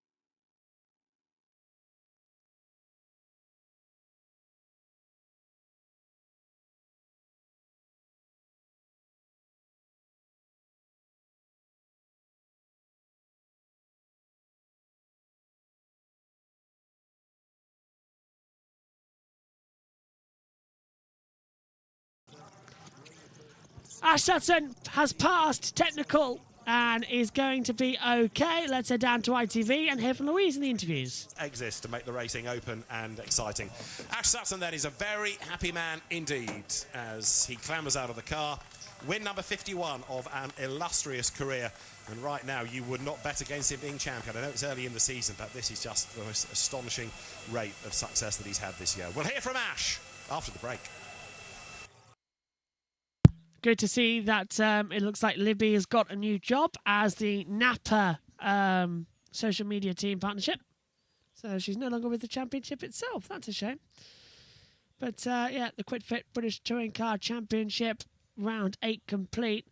As we heard, Sutton taking victory from Collard, Chilton, Camish, Morgan, Rowbottom, Shedden, Rainford, Smiley, De Jong, Selby, Cook, Doble, Taylor-Smith, and Moffat the last point. Then it's Hamilton, Osborne, Buxton, Patterson, Dorlin and Ingram lining up further back. We are all set then for what is going to be, I think, a very feisty next race of the championship. Next up, though, it is the Porsches that are going to head out there onto the circuit, and then it will be the F4s followed by the Minis for their races, and then it'll be another touring car race to end the day. So 4 left over it. And finally, the truck race has gone green, by the way. So for those of you watching, thank God for that. We are back racing. It's going to take a while to get through. This laptop is getting hot, though, up here in the booth. So it's cooling down, actually. It's cooling down. It's one of those days where it's just so warm and it's doing so many broadcasts. F1 coming up in a couple of hours' time. We're 90 minutes away as well from the IndyCar getting started. That is going to be something to look forward to, as we hope that NASCAR continues at Charlotte to be in a good position. But so far I think we're having a good time. Good racing, good action. Smooth day, I want to say, in all honesty. Oh, Nina's had a great shot. She's at the X. Oh, so that's where Nina is. She just saw Tom Ingram retire. Oh, okay. I'll have a look and see if we can spot her on the TV pictures a bit later on. So I was wondering where she was. Right, let's head back down then and hear from our race winner. Ash Sutton is standing by with Louise Goodman.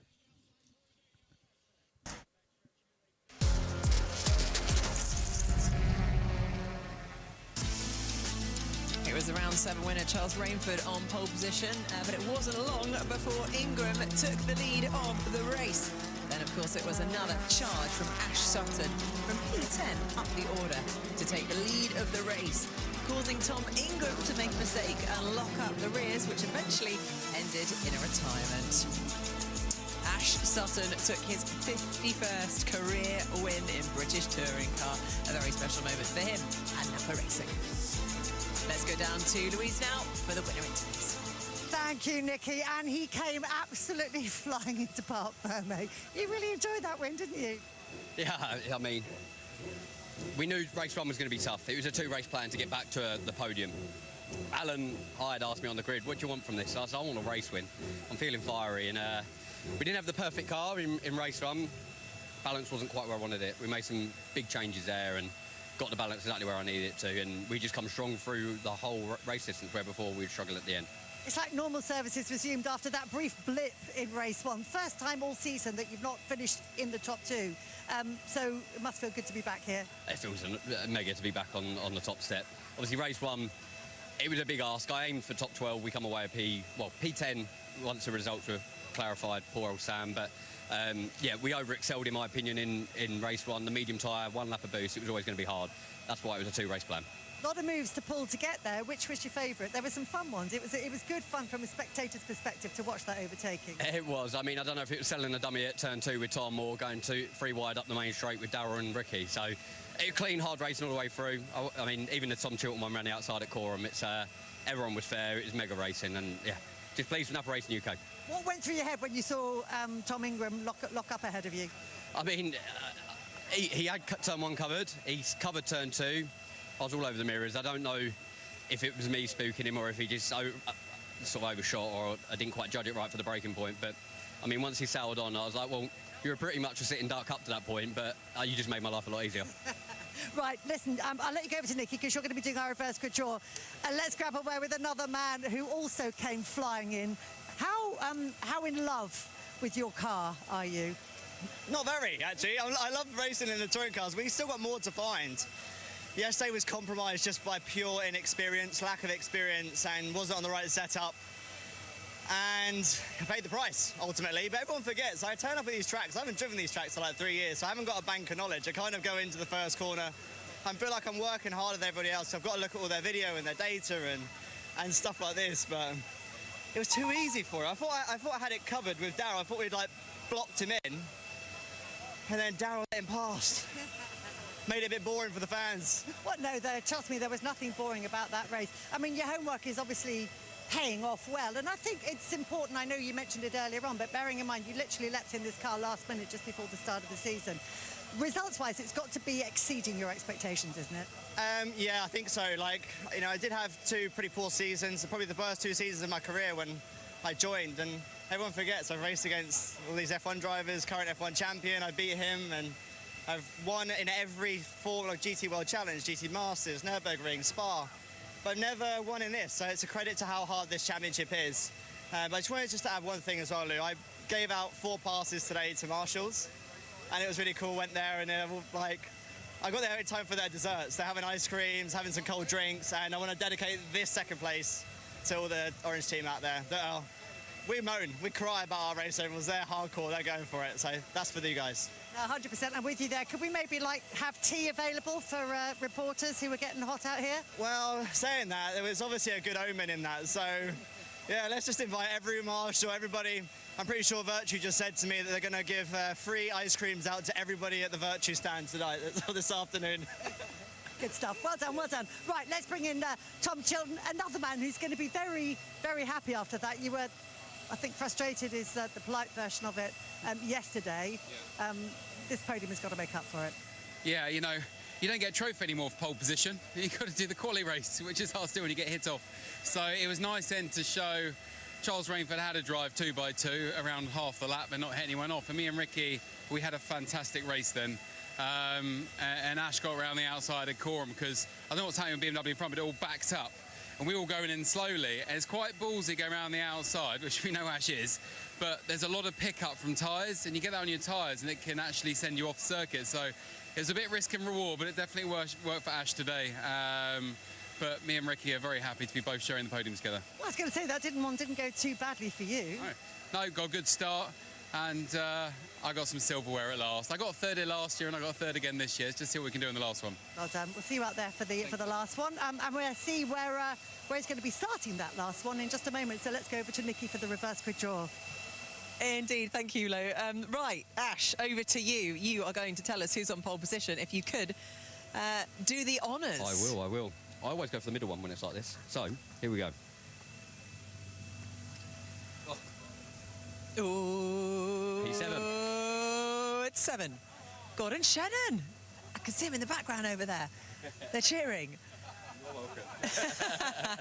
They owe you one. Yes, so it's not too bad. I mean, it could have been a lot worse from my side. That's actually not too bad. Yeah, I'll take that one. I'll take that after the day we've had, or the past 2 days we've had. It's a nice way to turn it around, and hopefully we end on a high. Yeah, do you think you will? Fingers crossed. We've still got the soft tyre to go. I believe there's going to be a fair few mediums, so let's see what we can do. All right, well, lovely stuff. We'll go and get cool. Cheers, thank you. We did organise the breeze for you, so hopefully that's cooled you down a little bit. Jade, let's have a quick chat about how the grid is going to line up there. So, Gordon Cheddar will be in pole position for that's a nice turnaround. Yeah, Gordon's been around so long now. He just chips away. So he'll make the most of this opportunity now. He's not going to be easy to get past. He's going to give it his all. And yeah, I think it's going to be tough. The Toyota seem to be struggling today a little bit, but Gordon, like I say, has been around a long time. And, you know, if anyone's going to get their elbows out and fight for a win, it'll be him. Yeah, I mean, if we look at the rest of the grid, we've got Rowbottom, Morgan, Camish, Chilton, Collard, Sutton. I mean, looking at, you know, it's a competitive bunch up there. Who are you going to have your eye on? It's the same names that have been around all day. Pulling P7 means that there's not a massive mix-up in who's going to be fighting. It'll come down to maybe tyres and set up in these conditions as well. But Rowbottom looks feisty. He'll want a win for Plato and Cataclean. And, you know, Collard, you can never write him off at the moment. He just seems on his peak game. So, yeah, he should be good. Speaking of Gordon Shannon, hello, how are you? You're smiling, which is always good. Yeah, Pole position for this. Smiling because of that ball that came out of the bowl rather than anything else, but yeah, that's good. What can you do from the start of this race? Just try and drive the widest Toyota possible. I think it's, you know, clawed our way up over the races today. You know, it's tricky just now, but I've still got the soft tyres left. I've got a reasonable amount of boost. You know, I want it. I got to try and do How are you finding these? Do the best job possible. How are you finding these hot conditions? I tell you, it's so hot inside the car. And I feel really sorry for the, you know, for the spectators and the marshals who are out. There's not a lot of shade here at Snetterton, and the marshals must be cooking as well. But yeah, I wouldn't. Anything to cool down a little bit inside that car would be much appreciated. We've seen some guys with their ice vests. We saw Ricky Collard actually just pour an entire bottle of water down him before the start of the race. What are your tips to keep it cool? Yeah, I mean, we've got the ice vest as well from Alpine Stars, and you know, plenty fluid, plenty hydration. It's the problem is you drink so much that it's you know, you just got to try and stay on top of it. But, you know, the temperatures in the car, I think they're saying, are just over 60 degrees C inside the car. It is absolutely boiling. So hot your feet are boiling on the pedals. It's not pleasant. I was going to ask a quick question. You obviously spoke about the soft tyre there. That's the one that we would say is the quickest. In these temperatures, is the deficit smaller, or are they still working as they should? So, I mean, I ran the medium in race 1 and the soft in race 2, and I've got to say, my soft tyres were good right to the end. So hopefully the temperature doesn't get any warmer this afternoon, and hopefully they stand me in good stead as the afternoon goes on. Lovely stuff. Well, good luck for the race. Stay cool. Oh, 60 degrees. I'm sure you could bake a cake in that. Right, now obviously Tom Ingram unfortunately retired from that race. Let's go down to him with Louise to find out what happened. Yeah, Tom, the frustration, as always, when you don't finish a race. Car troubles, I'm hearing. I'm hearing you were having issues with it a couple of laps ahead of actually coming to a halt. Yeah, well, I think about 7 laps from the end. So I think I was lap 4, probably lap 3 or 4 into the race, and battery voltage was dropping out. So I lost. I probably lost power steering on lap 5, so had to do most of the race with no power steering. So it just meant it was slowly getting worse. Battery voltage was getting down and lower and lower and lower. So yeah, I had to do, I think it was about 7 laps with no power steering. So it's hard enough driving around here in the heat without power steering is pretty brutal. So I feel like I've ripped my shoulder blades to smithereens trying to finish it. But yeah, look, disappointing. Yeah, another alternator failure is the second one I've had this year. So yeah, it's a bit of a kick and not ideal. But we start from last with soft tyre, full allocation of boost, get a bit of physio on my shoulders and go from there. Listen, I hope, yeah, I'll let you go and get that physio, because obviously that would have been hard work out there. So bad luck. Bad luck. I think we're going back to Nikki. We are indeed. Thank you, Lou. You know, the highs and lows of motorsport, isn't it? I mean, we know Tom, he's brilliant at picking himself back up and always trying to turn the challenges into a bit of a positive spin. Yeah, he said there they had like no power steering, and I want to make it clear that in these cars you need power steering. It's not like in the olden days where cars didn't really have them and, you know, you got used to it. If you do not have power steering in one of these touring cars, that is the hardest workout you'll ever have. In these temperatures around this circuit where there's lots of tight, twisty corners, that is not enjoyable for Tom. So I don't know when it failed or whatever, but if he's done 2 or 3 or 4 laps with that, then that is a fair effort from him. And is the car going to be back up to standard for the race, or is that going to be set him back for the whole thing? No, that'll be, you know, boys and girls at Virtue will get the car back, and it'll be right as rain for race 3. And we've seen with the names in this championship, starting off from the back almost doesn't mean, you know, end of the day for them. They'll fight forward, and, you know, he's fired up knowing that Ash has just scored a win whilst he's got a DNF. So yeah, we're going to see a really good race 3. Cannot wait. Brilliant stuff. Well, before that takes place, it is time for the Porsche Carrera Cup. Let's go to Tim, who's alongside David in the commentary box with plenty of air conditioning, I believe. Oh, if only. We can open the door, and that is about the limit of our air conditioning. But we are faring slightly better than drivers in hot GT cars, like the Porsche Carwow Carrera Cup GB field. Good earlier race today, Tim. Another win, though, for Callum Boysen. Yeah, and he did it in the same style that he did at Brands Hatch, from coming from behind. His car coming good later in the race, and he made a very good pass on Will Jenkins to take the win. Here we go then, the Porsche Carrera Cup race is going to get underway and they will leave the grid. There are 2 separate runs. This is a replay of earlier on Callum Boysen taking victory this morning, and the checker flag flew and it was a dominant race victory. The Porsche Carwow Carrera Cup Great Britain is going to be, I think, a similar situation, as we will have the race getting underway shortly, as we take a look, as it was Jackson who won in the secondary categories as well. A penalty or 2, but his main rival Michael Keohane had yet another retirement, I'm afraid. He's only finished 1 race this year, Michael, for myriad reasons. Yeah, he's been very unlucky, and sadly only 2 drivers in the Masters category. But yes, he was the winner. But Callum Boysen, with it all to do again in this race in even hotter conditions than it was, I think, earlier on the century. The Motorsport boys celebrating that with usual gusto. They're on the formation lap. Here's their line up with David Anderson. It's not on the results of race 1 with your second best time in standalone 15-minute qualifying session from yesterday. So Will Jenkins is going to be the man that starts on pole position, having had a class win in Pro this year, but not an outright win. And then it will be Isaac Phelps lining up with him in front. Lots of fans getting ready for the action. So they'll line up with Will Jenkins on pole, Isaac Phelps, who leads the talent pool contest coming into the weekend, second on the grid. The talent pool is for the young drivers using the championship. Callum Boysen is 3rd on the grid, and Stephen Jelly 4th. He ran well off the line in race 1, but then got roughed up on the opening lap and dropped back. 5th is Sid Smith, and Archie Clark, reigning Ginetta champion, goes from 6th. Max Coates is 7th on the grid. Jacob Toft lines up 8th. Jack Sherwood is always a live wire, one to watch from 9th ahead of Ollie Jackson, who is now 3 times a Pro-Am winner. Oliver Meadows had a trip up the escape road in race 1, but he will line up 11th ahead of Carl Cavers, with Jonathan Moore and Michael Keohane to round out the grid. So cars making their way down the very fast Bentley straight, getting some warmth into the Michelin tyres, even though it's a hot day. More tyre temperature required. There at the back is Irish driver Michael Keohane. As I say, he's had a tough start to his Carrera Cup season, returning to racing after a layoff of around 20 years or so. It's great to have the Irish driver back, and there the new livery that he has, the blue car. Stephen Jelly makes his way around Hall. It was a very close qualifying session. It was right at the death that Will Jenkins got that pole position time. And it was a good time as well, nearly 2/10 quicker than Isaac Phelps. But Isaac Phelps, Callum Boysen, Stephen Jelly and Sid Smith were all separated by hundredths right behind them. So I think we're getting in for another great race here. Thank you to the ITV team. As we get ready to line up on the grid then, what are we going to have? Jenkins is on pole, and we are all set for that start procedure to get underway. Watch out for when that light goes to green, and we will then begin racing action.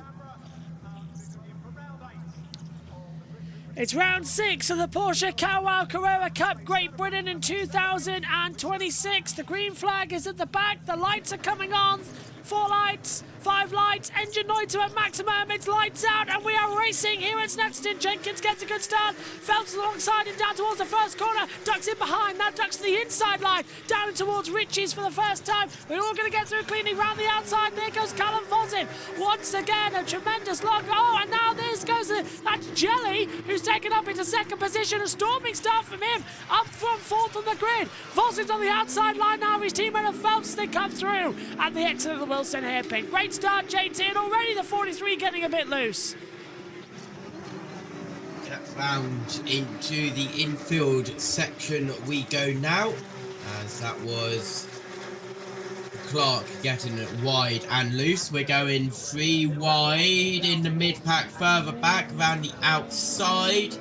That is Phelps. And Vosin's trying to get ahead of Jelly and has done so. So the man who won this morning by a country mile is doing it again. And you're right about Phelps, because now he's on the grass, coming down in towards Oggies, and he should have the position given back through from Smith there, JT. Good start from everybody. This is actually a bit more feisty than what we saw at Brands Hatch. It is indeed. We head down the Bentley Straight for the first time. We've got a 14-lap race here. As very nearly on the grass is one of the cars, as we are heading 3 wide. No, just fought against it, which is wise, as a switchback manoeuvre there attempted, unable to do anything about it. They are ducking and diving as they come through the bomb hole for the first time. There we see, that's the 88 in the Pro-Am class. That's Meadows coming through. Callum Vosin has already taken second position. Jelly is now in third. 4th has come from Phelps. And then it's Jelly actually leading the Pro-Am class at the moment, as we now see a little bit of lights flashing from Clark as he tries to get through on Smith. Down towards turn 1, he's pulled to the outside line to try and do so. It hasn't worked out, but at the same time, Sherwood trying to get through on Coates, down at Riches, and again, a lock up for the 99, similar to what we saw from Ingram in the touring car race a bit earlier on, and Smith losing out on a handful of places. Look, the inside front, it's still dirty here, as off the track further back, I think that was Kahane.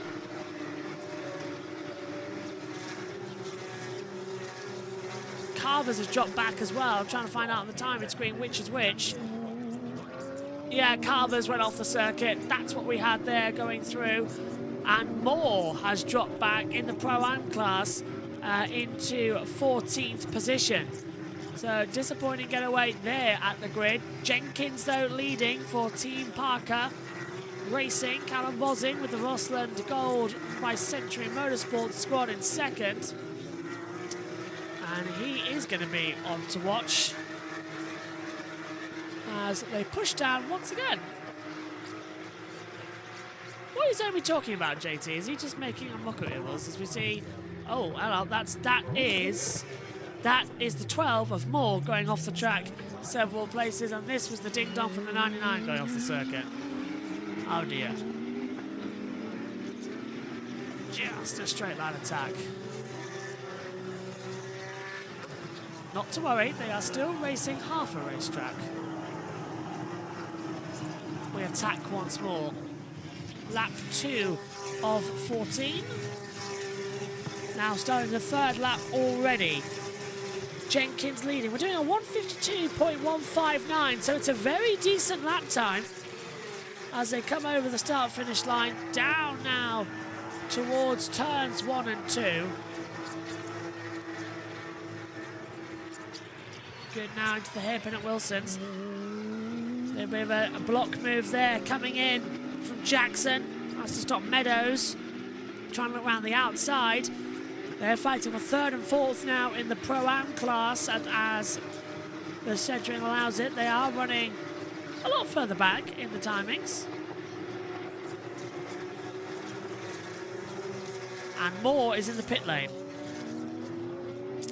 So sadly, it looks like we've lost Moore from the race. On the third lap of 14 to be diving in, that's not a good sign. Still, we have 5 minutes into the race, and there is a tyre change going on the front right and the front left getting some work done, so presumably they're going to do the rears. A little bit of a late move from Sherwood on Smith there, down into Williams. He's got the traction, and Sherwood goes through. Smith had no traction at all at the exit. Got on the curve, the rear tyres are spinning. Sherwood had already straightened the car up perfectly as they go down the Bentley straight in towards Brundle now, and he's defended the position. So Sherwood goes up into 6th position with relative ease as we attack, fight back. Jenkins, Vosin, Jelly, Phelps, Clark, Sherwood, Smith, Coates, Tofts, Jackson, Meadows, Carvers, Cahone, and then Moore, who's now rejoined the race, but a lap down, and maybe 2 laps down shortly, judging by the timing screen we've got up here in the booth on the tracker. Well, they're just coming down now into Augustini, so I think they're going to be okay. The race leader of Jenkins is there. Look at that, the pro category. Fast lap of the race is Archie Clark, 1:52.098. As the 99 for a second time goes for a similar late lunge to the inside and locks up down at the Wilson hairpin. So Smith, again, that was almost a carbon copy, JT, of what happened on lap 2. Just goes to the inside, the rear locks up, but they're doing well not to go off the circuit. Yes, very well not to get off the circuit. Here is a replay and a lock-up there. That is the replay of the lock-up. And this stuff happening with Jake Sanson getting penalties is the greatest thing on this planet. They have gone for part 2 today. Because they didn't feel he served the penalty correctly yesterday, so they're making him serve the penalty again. Okay.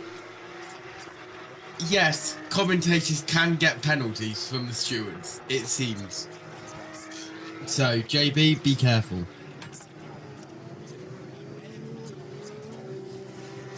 Okay, I didn't notice that. That's quite interesting. Hang on, what? Hang on. Sanson's getting penalties from the team. Oh my god. Okay. Yeah, I just saw Omi's rant in the chat about the ITV pictures in the F4 race this morning. Turns out it was geo-blocked. So that's great. They've geo-blocked it with the wrong country. Who's in charge today at ITV? They're not doing a very good job. It's been a bit of a loose production.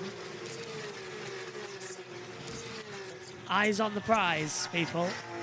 Jelly 3rd, Phelps 4th, Clark in 5th. Jack Sherwood now a 1:51.958, and again that is Phelps getting on and cutting over the front of Clark. Clark locking up big time down into the Wilson hairpin. How no one came together there, I don't know. But again, what happened with Phelps? He just got running wide out of Ritchie's and then down into the Wilson hairpin, comes across and blocks Clark right in the actual brake zone. So that has not gone down well at all. There will be discussions about that very shortly, you know. Here it is again, JT. Runs wide and blocks off the 43 massively. Nah, that's not good. Race control have given him a track limits warning.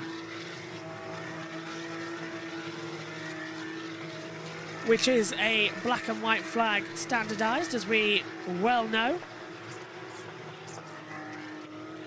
Jenkins, Vosin, Jelly, Phelps, Clark, Sherwood, the top top 6, I should say. Sherwood now, black and white flag for 29 for track limits. That is Phelps. As I said a second ago, they did now give him a bit of a delayed penalty there, but 1:51.958 now from Sherwood. That is the fastest lap of the race so far. As we continue to turn in, and hopefully this race will go smoother. 6 of 14, approaching half distance. This is a good run now coming in. Can't tell who that is on the board. That is Tofts chasing Smith down through Riches and then trying to have a go on attack through on the inside line. Smith going nice on the curves, just defending hard. Tofts will get back on the power at the exit. It's one of these days where you just sort of look at the screen and go, really? Is that the defensive line you're taking? It's too wide, too narrow. Full power, attack, attack, attack, attack, attack. Break down, go round, full power. I think Smith will have this one under contention. Tofts now on the 27, still trailing in behind. Remember what JT told us back. Oh, and that's it. There's the mistake. There's the mistake we said was coming from Smith. The rear stepping out. And through goes Tofts with a good move. That 99 rear, the defensive lines was ridiculous. The car was going wide at every which point. And you knew it was going to happen. The cross-contamination effect was coming. Which is a bitter disappointment. We attack on now, lap 6 of 14. Callum Vosin now with the fastest lap of the race, a 1:51.581, now 1:51.562 by Sherwood. As we start the 7th lap of this race, we are now half distance in the Porsche Carrera Cup GB Round 6.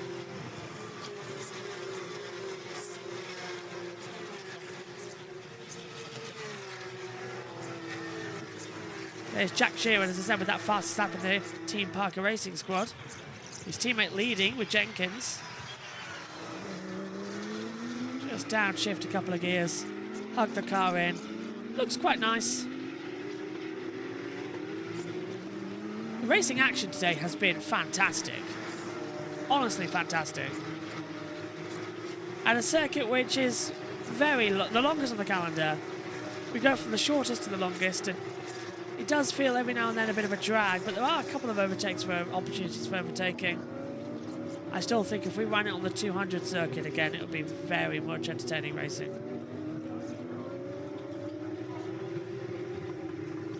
Takes it through. Moore is now 3 laps down and back on an out lap. Just came back into the pit lane again.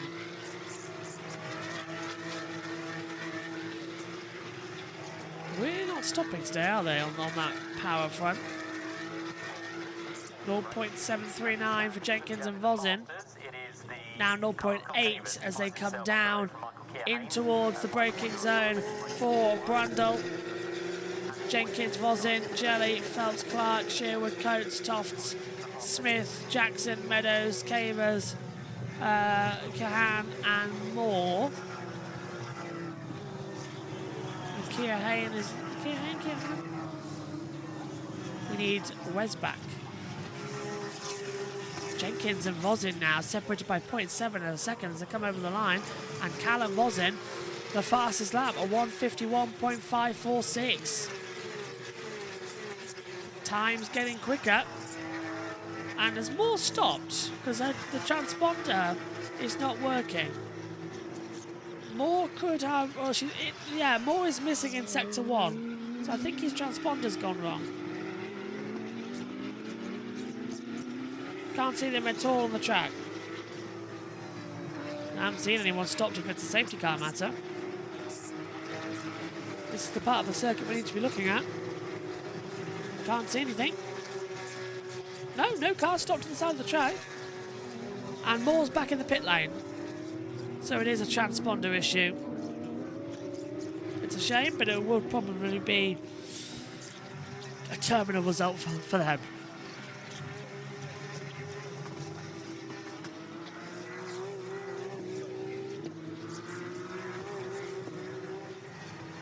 That is the 22 of Cavers out on the circuit, so it's still circulating.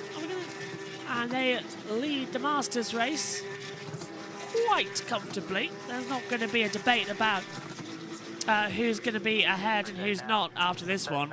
So I think you can remain a little bit calmer on that front. 8 of 14. Jenkins, 3:10.012. Vosin, Jelly, Phelps, Clark, Sherwood, Coates, Toft, Smith, Jackson, Meadows, Cavers, Kehan, and Moore. Moore is now in the pits and definitely out of the race, and won't be classified with more than 90% on the board, so that is a shame.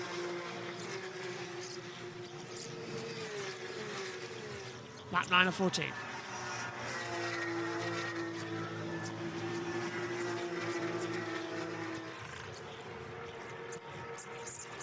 There's such a push around right now.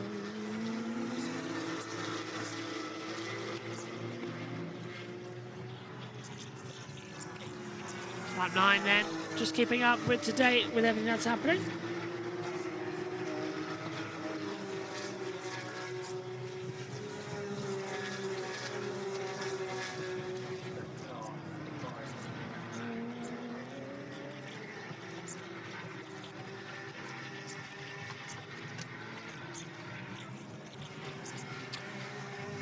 Jenkins, Vosin, Jelly, and then Phelps, Clark, Sherwood, Coates, Tofts. Black and white flag for the 99 of track limits. So unfortunately for Smith, those two lockups are catching up, and the penalties are slowly starting to be applied. And you'd have to argue, quite rightly so, because the way the circuit's running, you can't just skip over 3 parts of the circuit and go, yep, that's fine, that's cool by me. Lap 9 has felt like an eternity. It's only 2 minutes long, but still, they are slowing down the pace rapidly. Phelps isn't. 34.827, so speeding up there to try and give us a bit of a run. Lap 10. That last time by was a 1:51.539. The fast lap from Jenkins. It certainly didn't feel like it. There's the black and white flag for the 99 for track limits.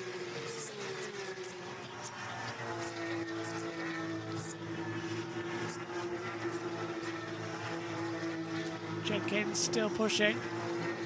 Holds that line through the Wilson hairpin.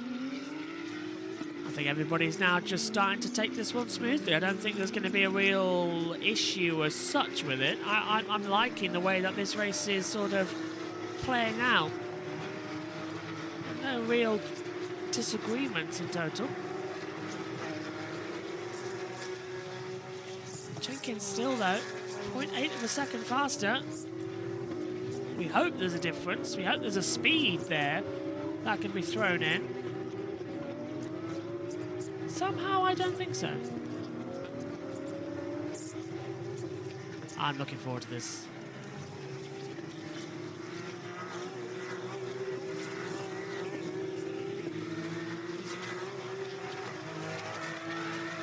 Hope everybody's enjoying their motorsport bank holiday weekend. Here on JB Motorsports, we'll end the touring car package and then we'll go over to the greatest spectacle in racing, the Indianapolis 500. That will then be followed by the Canadian Grand Prix of Formula One. It's going to be a lot of fun. A lot of tension. A lot of tension.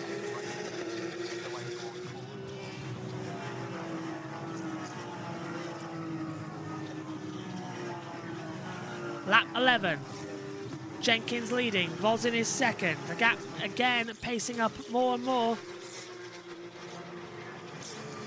I have to worry about the overall time difference here. Do we? Hello. Hello. Yeah, because Vosin now 151.342. Jenkins finally starting to slow down. So Vosin might take 2 victories in a row here. Hello. Did you just set them all up nicely in the other stream? I was just yes, and I was just chatting with Wes. Excellent. Sorting some stuff out. I hope you're ready for the F4 race coming up. Am I? Yeah. Maybe. Hopefully. I'll disappear after F4 and go over to Indianapolis. What time is driver instructions? What races? I don't know. I'll have a look. You've got mini challenge and the last touring car race. That's what I know. Yeah. Okay. Thanks.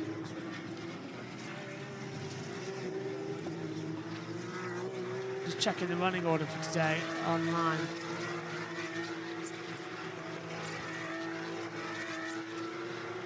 What time is it? Driver instructions at 11:47 a.m. So that is 4:47, 1 here, 4:30. We're good. Yeah, we're good for all the pre-race ramble stuff. Driver introductions, America's Beautiful, rifle volley, taps, God Bless America, national anthem, drivers to your cars, back up again in Nana, command start engines, green flag. And he's at 5:45, 6, 7, 8:45, 3, yeah. It's gonna be close. Not much happening once again, JT, in this Porsche race. We're just waiting for Callum Vosin to have an attack on Jenkins as we start with 3 to go. Jenkins responding, 151.325 last lap time fastest. So yeah, Jenkins attack and defending against Callum Vosin, who puts a wheel on the grass, and Vosin's going for it. Down to the Wilson hairpin. Jenkins turns in. There's door banging between the two of them, but it was a textbook move. Sorry, I'm incorrect with what I'm saying. What am I saying? What am I saying? That was JT. Agree that wasn't my fault. That is the fault of ITV. We cut from Jenkins and Vosin to then we cut to Jelly getting through and Phelps as well in the attack. So that wasn't my fault. That was poor direction from ITV there. I thought that was a battle for the lead change. I am angry. I am beyond angry. So Phelps gets ahead of Jelly for 3rd place. There is no lead change. What was that camera change from ITV? They are shocking today. What do you think? Maybe it's just your car identification skills. No. I was even looking at the driver tracker and I thought, oh, right, that's about... No, there it is. Look, there it is. I think they got confused. Very same liveries, by the way. One is in a dark brown and grey. One is in a dark blue. And down towards turn 3, you can easily misidentify the cars of Jelly and Jenkins. And, of course, Vosin and Phelps are teammates at Roslyn Gold by Century Motorsports. So annoying. 0.5 anyway for Jenkins and Vosin. Both slower than their fastest laps last time by. There's your race leaders. Phelps and Jelly. They've done it again, look. Do you see what I mean about misidentification? Same thing. Vosin looking to the outside. Can't do it. It got blocked off very nicely by Jenkins. Phelps running in 3rd position. Such a wide moment coming through. Down a couple of gears. Yeah, this is going to be a better run. Should be a better run for Jenkins. Through Hamilton. Into Oggies. Vosin just late on the brakes. Switches out the car. Attacks back. Through Williams and then down the Bentley straight.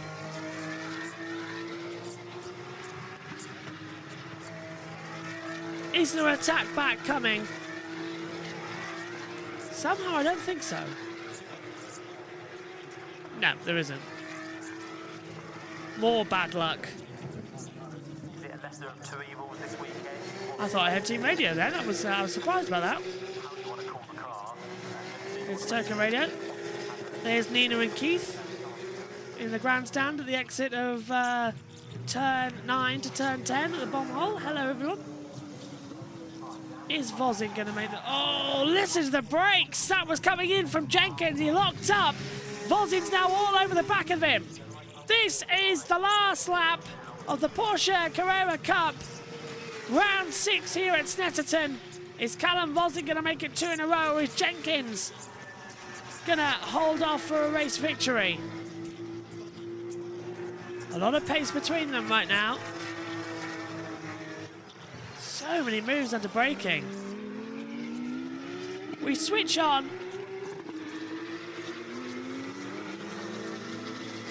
Jenkins holding.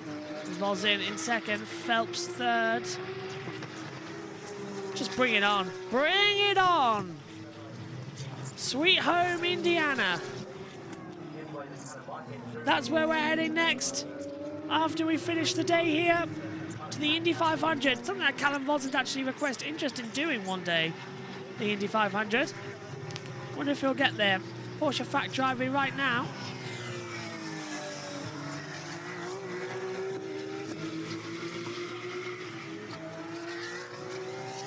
Vozin still on the attack now, 3/10.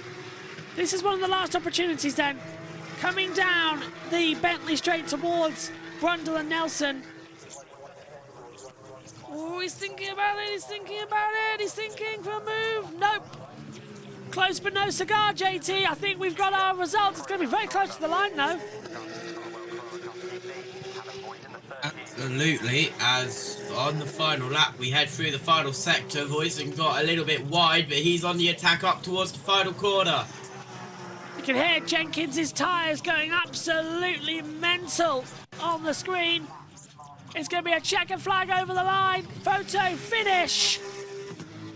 The checker flag falls and Jenkins wins by 2/10 to Vozin.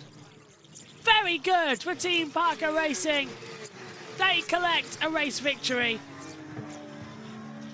Jenkins wins. Will Jenkins does it again just like he did at Brands.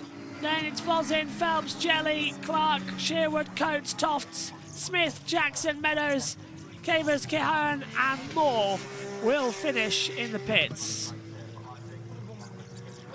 Fantastic race. We will be back for the last F4 race coming up in around about 10 minutes time.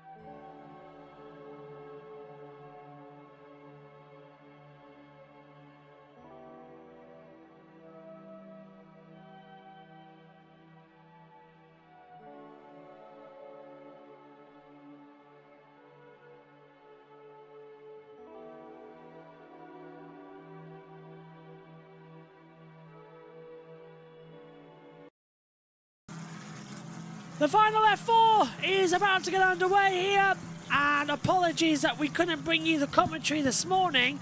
ITV did not put it on their YouTube channel for us to watch. It was geo-blocked. That was a nice idea. JT's alongside me for this one. And JT, we are 10 minutes behind schedule, which we can easily catch up with, but we're ready to go. Yes, also noting that they said at the start of the season that every single British F4 race will be available to watch live across ITVX, ITV and YouTube. However, here we are. My voice is so bad and this is going to be fun. I do promise you, I'm going to do most of the talking in order to let you go. By the way, you know the truck race that's going on alongside this broadcast? They've had 5 cautions. It's not going well. They're on lap 51, by the way. Yeah, very, very interesting start. Take us through the grid then, Jet. Oh, never mind. Here's ITV. Here's the grid for round 9. It's Lewis Worrell on pole, Adam Alazari next up from Ethan Lennon and Theo Palmer, Scott Kim Lindblom and Dries van Langendonk on the 3rd row. Ethan Jeff Hall and Joseph Smith on the 4th row. Behind them, George Proudford-Nolder and Jarrett Clark, Cash Felber and Timo Jungling on row 6. Next up, Cameron Nelson and Tommy Harfield, Cole Hewitson and Jabba Al-Sabah on row 8, row 9, Henry Mercier and Ethan Carney. Top 20 completed by Chiara Bassett with our onboard. Roman Felber is next, followed by Vegard Clementson, Leon Headfors on row 11, Jackson Walney and Alfie Slater completing the top 2 dozen. Then it's Matej Kobahidze and Kit Belowski, Sun Anju with Hani Sadiq on row 14, Piotr Oriovsky and Daniela Sutton completing our 30-car spectacular British F4 grid. JT will be ready to take over from me after this broadcast. I'll step away to do the commentary on the 500. Go on. I'll be taking over. I'm not ready to take over, but I will be taking over, yes. I think what's fair to say is the mini race, just leave it to the music and you concentrate your voice, JT, on the final touring car race today. I think that's a fair deal, don't you think? We shall see. I don't want you overexerting yourself. There's a long way to go tonight. As we line up then on the grid. Okay, we won't have our Oh, it's the last time you'll see me, so I suppose let's go cameras for the start of this one. This is all set then for the F4 Championship to get underway. It will be a 5-light procedure, with it being a certified by the FIA Championship with Formula 4. Could be a very busy British Grand Prix as well, with rumours that they are going to join F1, 2, 3 Academy and then throw us in on a sprint weekend as well. Quite a lot of action coming up. So, Worrell on pole position, alongside him is Al-Azari, then it's Lennon and Palmer, row 2, Kim Lindblom and then Van Langendonk at behind. Eyes to the light with 1, 2, 3, 4, 5. Revs are up, lights out. Bad getaway once again from Palmer. Brilliant start from Dries van Langendonk. He's going to go through to the inside line. Bad start from Worrell. He's going to have side-by-side action on the inside line now. Coming through goes the 12. The 32 on the attack. Lennon attacking Al-Azari as they come through. There's an accident from the back. 3 cars off. That's going to be a safety car, maybe even a red flag with 3 cars in the gravel trap down in turn 1. It's a 25-minute race, remember, to try and certify itself with as they come up on the attack once more. There's no sign of that safety car as they continue on, JT. Oh, Youngling. And that is this morning's race winner, Youngling. Oh, and they've hit with Ewanson as well, so Youngling, who won this morning, is out of the race, and the hand was gesticulating as well. We saw it during the lunch break on ITV. That's that second race of the day. But now, look at that, Dries van Langendonk, and there's the safety car, JT. Very late call, but the safety car's now deployed, so that'll suspend the action. They can call it late because of how long of a lap it is. Can't believe I'm about to say this. Surprised they didn't leave it a little bit longer. Yeah, I thought they would have left it for the Bentley Straight at least in order to do something, but they've stopped it now. They left it to the Bentley Straight, but I was thinking bomb hole. Whoa, that's caught quite a lot of them out, actually, because they weren't expecting to slow down that suddenly.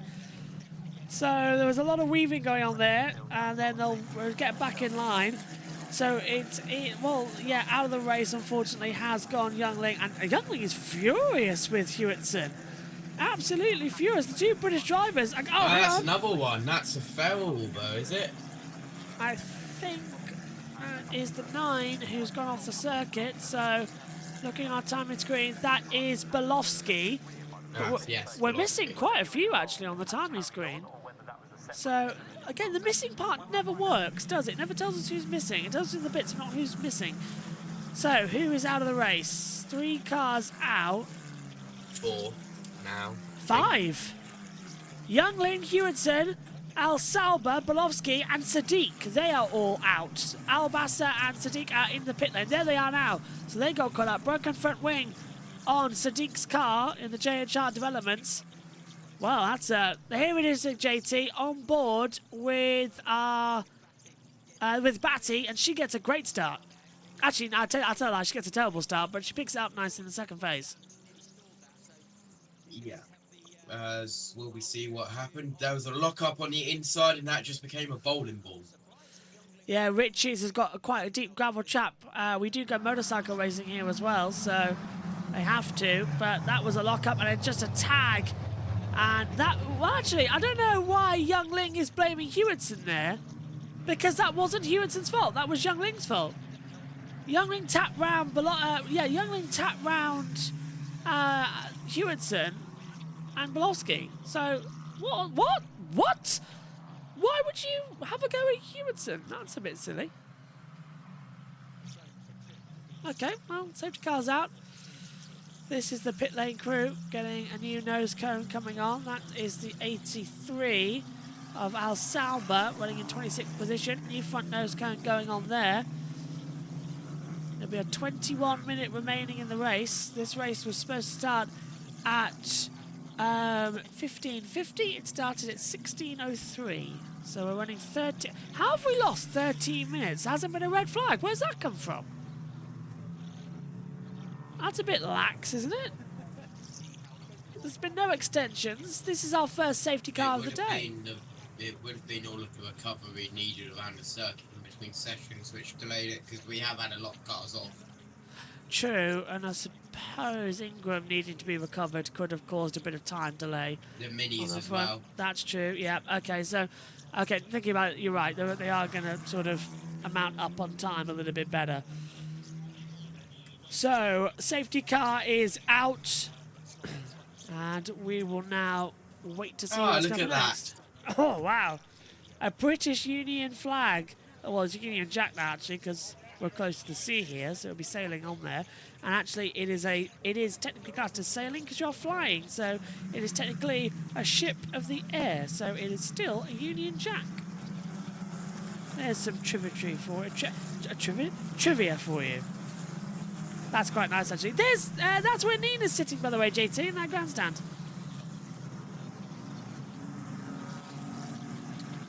Phone signal's not too bad there today. Hello, Nina, if you're watching. A bit later on. On board with Batty now. Still a lot of work going on down turn 1. And are they going to red flag the race? So that is where we've seen bsky stop, exit of Wilson hairpin. Okay. They're going into the same car. That's a bit of an alarming feat.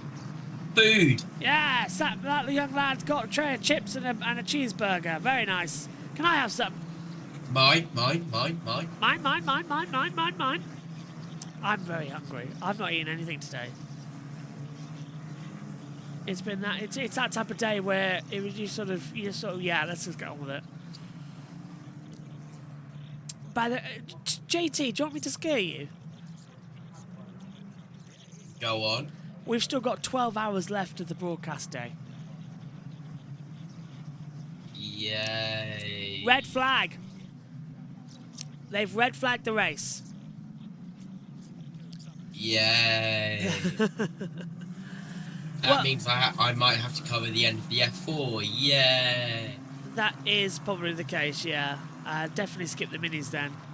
Ideally, JT, with it being red flag, I'd like to take this opportunity to go to the toilet and get my suit on and then set up for IndyCar's stream to start You it. have to half 4, don't you? Yeah, so I've got 20 minutes. Got to get ready.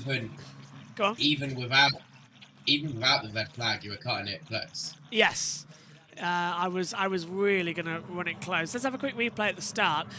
Poor getaway from Werrell from the line. Poor getaway from Alzar from the line. Great job from Werrell. Again, Van Langendonk slipping through. But how close was contact between Al-Azhar and Lennon? That was fantastically dangerous. Then there was the contact behind, which now resulted in the red flag.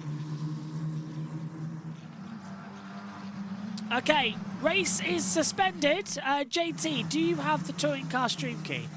Because it is a brand new stream key. I had it this morning when you told me the first place. Excellent. In that case, then I'm going to if you hit start stream, I will relinquish control. Hold on, let me just quickly make sure that all of the stuff is actually showing the right thing, because I reset OBS and it's got tons of stuff instead of what it should actually. No worries. I've got a split second. There we go. Let me know when you're good to go, and I'll swap over. I'm good to go. Okay, well, from me personally, thanks for your company today. Leave you now with JT as I head off to Indianapolis. We're under a red flag, so we're going to play the music, and we are going to wait for the restart of the F4 Championship.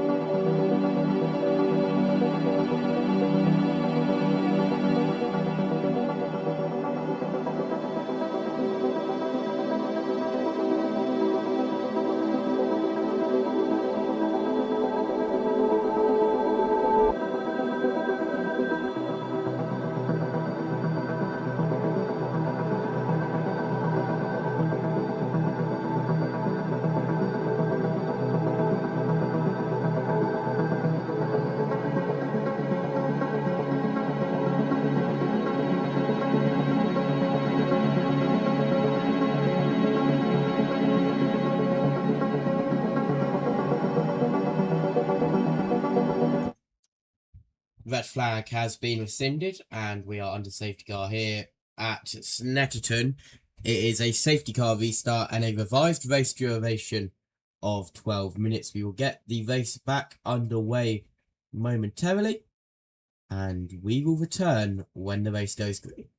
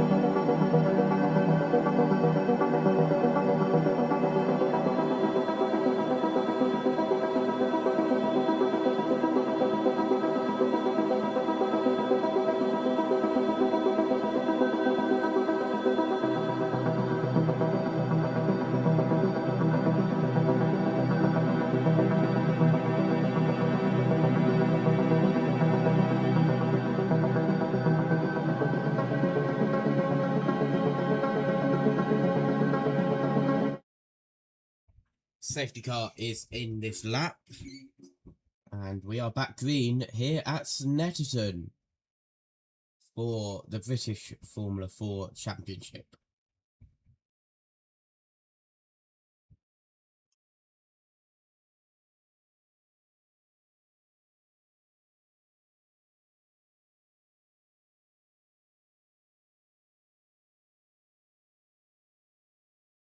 So, it is a good start by everyone involved. Not many have an instance. We are single file at the moment, however, with Werrell, Alzari, Lennon, Kinlimblom and Palmer, your top 5.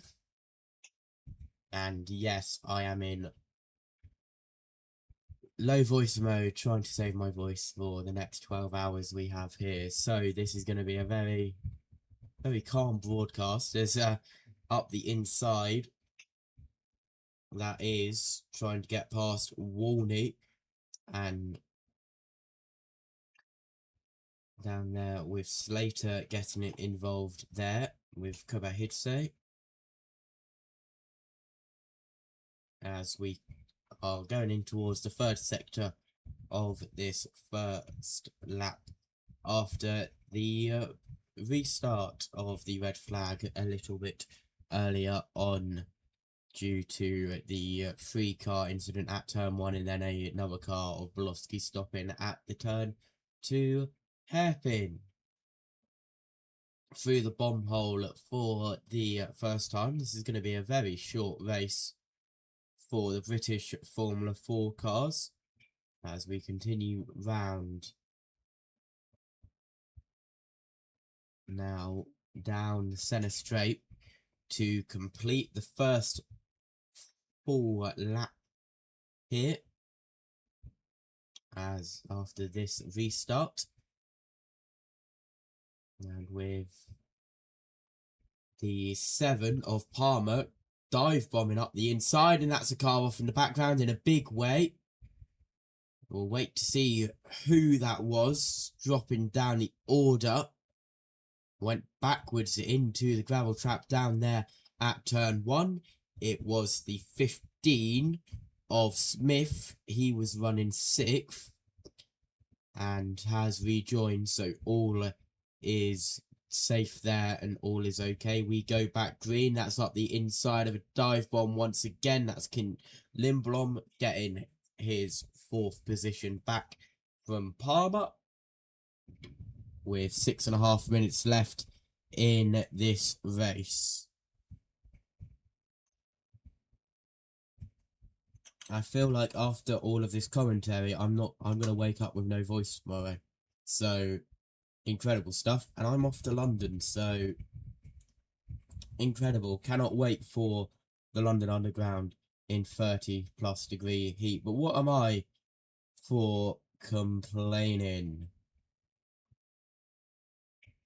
As the leaderboard moves around as we go over another sector line through the bomb hole now once again. It's still Werrell in front. He has pulled out an 8/10 lead. That is now down to half a second as Al-Azari does a 151.437 compared to a 151.774. As across the line we go, 5.5 minutes left. We will have around three or four laps left. The amount of clips you can get from this broadcast of my voice cracking will be absolutely incredible. As 2 cars going off wide, one way wider than the other. And that was one of the Felbers. That was Cash Felber going off wide. Confirmation of the fastest lap now on your TV pictures, a 151.437.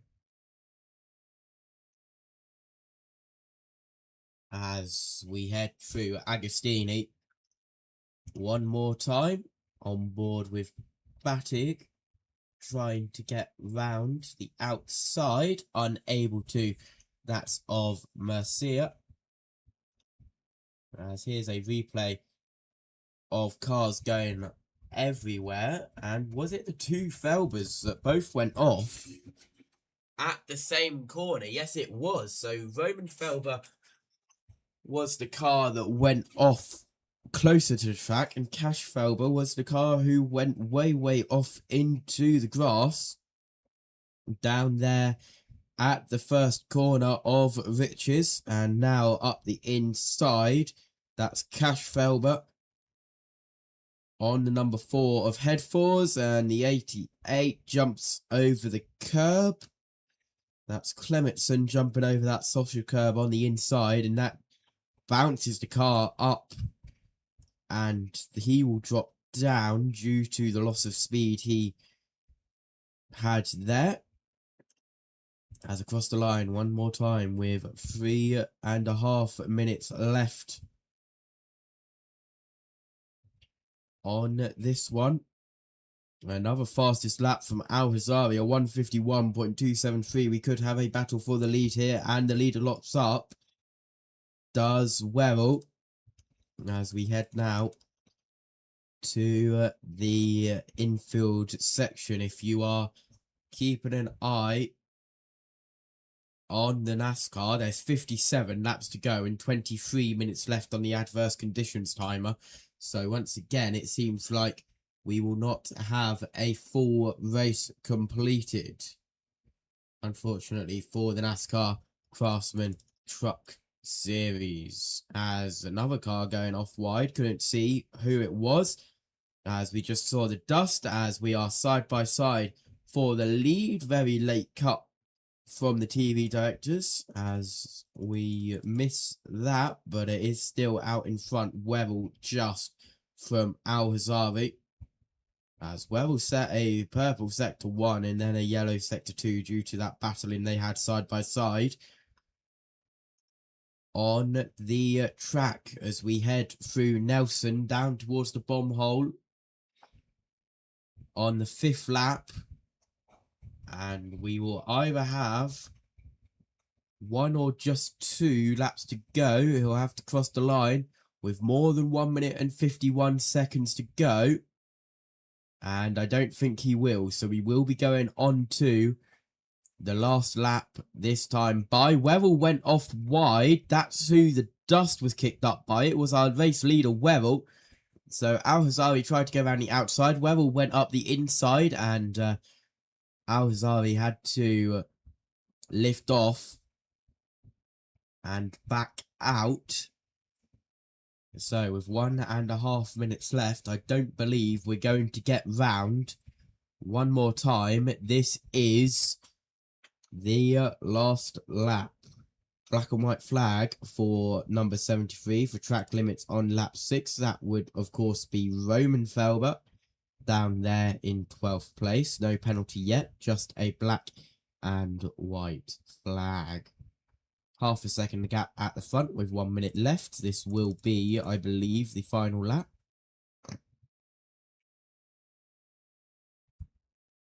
As we continue now round up towards through Palmer and now the Bentley straight, heading towards Brundle and then Nelson.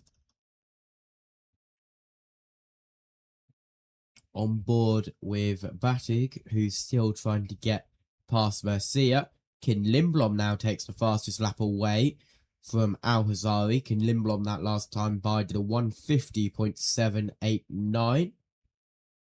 It's going to be close here to get across the line for Lewis Werrell. And I don't think we'll get across the line in time with 10 seconds to go now. 8 through the final corner. And it'll be Lewis Werrell who holds off Adam Al-Hazari.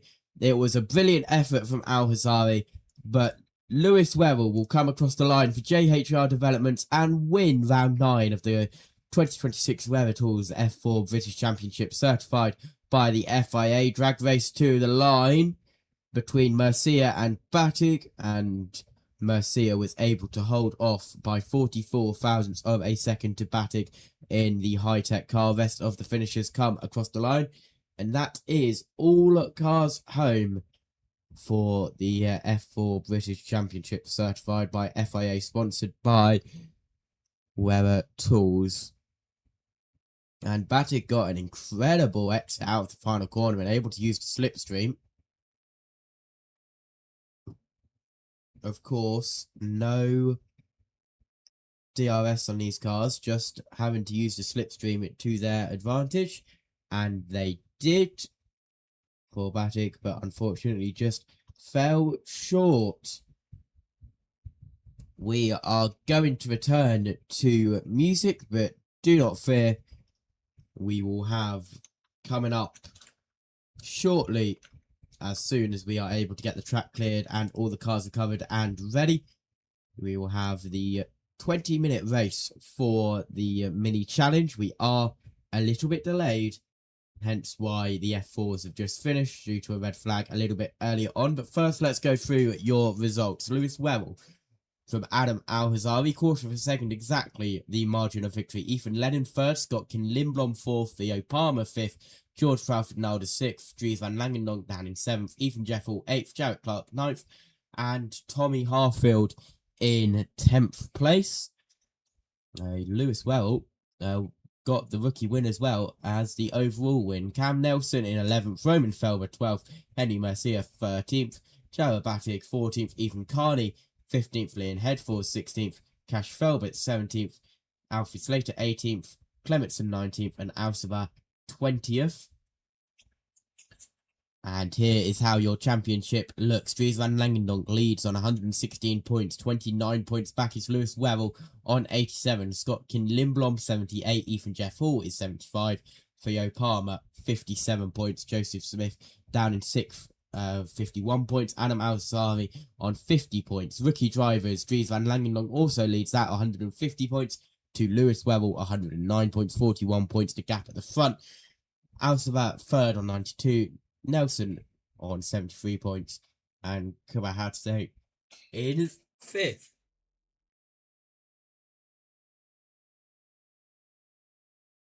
And let's go to music, and next up, the mini challenge, sponsored by PowerMax.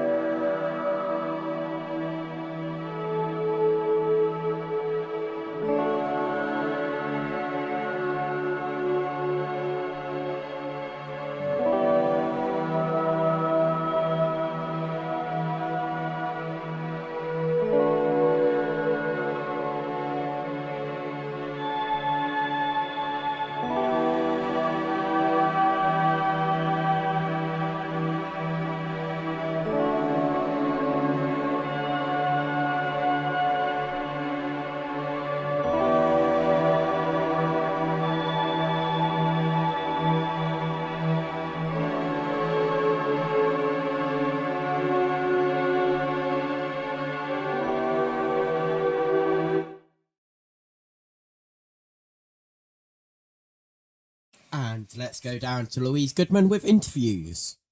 Adam kept me under pressure the whole race. A big well done to him. He tried really hard and couldn't quite get there, but overall the race is a lot more scrappy compared to race 1 for me. Got nearly overtaken just before the red flag, which was very lucky in that sense for me. But after that, tried to do the best I could. I think I had a bit older tyres than Adam and Ethan behind. And the penultimate lap in turn 5, nearly had a big moment with Adam. But yeah, can't say much out of that one. But a big thank you to the team. The car's been amazing all weekend and we've won everything this weekend. So thank you. Yeah, fantastic save and fantastic result for you. Well done. Right, just time for a quick word there because as you can probably hear, the minis are heading out on track behind. So we're going to go back to Richard this time. He's got Owie with him. Paul is here. Welcome back, Paul. Hello.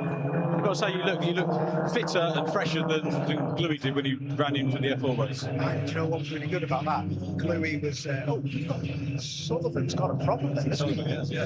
That's sparks and things flying out. Is that going to be fluid or is it clear? Yeah, Sullivan already smoking off of the line. So, issue for the 48 car already on the formation lap. That is not good for him. And we will see if he will head into the pit lane at the end of this one.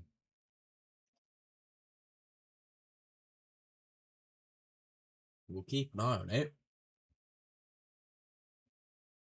And let's have a look at the grid for the final race of this weekend for the mini challenge. And we have one more race after this. That is, of course, the British Touring Cars final race, race number 3.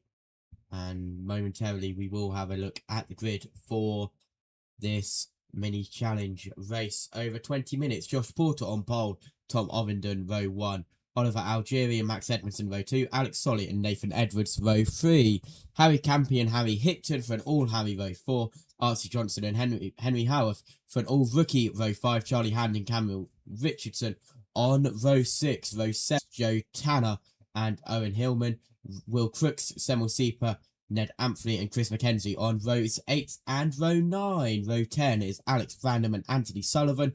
Row 11 is Sam Gornall and Alfie Garford. And row 12 is Murray Richardson. For the grid for round 9 of the Power Max Mini Challenge season. As the cars are continuing to circulate around the Snetterton 300 circuit.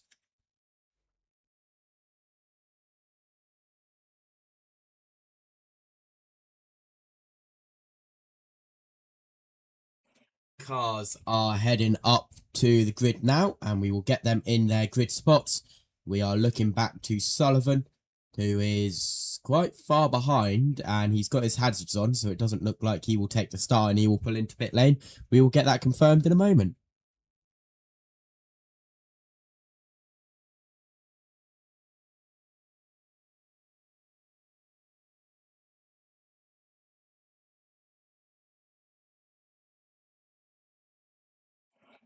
Okay, meanwhile, cars are lining up on the grid. And Richardson just coming into lead at the back. And there's an absolute mess. Garford went in the wrong place. Richardson they've had to swap around. But round 9 of the 2026 Power Max Race Mini Challenge is 5 lights, long hold, and they go out, and race is underway here for Mini Challenge. Slow start in the mid-pack. One of the cars not getting away at all. They got away, but very, very slowly. As we look back, Porter has the whole shot, but we are 3 wide through Riches, and that is going to be a car being pushed off wide. Somehow keeps it on the track. A lot of dust being kicked up. Bollard goes flying as we head in towards turn 2 for the first time at the hairpin. And even using a little bit of the runoff of the 200 layout. The tarmac on the exit of the hairpin down there. So, chaotic start for the mini challenge. As we head now down in towards Agostini for the first time. Massive lock-up from the 42. And that'll allow the 13 mini to get up the inside. That's Campe who's trying to get up the inside of Howarth. Hand is just behind them as well, getting involved in this battle. And then there's the two Rare Tools Racing Academy that started at the back of the grid in their other classes. So Edmondson and Solly are side by side. Edmondson goes out wide onto the grass, and a bit of bodywork came out from beneath that car, and that'll lay on the grass on the outside of the corner, and that'll be abandoned by that car as we head through Nelson for the first time. We are side by side, but that's Anthony who will be pulling out. Good choice there, as Hans sliding through the bomb hole as we head up to complete the first lap here of the mini challenge, round 9 of the year here at Snetterton. So it's Porter, Ovenden, Algieri, Solly and Edmondson, the top 5. Here is a replay of the start and how slowly the 70 got away. That would be of Hillman. Just didn't get going, and he has pulled off and, well, has not started this race. He did start, but he went like 10 meters and had to pull off on the start line. We stay green.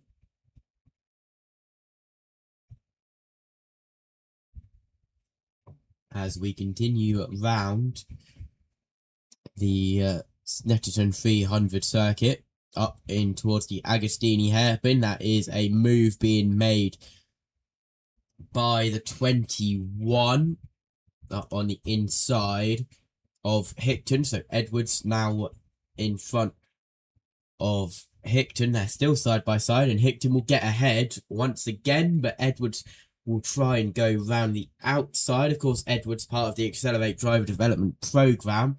Hickton with the Manpower Motorsport team. As we head now through Palmer, down the Bentley Straight, up towards Brundle and Nelson. This is battle for second with Ovenden in front. Algieri's currently your leading rookie. Your second rookie is Howarth in 8th position overall. Your leader in the directors is Tanner, currently in 11th place overall in the 11 car. Gornall's not happy in the cab of that car.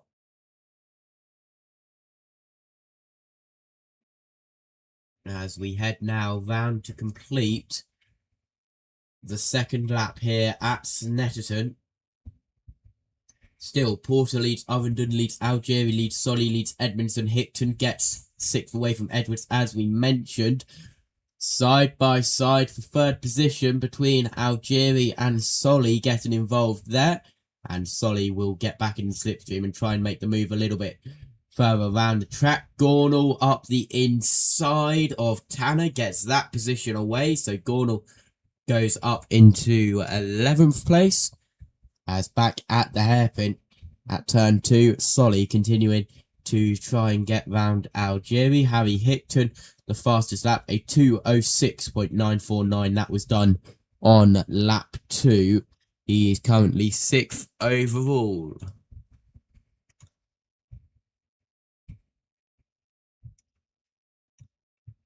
As Lance Stroll is going to be getting some penalties as they're using some energy store units, which is more than what they are allowed. 4 for 3, and we're only at Canada, and a lot more races to go in the F1 season. Back here at Snetterton, we have 14.5 minutes left, just inside that now, heading towards 14 minutes.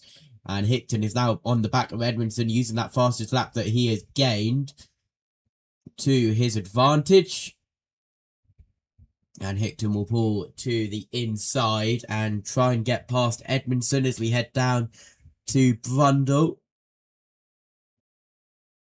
And Edmondson able to stay in front. Hickton doesn't go for a dive bomb, which is smart, especially with that new curb down there at Nelson, which has already rolled a Mini. It rolled a Mini in the Mini Challenge Trophy race this morning. Big damage to that car. Driver is all okay. And these curbs, the big talking point of the circuit upgrades. As 13.5 minutes left, we head across the line to complete another lap and start the next. And it's Porter with a 1.118 second lead at the front. Heading up towards the turn 2 hairpin hand, very nearly went wide and did very well to keep it on the track. Did hand our earlier race winner, as we have Edmondson up the inside of Hickton and able to complete the move down there at Palmer. But here comes Edmondson back up the inside down at Agostini. Will head on to Hamilton and Oggies, then Williams before getting the slipstream down to Bentley Straight. Through Hamilton now, Edmondson on the inside line, able to get the position out. Edwards is in there, pushes out Hickton wide. That'll become the inside line for Hickton, and Edmondson gets back through. So it's Edmondson 5th, Hickton 6th. Edwards is down there in 7th, looking to get involved in this battle. Through Williams we go down to Bentley Straight towards Brundle.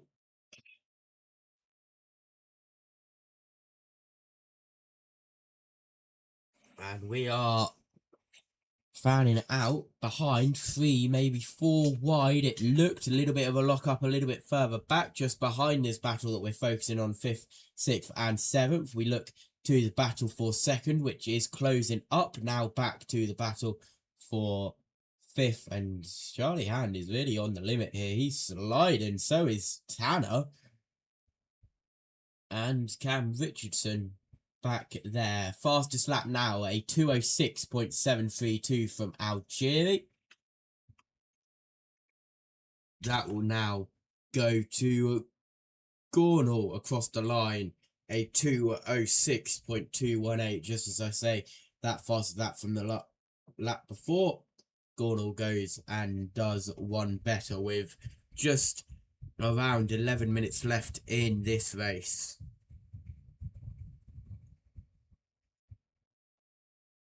That is a look up there for Howarth. Had Campy round his outside. Campy has the front left wheel arch flapping around, but most of the minis we've seen this weekend had some sort of flapping bodywork. It is really bumper to bumper, door to door, a little bit of nudging action here from the minis at Snetterton.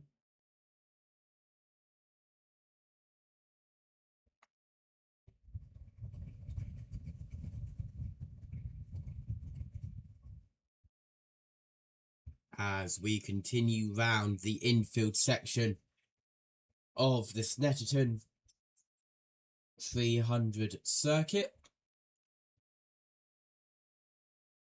And Hickton gets on the grass, goes out wide, very nearly loses it, did well to save it as we head now down the Bentley Straight.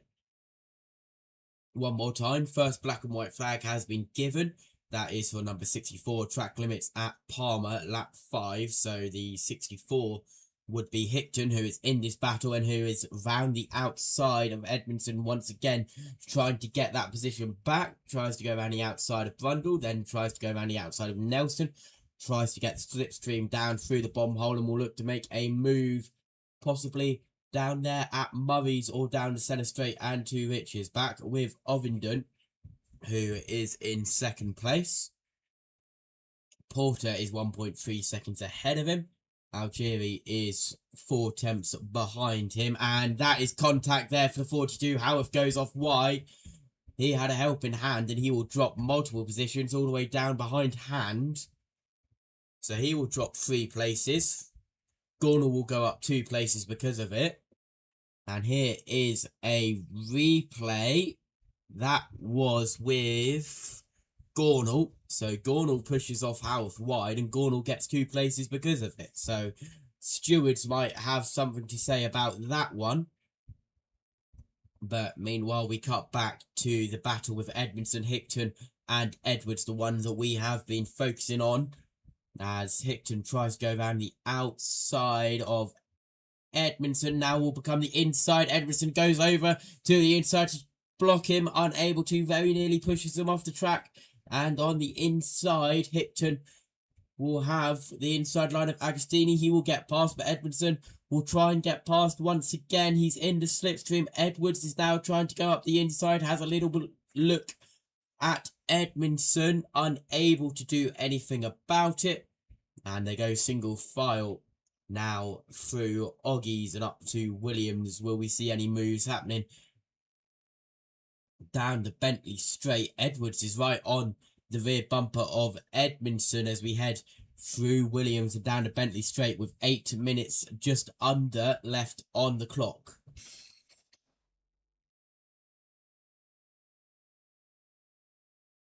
Unable to make any moves. They've all spread out, and Edwards actually has fallen back now to Gornall, and that battle there with Campy and Hand. So Edwards has had a mistake possibly that we did not see on the TV pictures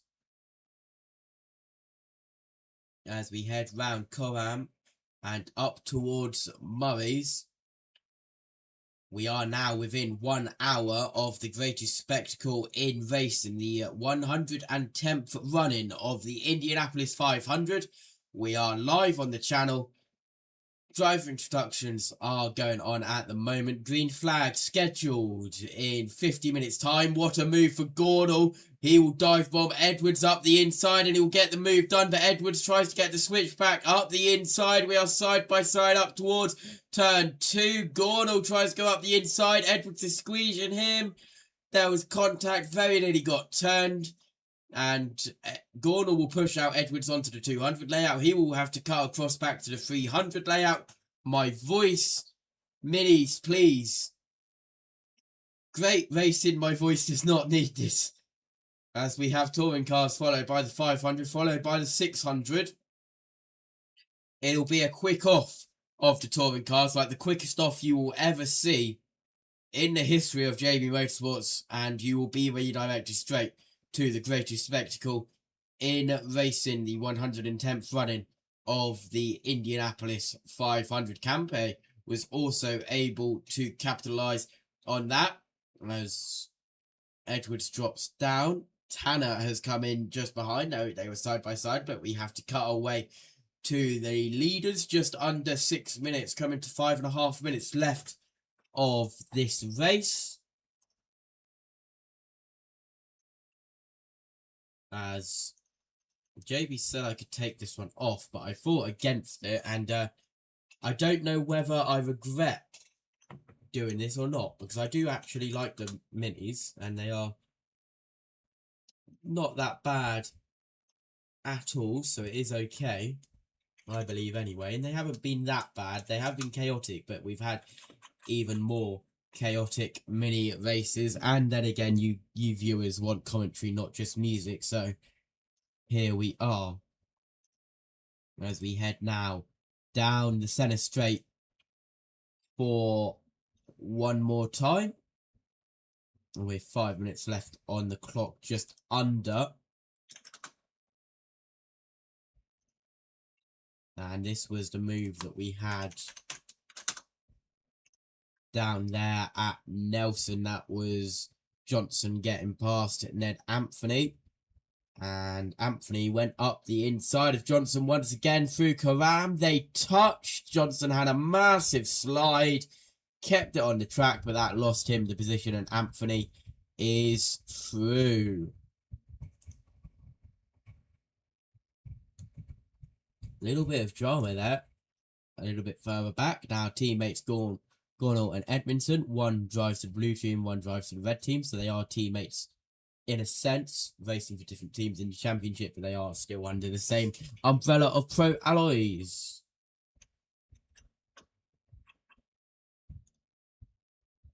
Four minutes left on the clock here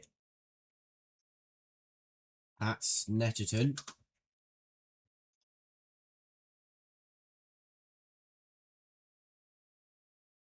As all single file at the moment, we will see whether that stays or whether that'll change, and it looks like it'll change because Algieri tried to go around the outside of Ovenden, but he was way too far behind to do anything there. But he will look a little bit further around the circuit.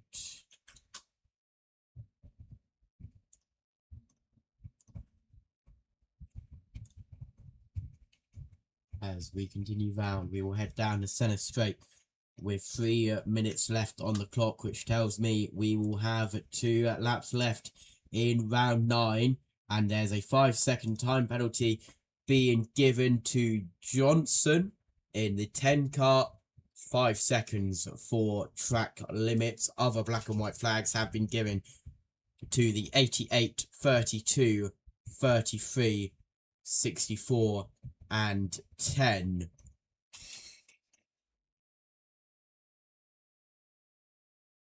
As we just get the updated black and white flags and track limits information coming through.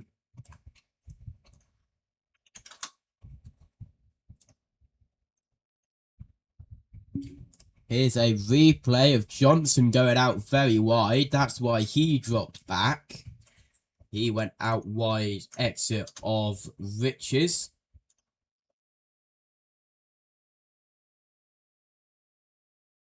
As we are on the penultimate lap here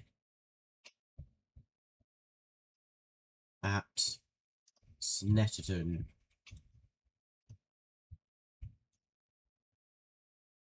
As we are getting ready behind the scenes for the Chaos to Enrage. I just need to message JB and sort out some behind the scenes stuff, as we are all single file.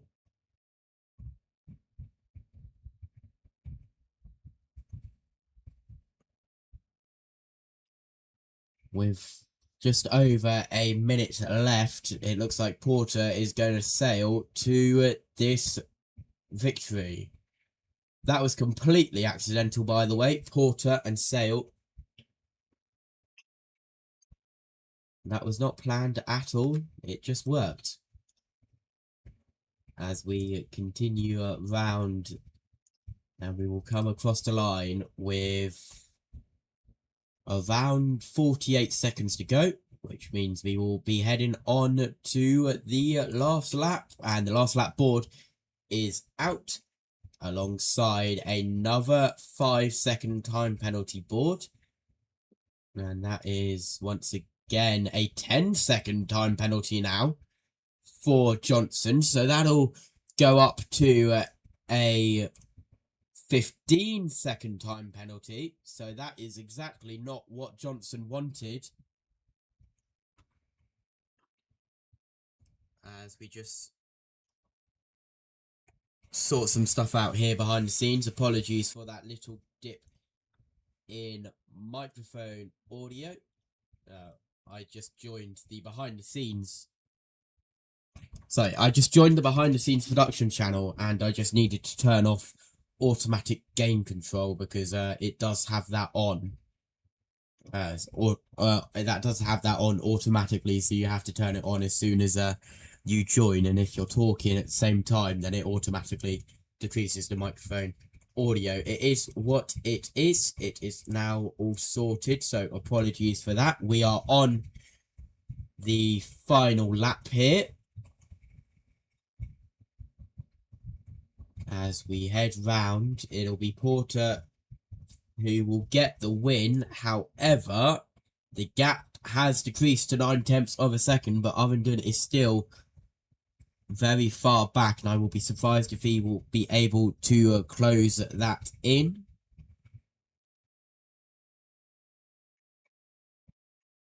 As we head now into the final sector for the final time, a 15-second time penalty for Archie Johnson.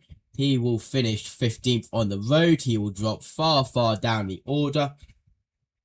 But for Josh Porter in the Accelerate Driver Development Program, it'll be a 1-2 for the Driver Development Program. It'll be a 1-2-3 for Accelerate, as Josh Porter comes across the line to win round 9 of the Power Max Mini Challenge. It'll be Tom Ovenden also for the Accelerate Driver Development Program in second, and it'll be Oliver Algieri in third for Accelerate Motorsport, and all Accelerate Podium here at Snetterton. That'll help them a little bit after Tom Ingram's DNF in race 2. Race 3 of the BTCC coming up after this, and we shouldn't have that big of a delay. We are just having to clear, and we will do a quick turnaround, and we will go through the full results in a moment and all of the championship points. But Josh Porter, your winner of round 9 of the Power Maxed Mini Challenge here at Snetterton for the 2026 season. We look and we watch Richardson come across the line in last place, over a minute behind the leader. All cars have taken the checkered flag. Porter waves to the fans and celebrates his victory. Algieri also giving a thumbs up to some of the fans and the marshals around the circuit. And Porter's car is clean. That's how far ahead he was. He's got no damage on that car. Same cannot be said for the second and third place cars.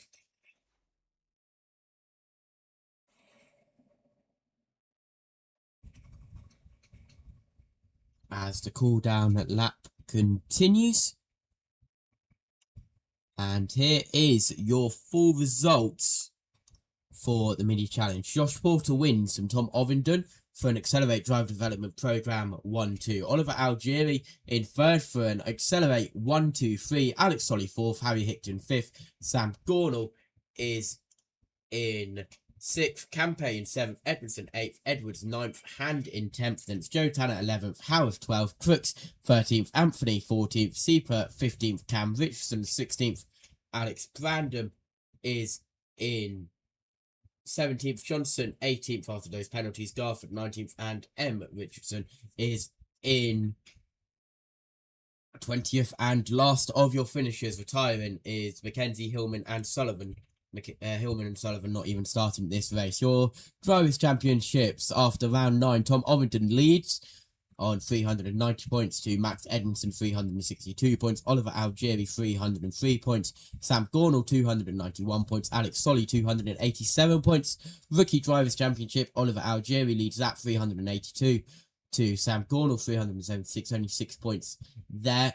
Then Will Crooks third 346. Semel Seeper 296 points. Archie Johnson 194 points for the rookies as the cool down lap continues and all of the cars head into the pit lane.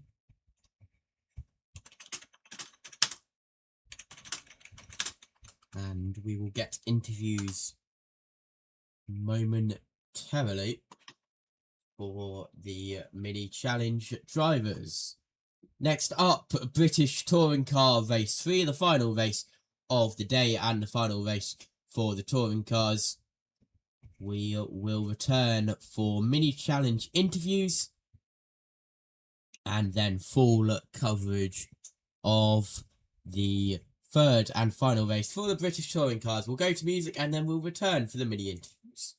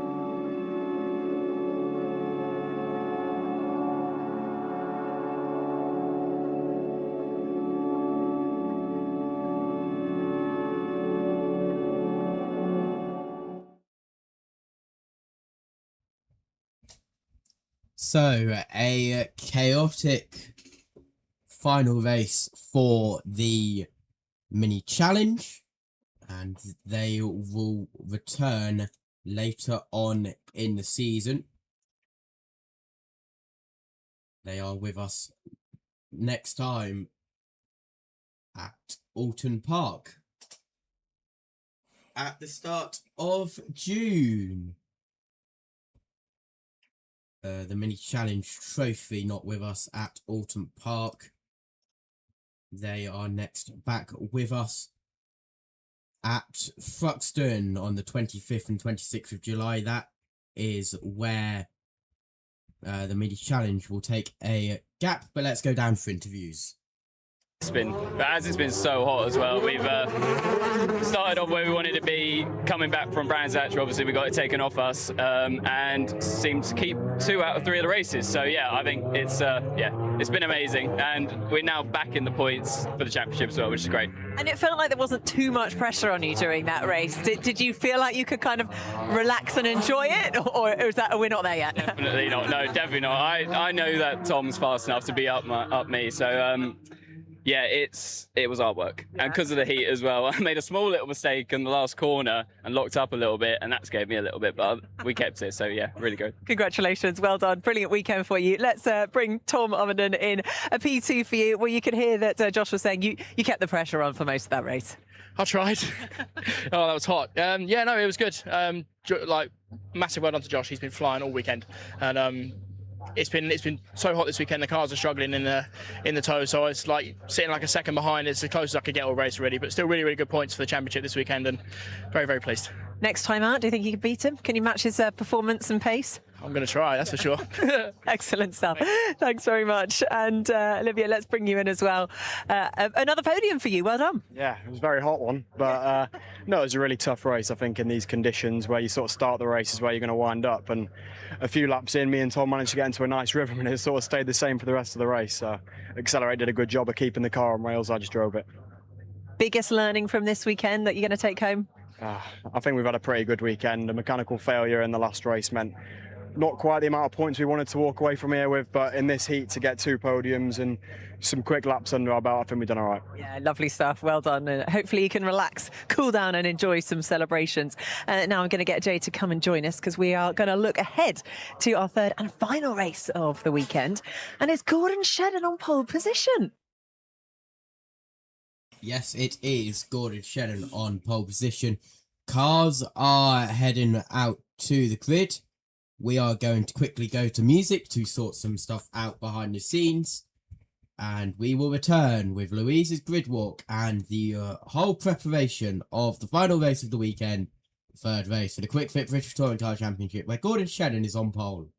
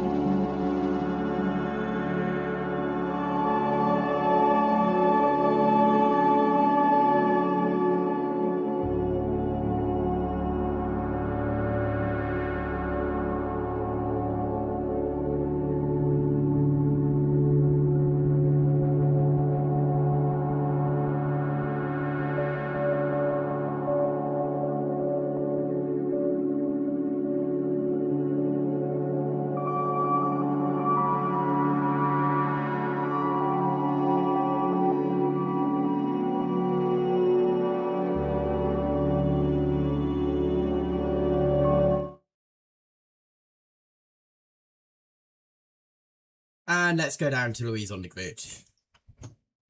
Kind of had you out of position, but it's actually come together quite well today, hasn't it? Yeah, I mean, we've worked really, really hard all the way through. Got the medium tyre out of the way to start with, in the belief that the soft's slightly better, so fingers crossed that that continues. And a nice little reverse grid pole, so we'll see what we can make from this. I'm under no illusions it's going to be a tough one, but we're working with all the tools that we've got. A reasonable amount of boost included amongst those tools as well, so that's handy. Yeah, we've got a reasonable amount of a TTB, which is good. It seems to be really powerful round here. So yeah, everyone behind up until 8th has got slightly less. So obviously we'll do everything that we can to use that to our advantage. But I think for us to finish somewhere near the front, this is going to have to be one really wide Corolla. Well, the other thing that's going to be a slight advantage for you is the fact that you've got the soft tyre on. I think the P2, P4, P6 are on the medium, 135 on the soft. How much an advantage are you thinking that is? Because I just have to throw in here, Jade is predicting you for a podium. I'd love to say it's enough of an advantage to kind of keep us in the mix. It's been a fraught start to every race today, so we'll try and stay out of trouble and just, see how we end up. But it certainly will not be through a lack of trying, I can guarantee you that much. Yeah, that goes absolutely without saying. You can, as Gordon just said, he will be trying his hardest. So let's go over to Paul now, down the back of the grid with the guy who hasn't had so much luck in the earlier race today. Paul, over to you. Thanks, Lou. Yeah, down here with Tom Ingram, it's a nightmare because I always get the people who are at the back of the grid. There's a story. He's probably not wanting to talk to anyone and just get on with the job, mate. But I was just speaking to Marvin Humphries, who's the team manager, and I said, how is he? And he went, yep, he's sound. You just get on with it. And that's the mindset of a champion, isn't it? There's nothing you can do. You're going to have to get on with these things. You've got it, mate. There's, yeah, you're absolutely right. There's only so much you can really control within this business, as you are fully aware as well, mate, that sometimes when stuff just happens, nothing you can do about it. There's no point trying to sort of drag yourself down and get your mentality out of where it needs to be. The focus has to be then back onto, well, what do I need to do to try and recover from it? So, yeah, it's tough to take. Of course it is. It's never nice to have to go through it, but these things happen. These things are set to test us, unfortunately, more times than they're not. All we can do is get our head down and try to recover something out of it, and look at the positives out of it. The positives are I've got 10 laps of deployment with a car that's clearly been fast this weekend on a soft tyre, probably the nicest part of the day. So it's the positives are we should be hoping to come forwards. And is that what you're looking for? Do you do your homework? Is it like, top 10's on? But you're a racer, aren't you? You're just looking forward to this race. You're a professional, it's your job, you've got to do your best, but you're a racer, you just want to have a bit of a giggle, don't you? Of course we do, and look, we love this championship, with the highs and lows, with the good and the bad. We enjoy it, it's good racing, it's fantastic racing, we have fun whilst we're doing it, and I think that's the lucky position we're in, is that I'm very lucky that I've got a great team, Team Virtue, who give me a fantastic car. That means actually my mentality can be that to let's chase forwards, let's go and try and recover something out of this, and let's try and do something cool in this last race. It's a tall order from back here, just outside Attleborough, that was going to be playing the recovery, but it looks a long way to the front from here, and I'm going to try my best to try and get there as quick as I can. Good man. Well, there's a lot of people out there that want to see you do well and have as pointsy of a weekend as you can from here, mate. Thank you very much indeed, mate. Thank you. Good man. Good luck. Back to you, Lou. Thank you, Paul. Not such a long way to the front of the grid where I am. I'm with Adam Morgan, starting from P3 with the soft tyre on board. And I think, first of all, Adam, a shout out to your boys, because you had to do an engine change before race 2, which is no mean feat, but they did a fantastic job, didn't they?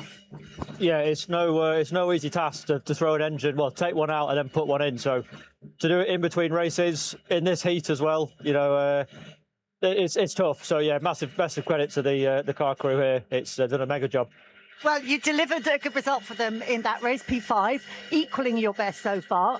Not wanting to put any pressure on, but you're starting P3 with the soft tyre on board. So that podium, that elusive podium, is within touching distance, isn't it? How much would that mean to you all to get that? It'll be massive. Everybody has worked bloody hard to be here, to get themselves on the grid. The sponsors, the team, the mechanics, everything. So to get the first podium, just as a massive thank you to everybody, would be huge. So the whole plan for today was this, you know, to get the mediums out the way in race 1, and to put ourselves in this position now for race 3. So we need to maximise it. I've got a decent allocation of TTB. I've got 5 laps. People behind me have got less. So I want to get on this now and do what we can, and hopefully we'll be thereabouts at the end. Well, how do you rate your chances? I don't know. You can never call it in this one, but you can be sure I'll be giving it a go. I don't doubt that for a second. Best of luck. Right, we're going to head off for a break. When we come back, it's our final touring car race of the day. You don't want to miss it. Well, they may be going to an ad break. We will not here on JB Motorsports as we get ready for the final race of the weekend here at Snetterton, round 9 of the 2026 KwikFit British Touring Car Championship. On the Snetterton 300 layout, Gordon Shedden is on pole.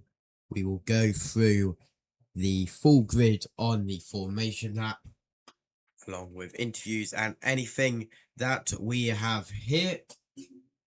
If you are joining us and you haven't been here for the past couple of races, welcome along.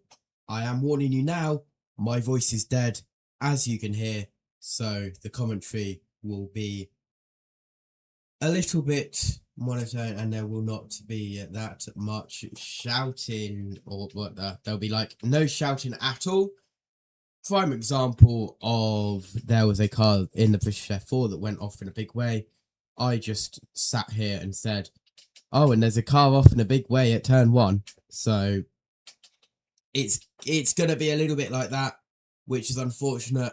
At least you guys still have commentary of the race, not just music, as we are waiting for the formation lap. We are a little bit delayed. We are delayed by 5 minutes, which is better than the 13 minutes we were delayed by a little bit earlier on. So Snetterton, Toka and MSV have done a good job of getting the schedule turned around as much as they could. And we are standing by, ready for the formation lap here at Snetterton. Of course, as I mentioned a little bit earlier on, next up we go to Alton Park, followed by Thruxton, which has moved from its normal place to Lake July, followed by Knockhill, Donington Park GP, Croft, Silverstone and Brands Hatch Grand Prix. The schedule for next year is already out. The only change is Donington Park Grand Prix and Croft switch around their places in the calendar.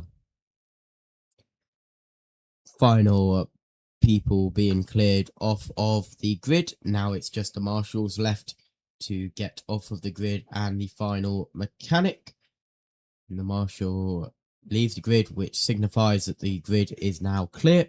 The marshal is always the last person to leave the grid, as we get ready to look to the flag stand and wait for the green flag to be waved for the formation lap of this final race of the weekend. Of course, compared to last time out at Brands Hatch Indy, it is only one formation lap due to how long the circuit is, at 3 miles long, compared to Brands Hatch Indy, which was only 1.21 miles long. So this is even a longer formation lap than the 2 formation laps we had at the Brands Hatch Indy round. We are now only 20 minutes away from the greatest spectacle in racing, the 110th running of the Indianapolis 500.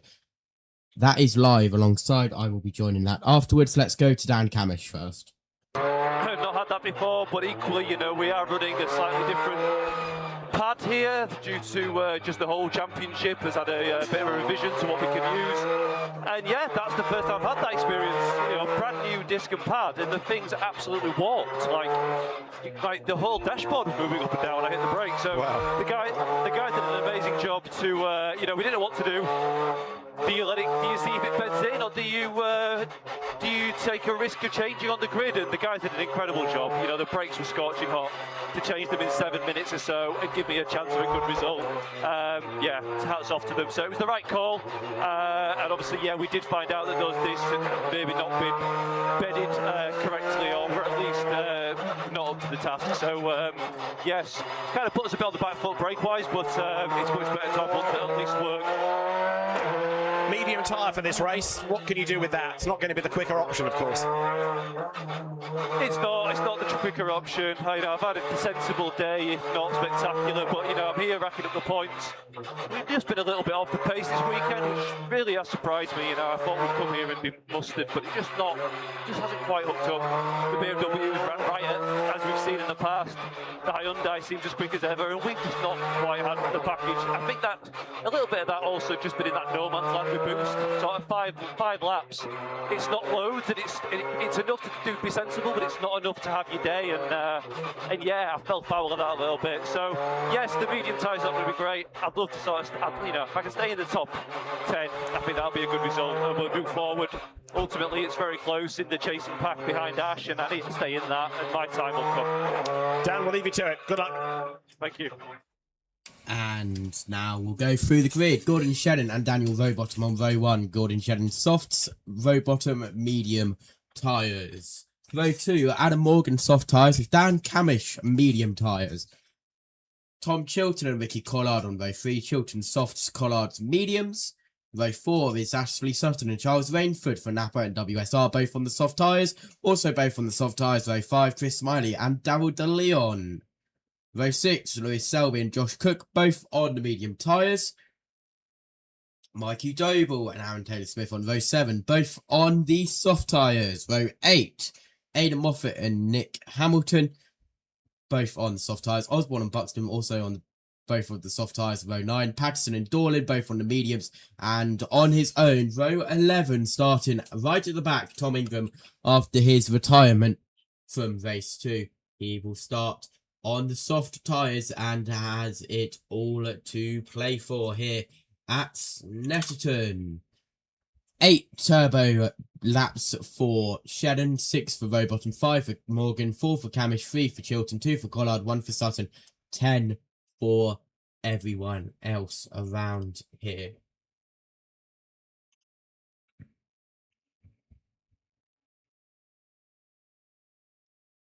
As cars will finish lining up here as we're on board with Ricky Collard as he heads into his grid spot. As we get ready for round 9 of the 2026 KwikFit British Touring Car Championship. We wait for Tom Ingram at the back of the pack to get into the grid. And the lights are about to come on for round 9.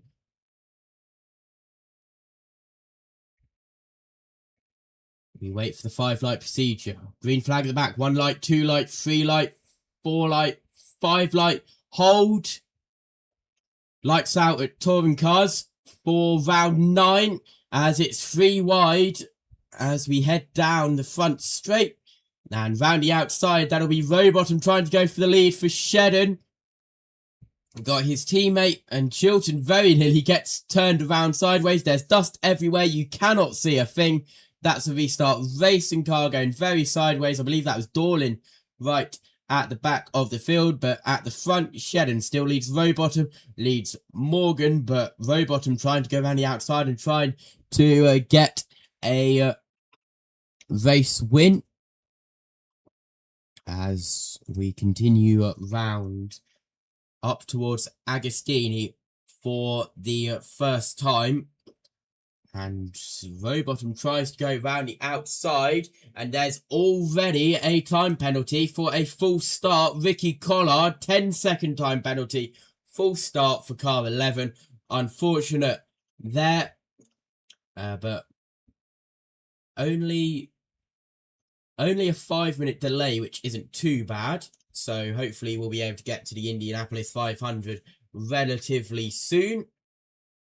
And there is the confirmation of the penalty given to the 11 car of Collard. We saw him lining up. Obviously did not line up correctly, as we will get cars ready to roll at Indianapolis. You can watch that alongside this, as we have Moffat up on the inside of Osborne. Moffat just clips the bollard. Ingram will try and get through. Ingram already up to 16th place. As Chilton now will go up the inside of Sutton. Chilton locks up. Ricky Collard just behind. So this is battle for 5th. Chilton will get back in front of Sutton. Collard has Rainford on his inside, up across the line to start lap 2 of 12. The 10-second penalty board being shown to Ricky Collard for a full start. And the 2 Plato racing cars all over Shedden at the front. And Morgan has some rear left bodywork damage already, so something must have happened on the first lap. Collard goes wide. De Leon will try and pull alongside. So both of the Plato cars are all over Shedden. Both of the WSR cars are all over Ricky Collard. And both WSR cars get past down there at Palmer. Collard will try and get up the inside. Tries to swipe back at the 2 WSR cars. Unable to. As we head through Hamilton.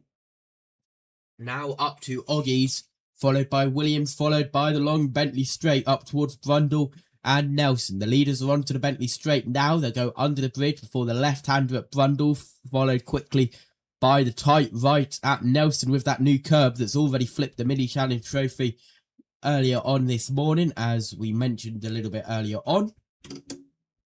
These new curbs are the talk of the town. Side by side, that's Moffat up the inside of Cook. And that's Moffat trying to take 14th place away. As we are just sorting some stuff out behind the scenes. We are quadruple streaming at the moment across USN and JBM. It is a little bit of a mess.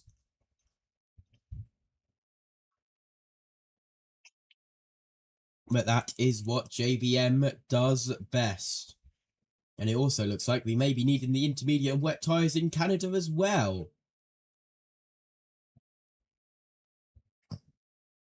As we are now on lap 3 of 12.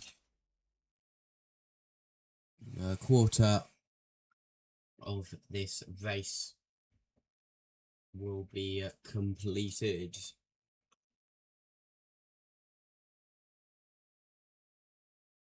As we are getting the Grand Marshal at the moment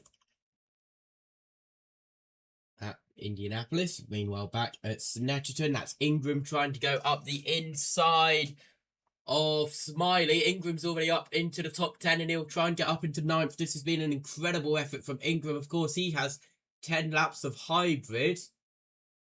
Well, Soka Turbo Boost, as they call it now, TTB.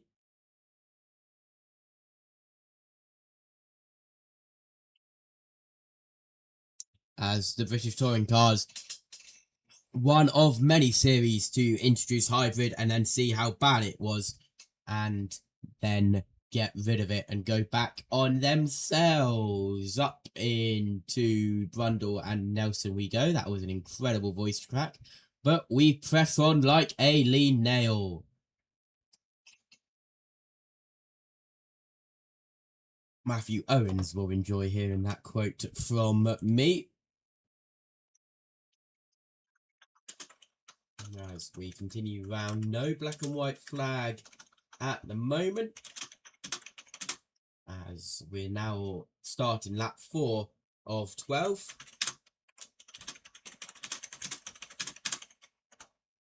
As Shedden still leads from Morgan, from Rowbottom, from Camish, from Sutton, from Chilton, from Rainford.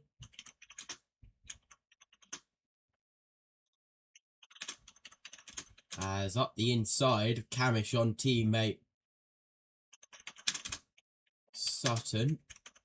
And Rainford has the fastest lap, a 1:56.621.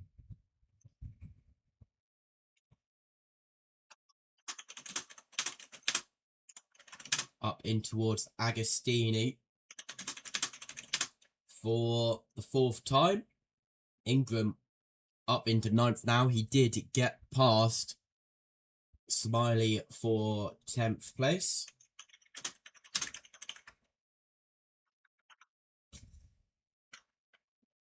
And Vopsham's dropped back. Morgan's up into 2nd, and there looked to be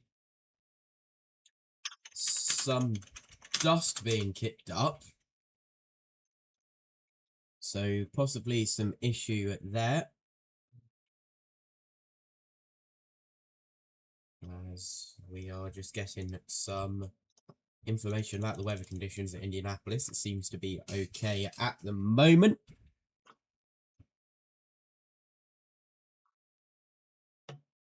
As we continue to circulate.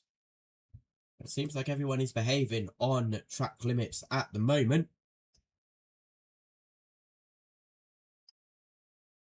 And now that's Rowbottom under pressure of Sutton. Sutton is rubbing wheel arches with Rowbottom.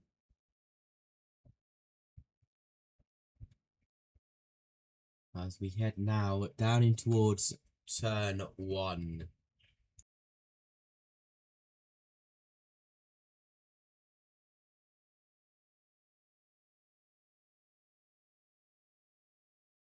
Up at turn 2 on the hairpin. A little bit of a cluster of cars in the mid-pack. As we continue to go.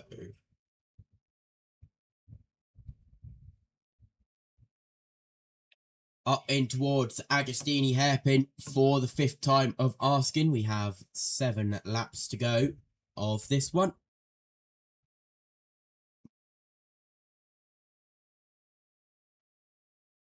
And Ingram side by side, door banging De Leon. De Leon gets a little bit loose. As De Leon very nearly turns Ingram. That was very close indeed and very lucky there. De Leon is flashing his lights like crazy at Ingram. Ingram now caught up to teammate Chilton. So Ingram up into 8th place. As we're on board, this is with this Hamilton or Collard. It is one of the two.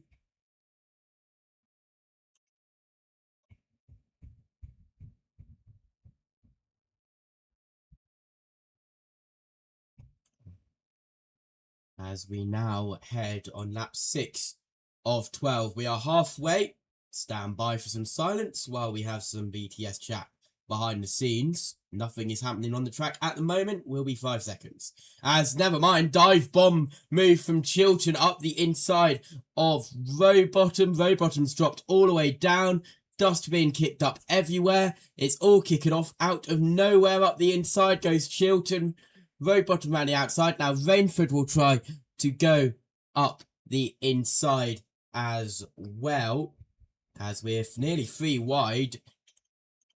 Going in towards Palmer as we're all single file down in towards Agostini.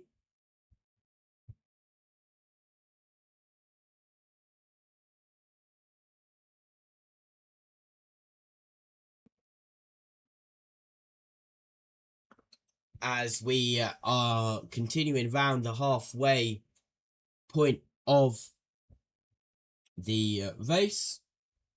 And at the halfway point of the lap, we are officially halfway in this race. as we head down the Bentley Straight. And looks like some moves happening behind.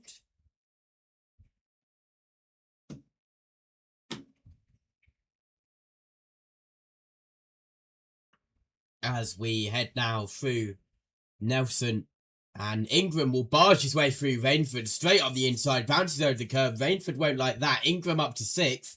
He has the fastest lap, does Tom Ingram. Cars are rolling at Indianapolis, and we will do a quick off here at the touring cars to go and join the greatest spectacle in racing as soon as the checkered flag is gone and the Black Hawk helicopters are flying around with the field. We are about to go for the 110th running of the Indianapolis 500. As we start lap 7 of 12.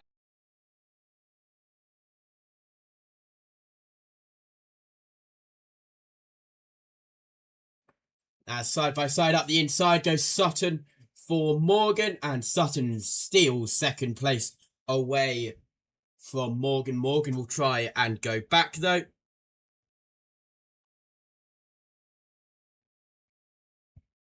As Sutton will move up into the podium place of second and try and go after Shedden for the lead.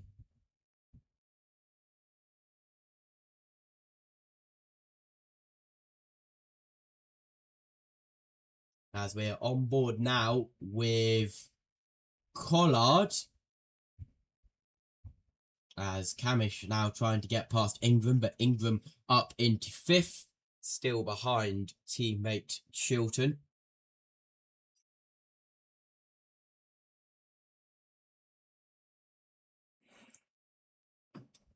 As we are continuing now the second half of lap 7 of 12. Not much is happening. Top 3 are single file, but here comes Ash Sutton. Shedden looks to be a sitting duck. We will see what happens here.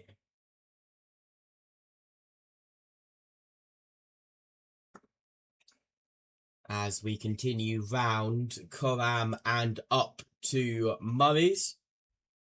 And on to the centre straight to start lap 8 of 12. Shedden will come up across the line and we will see what the gap is. It's 0.2 of a second. Sutton's right on the back of him. He's going to go round the outside. Rich is unable to do so. And now he'll continue round the outside and he'll dive to the inside. What a move from Ash Sutton, and he'll become the inside line for turn 2. And Ash Sutton through for the race lead. Incredible move from Ash Sutton. But here comes Shedden now. It'll become the inside for Palmer. And Shedden keeps the lead. But Sutton round the outside. Shedden using his boost. Sutton's not, and Sutton is still faster. They are door to door, wing mirror to wing mirror. Sutton round the outside. Unable to do so. He will turn in late, try to get the cut back to go on the inside. Unable to. This is going to be the end of my voice, I believe. But we have a race on between Shedden and Sutton. Round onto the Bentley Straight.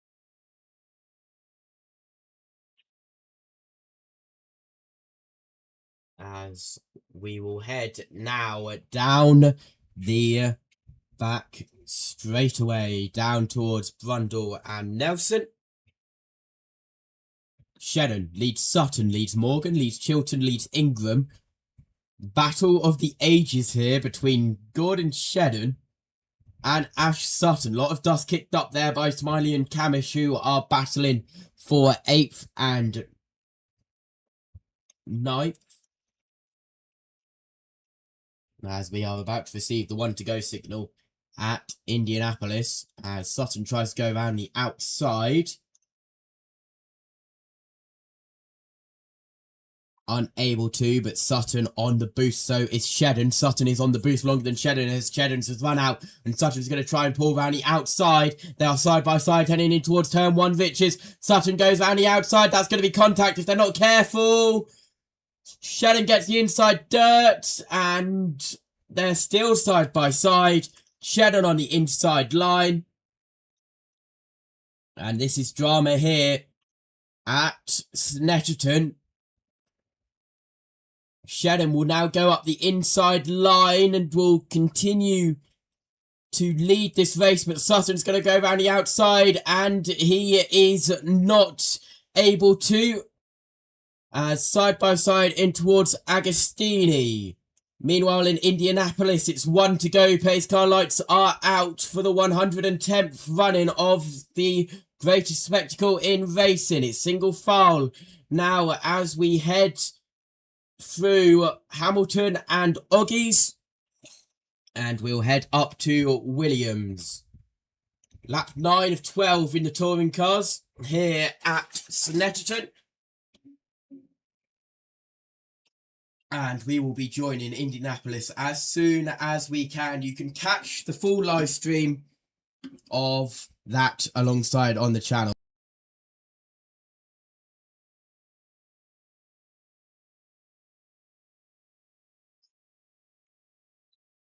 Shedden is out of boost for the rest of this lap. Sutton still has his boost available if he wishes to use it.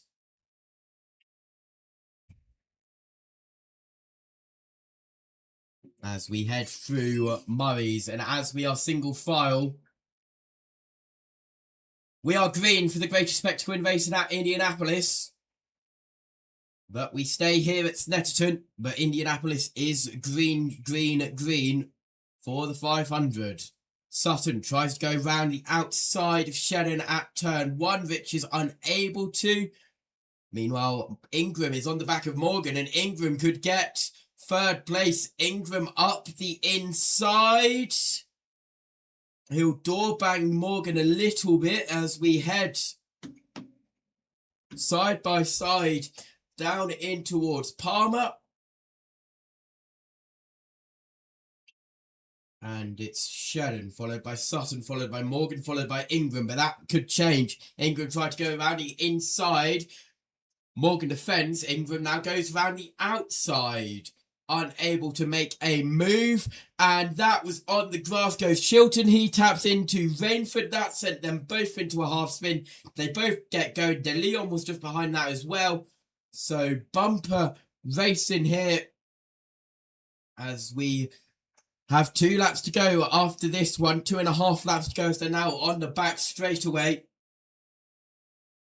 And we still have an incredible race on our hands. However, everyone else around has turbo boost except Sutton and Chilton. Sutton in second, Chilton in 5th. Do not have any boost left, and that allows Rainford to go up the inside and get that position away as Morgan and Ingram are battling. Ingram is through on Morgan. We missed that battle, but Ingram now up into the podium positions and has got a podium from last and 21st on the grid. Lap 10 of 12 going to start the penultimate lap this time by as we head in towards the final corner, and the gap is 0.6 of a second at the front, but that is closer now. Morgan and Rainford bumper to bumper.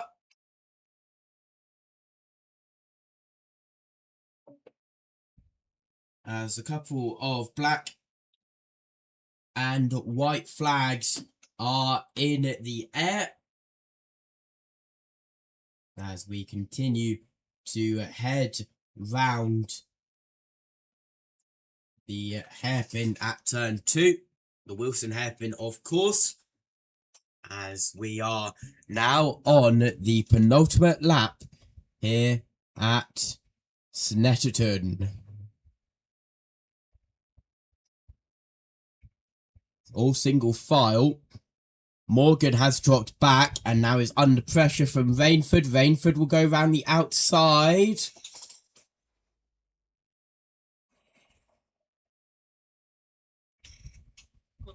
As we continue to ride round.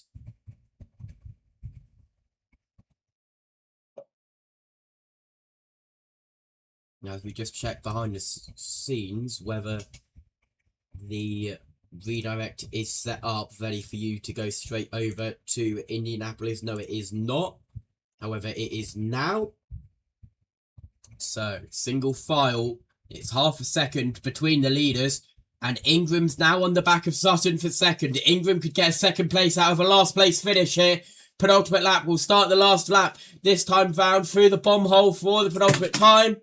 As my camera falls off the top of my monitor. It's a good job I'm not using that today, because that would be a little bit chaos in that mess. Don't know how that happened. But here we are.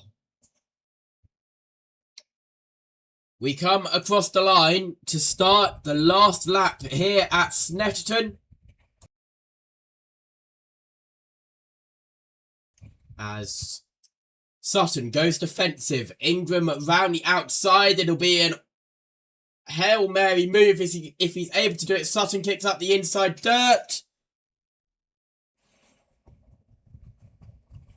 Another car just behind looks like to kick up the dirt as well. That looked to be De Leon or Rainford back there. Wasn't De Leon, so it would have been the other one. It would have been Rainford who kicked up the dust there. But more importantly, we have to look to the front. It was Shedden versus Sutton for one of the Battle of the Ages. It's now for the next Battle of the Ages. Sutton versus Ingram. We've known this all too well. Meanwhile, Morgan tries to go up the inside of Chilton.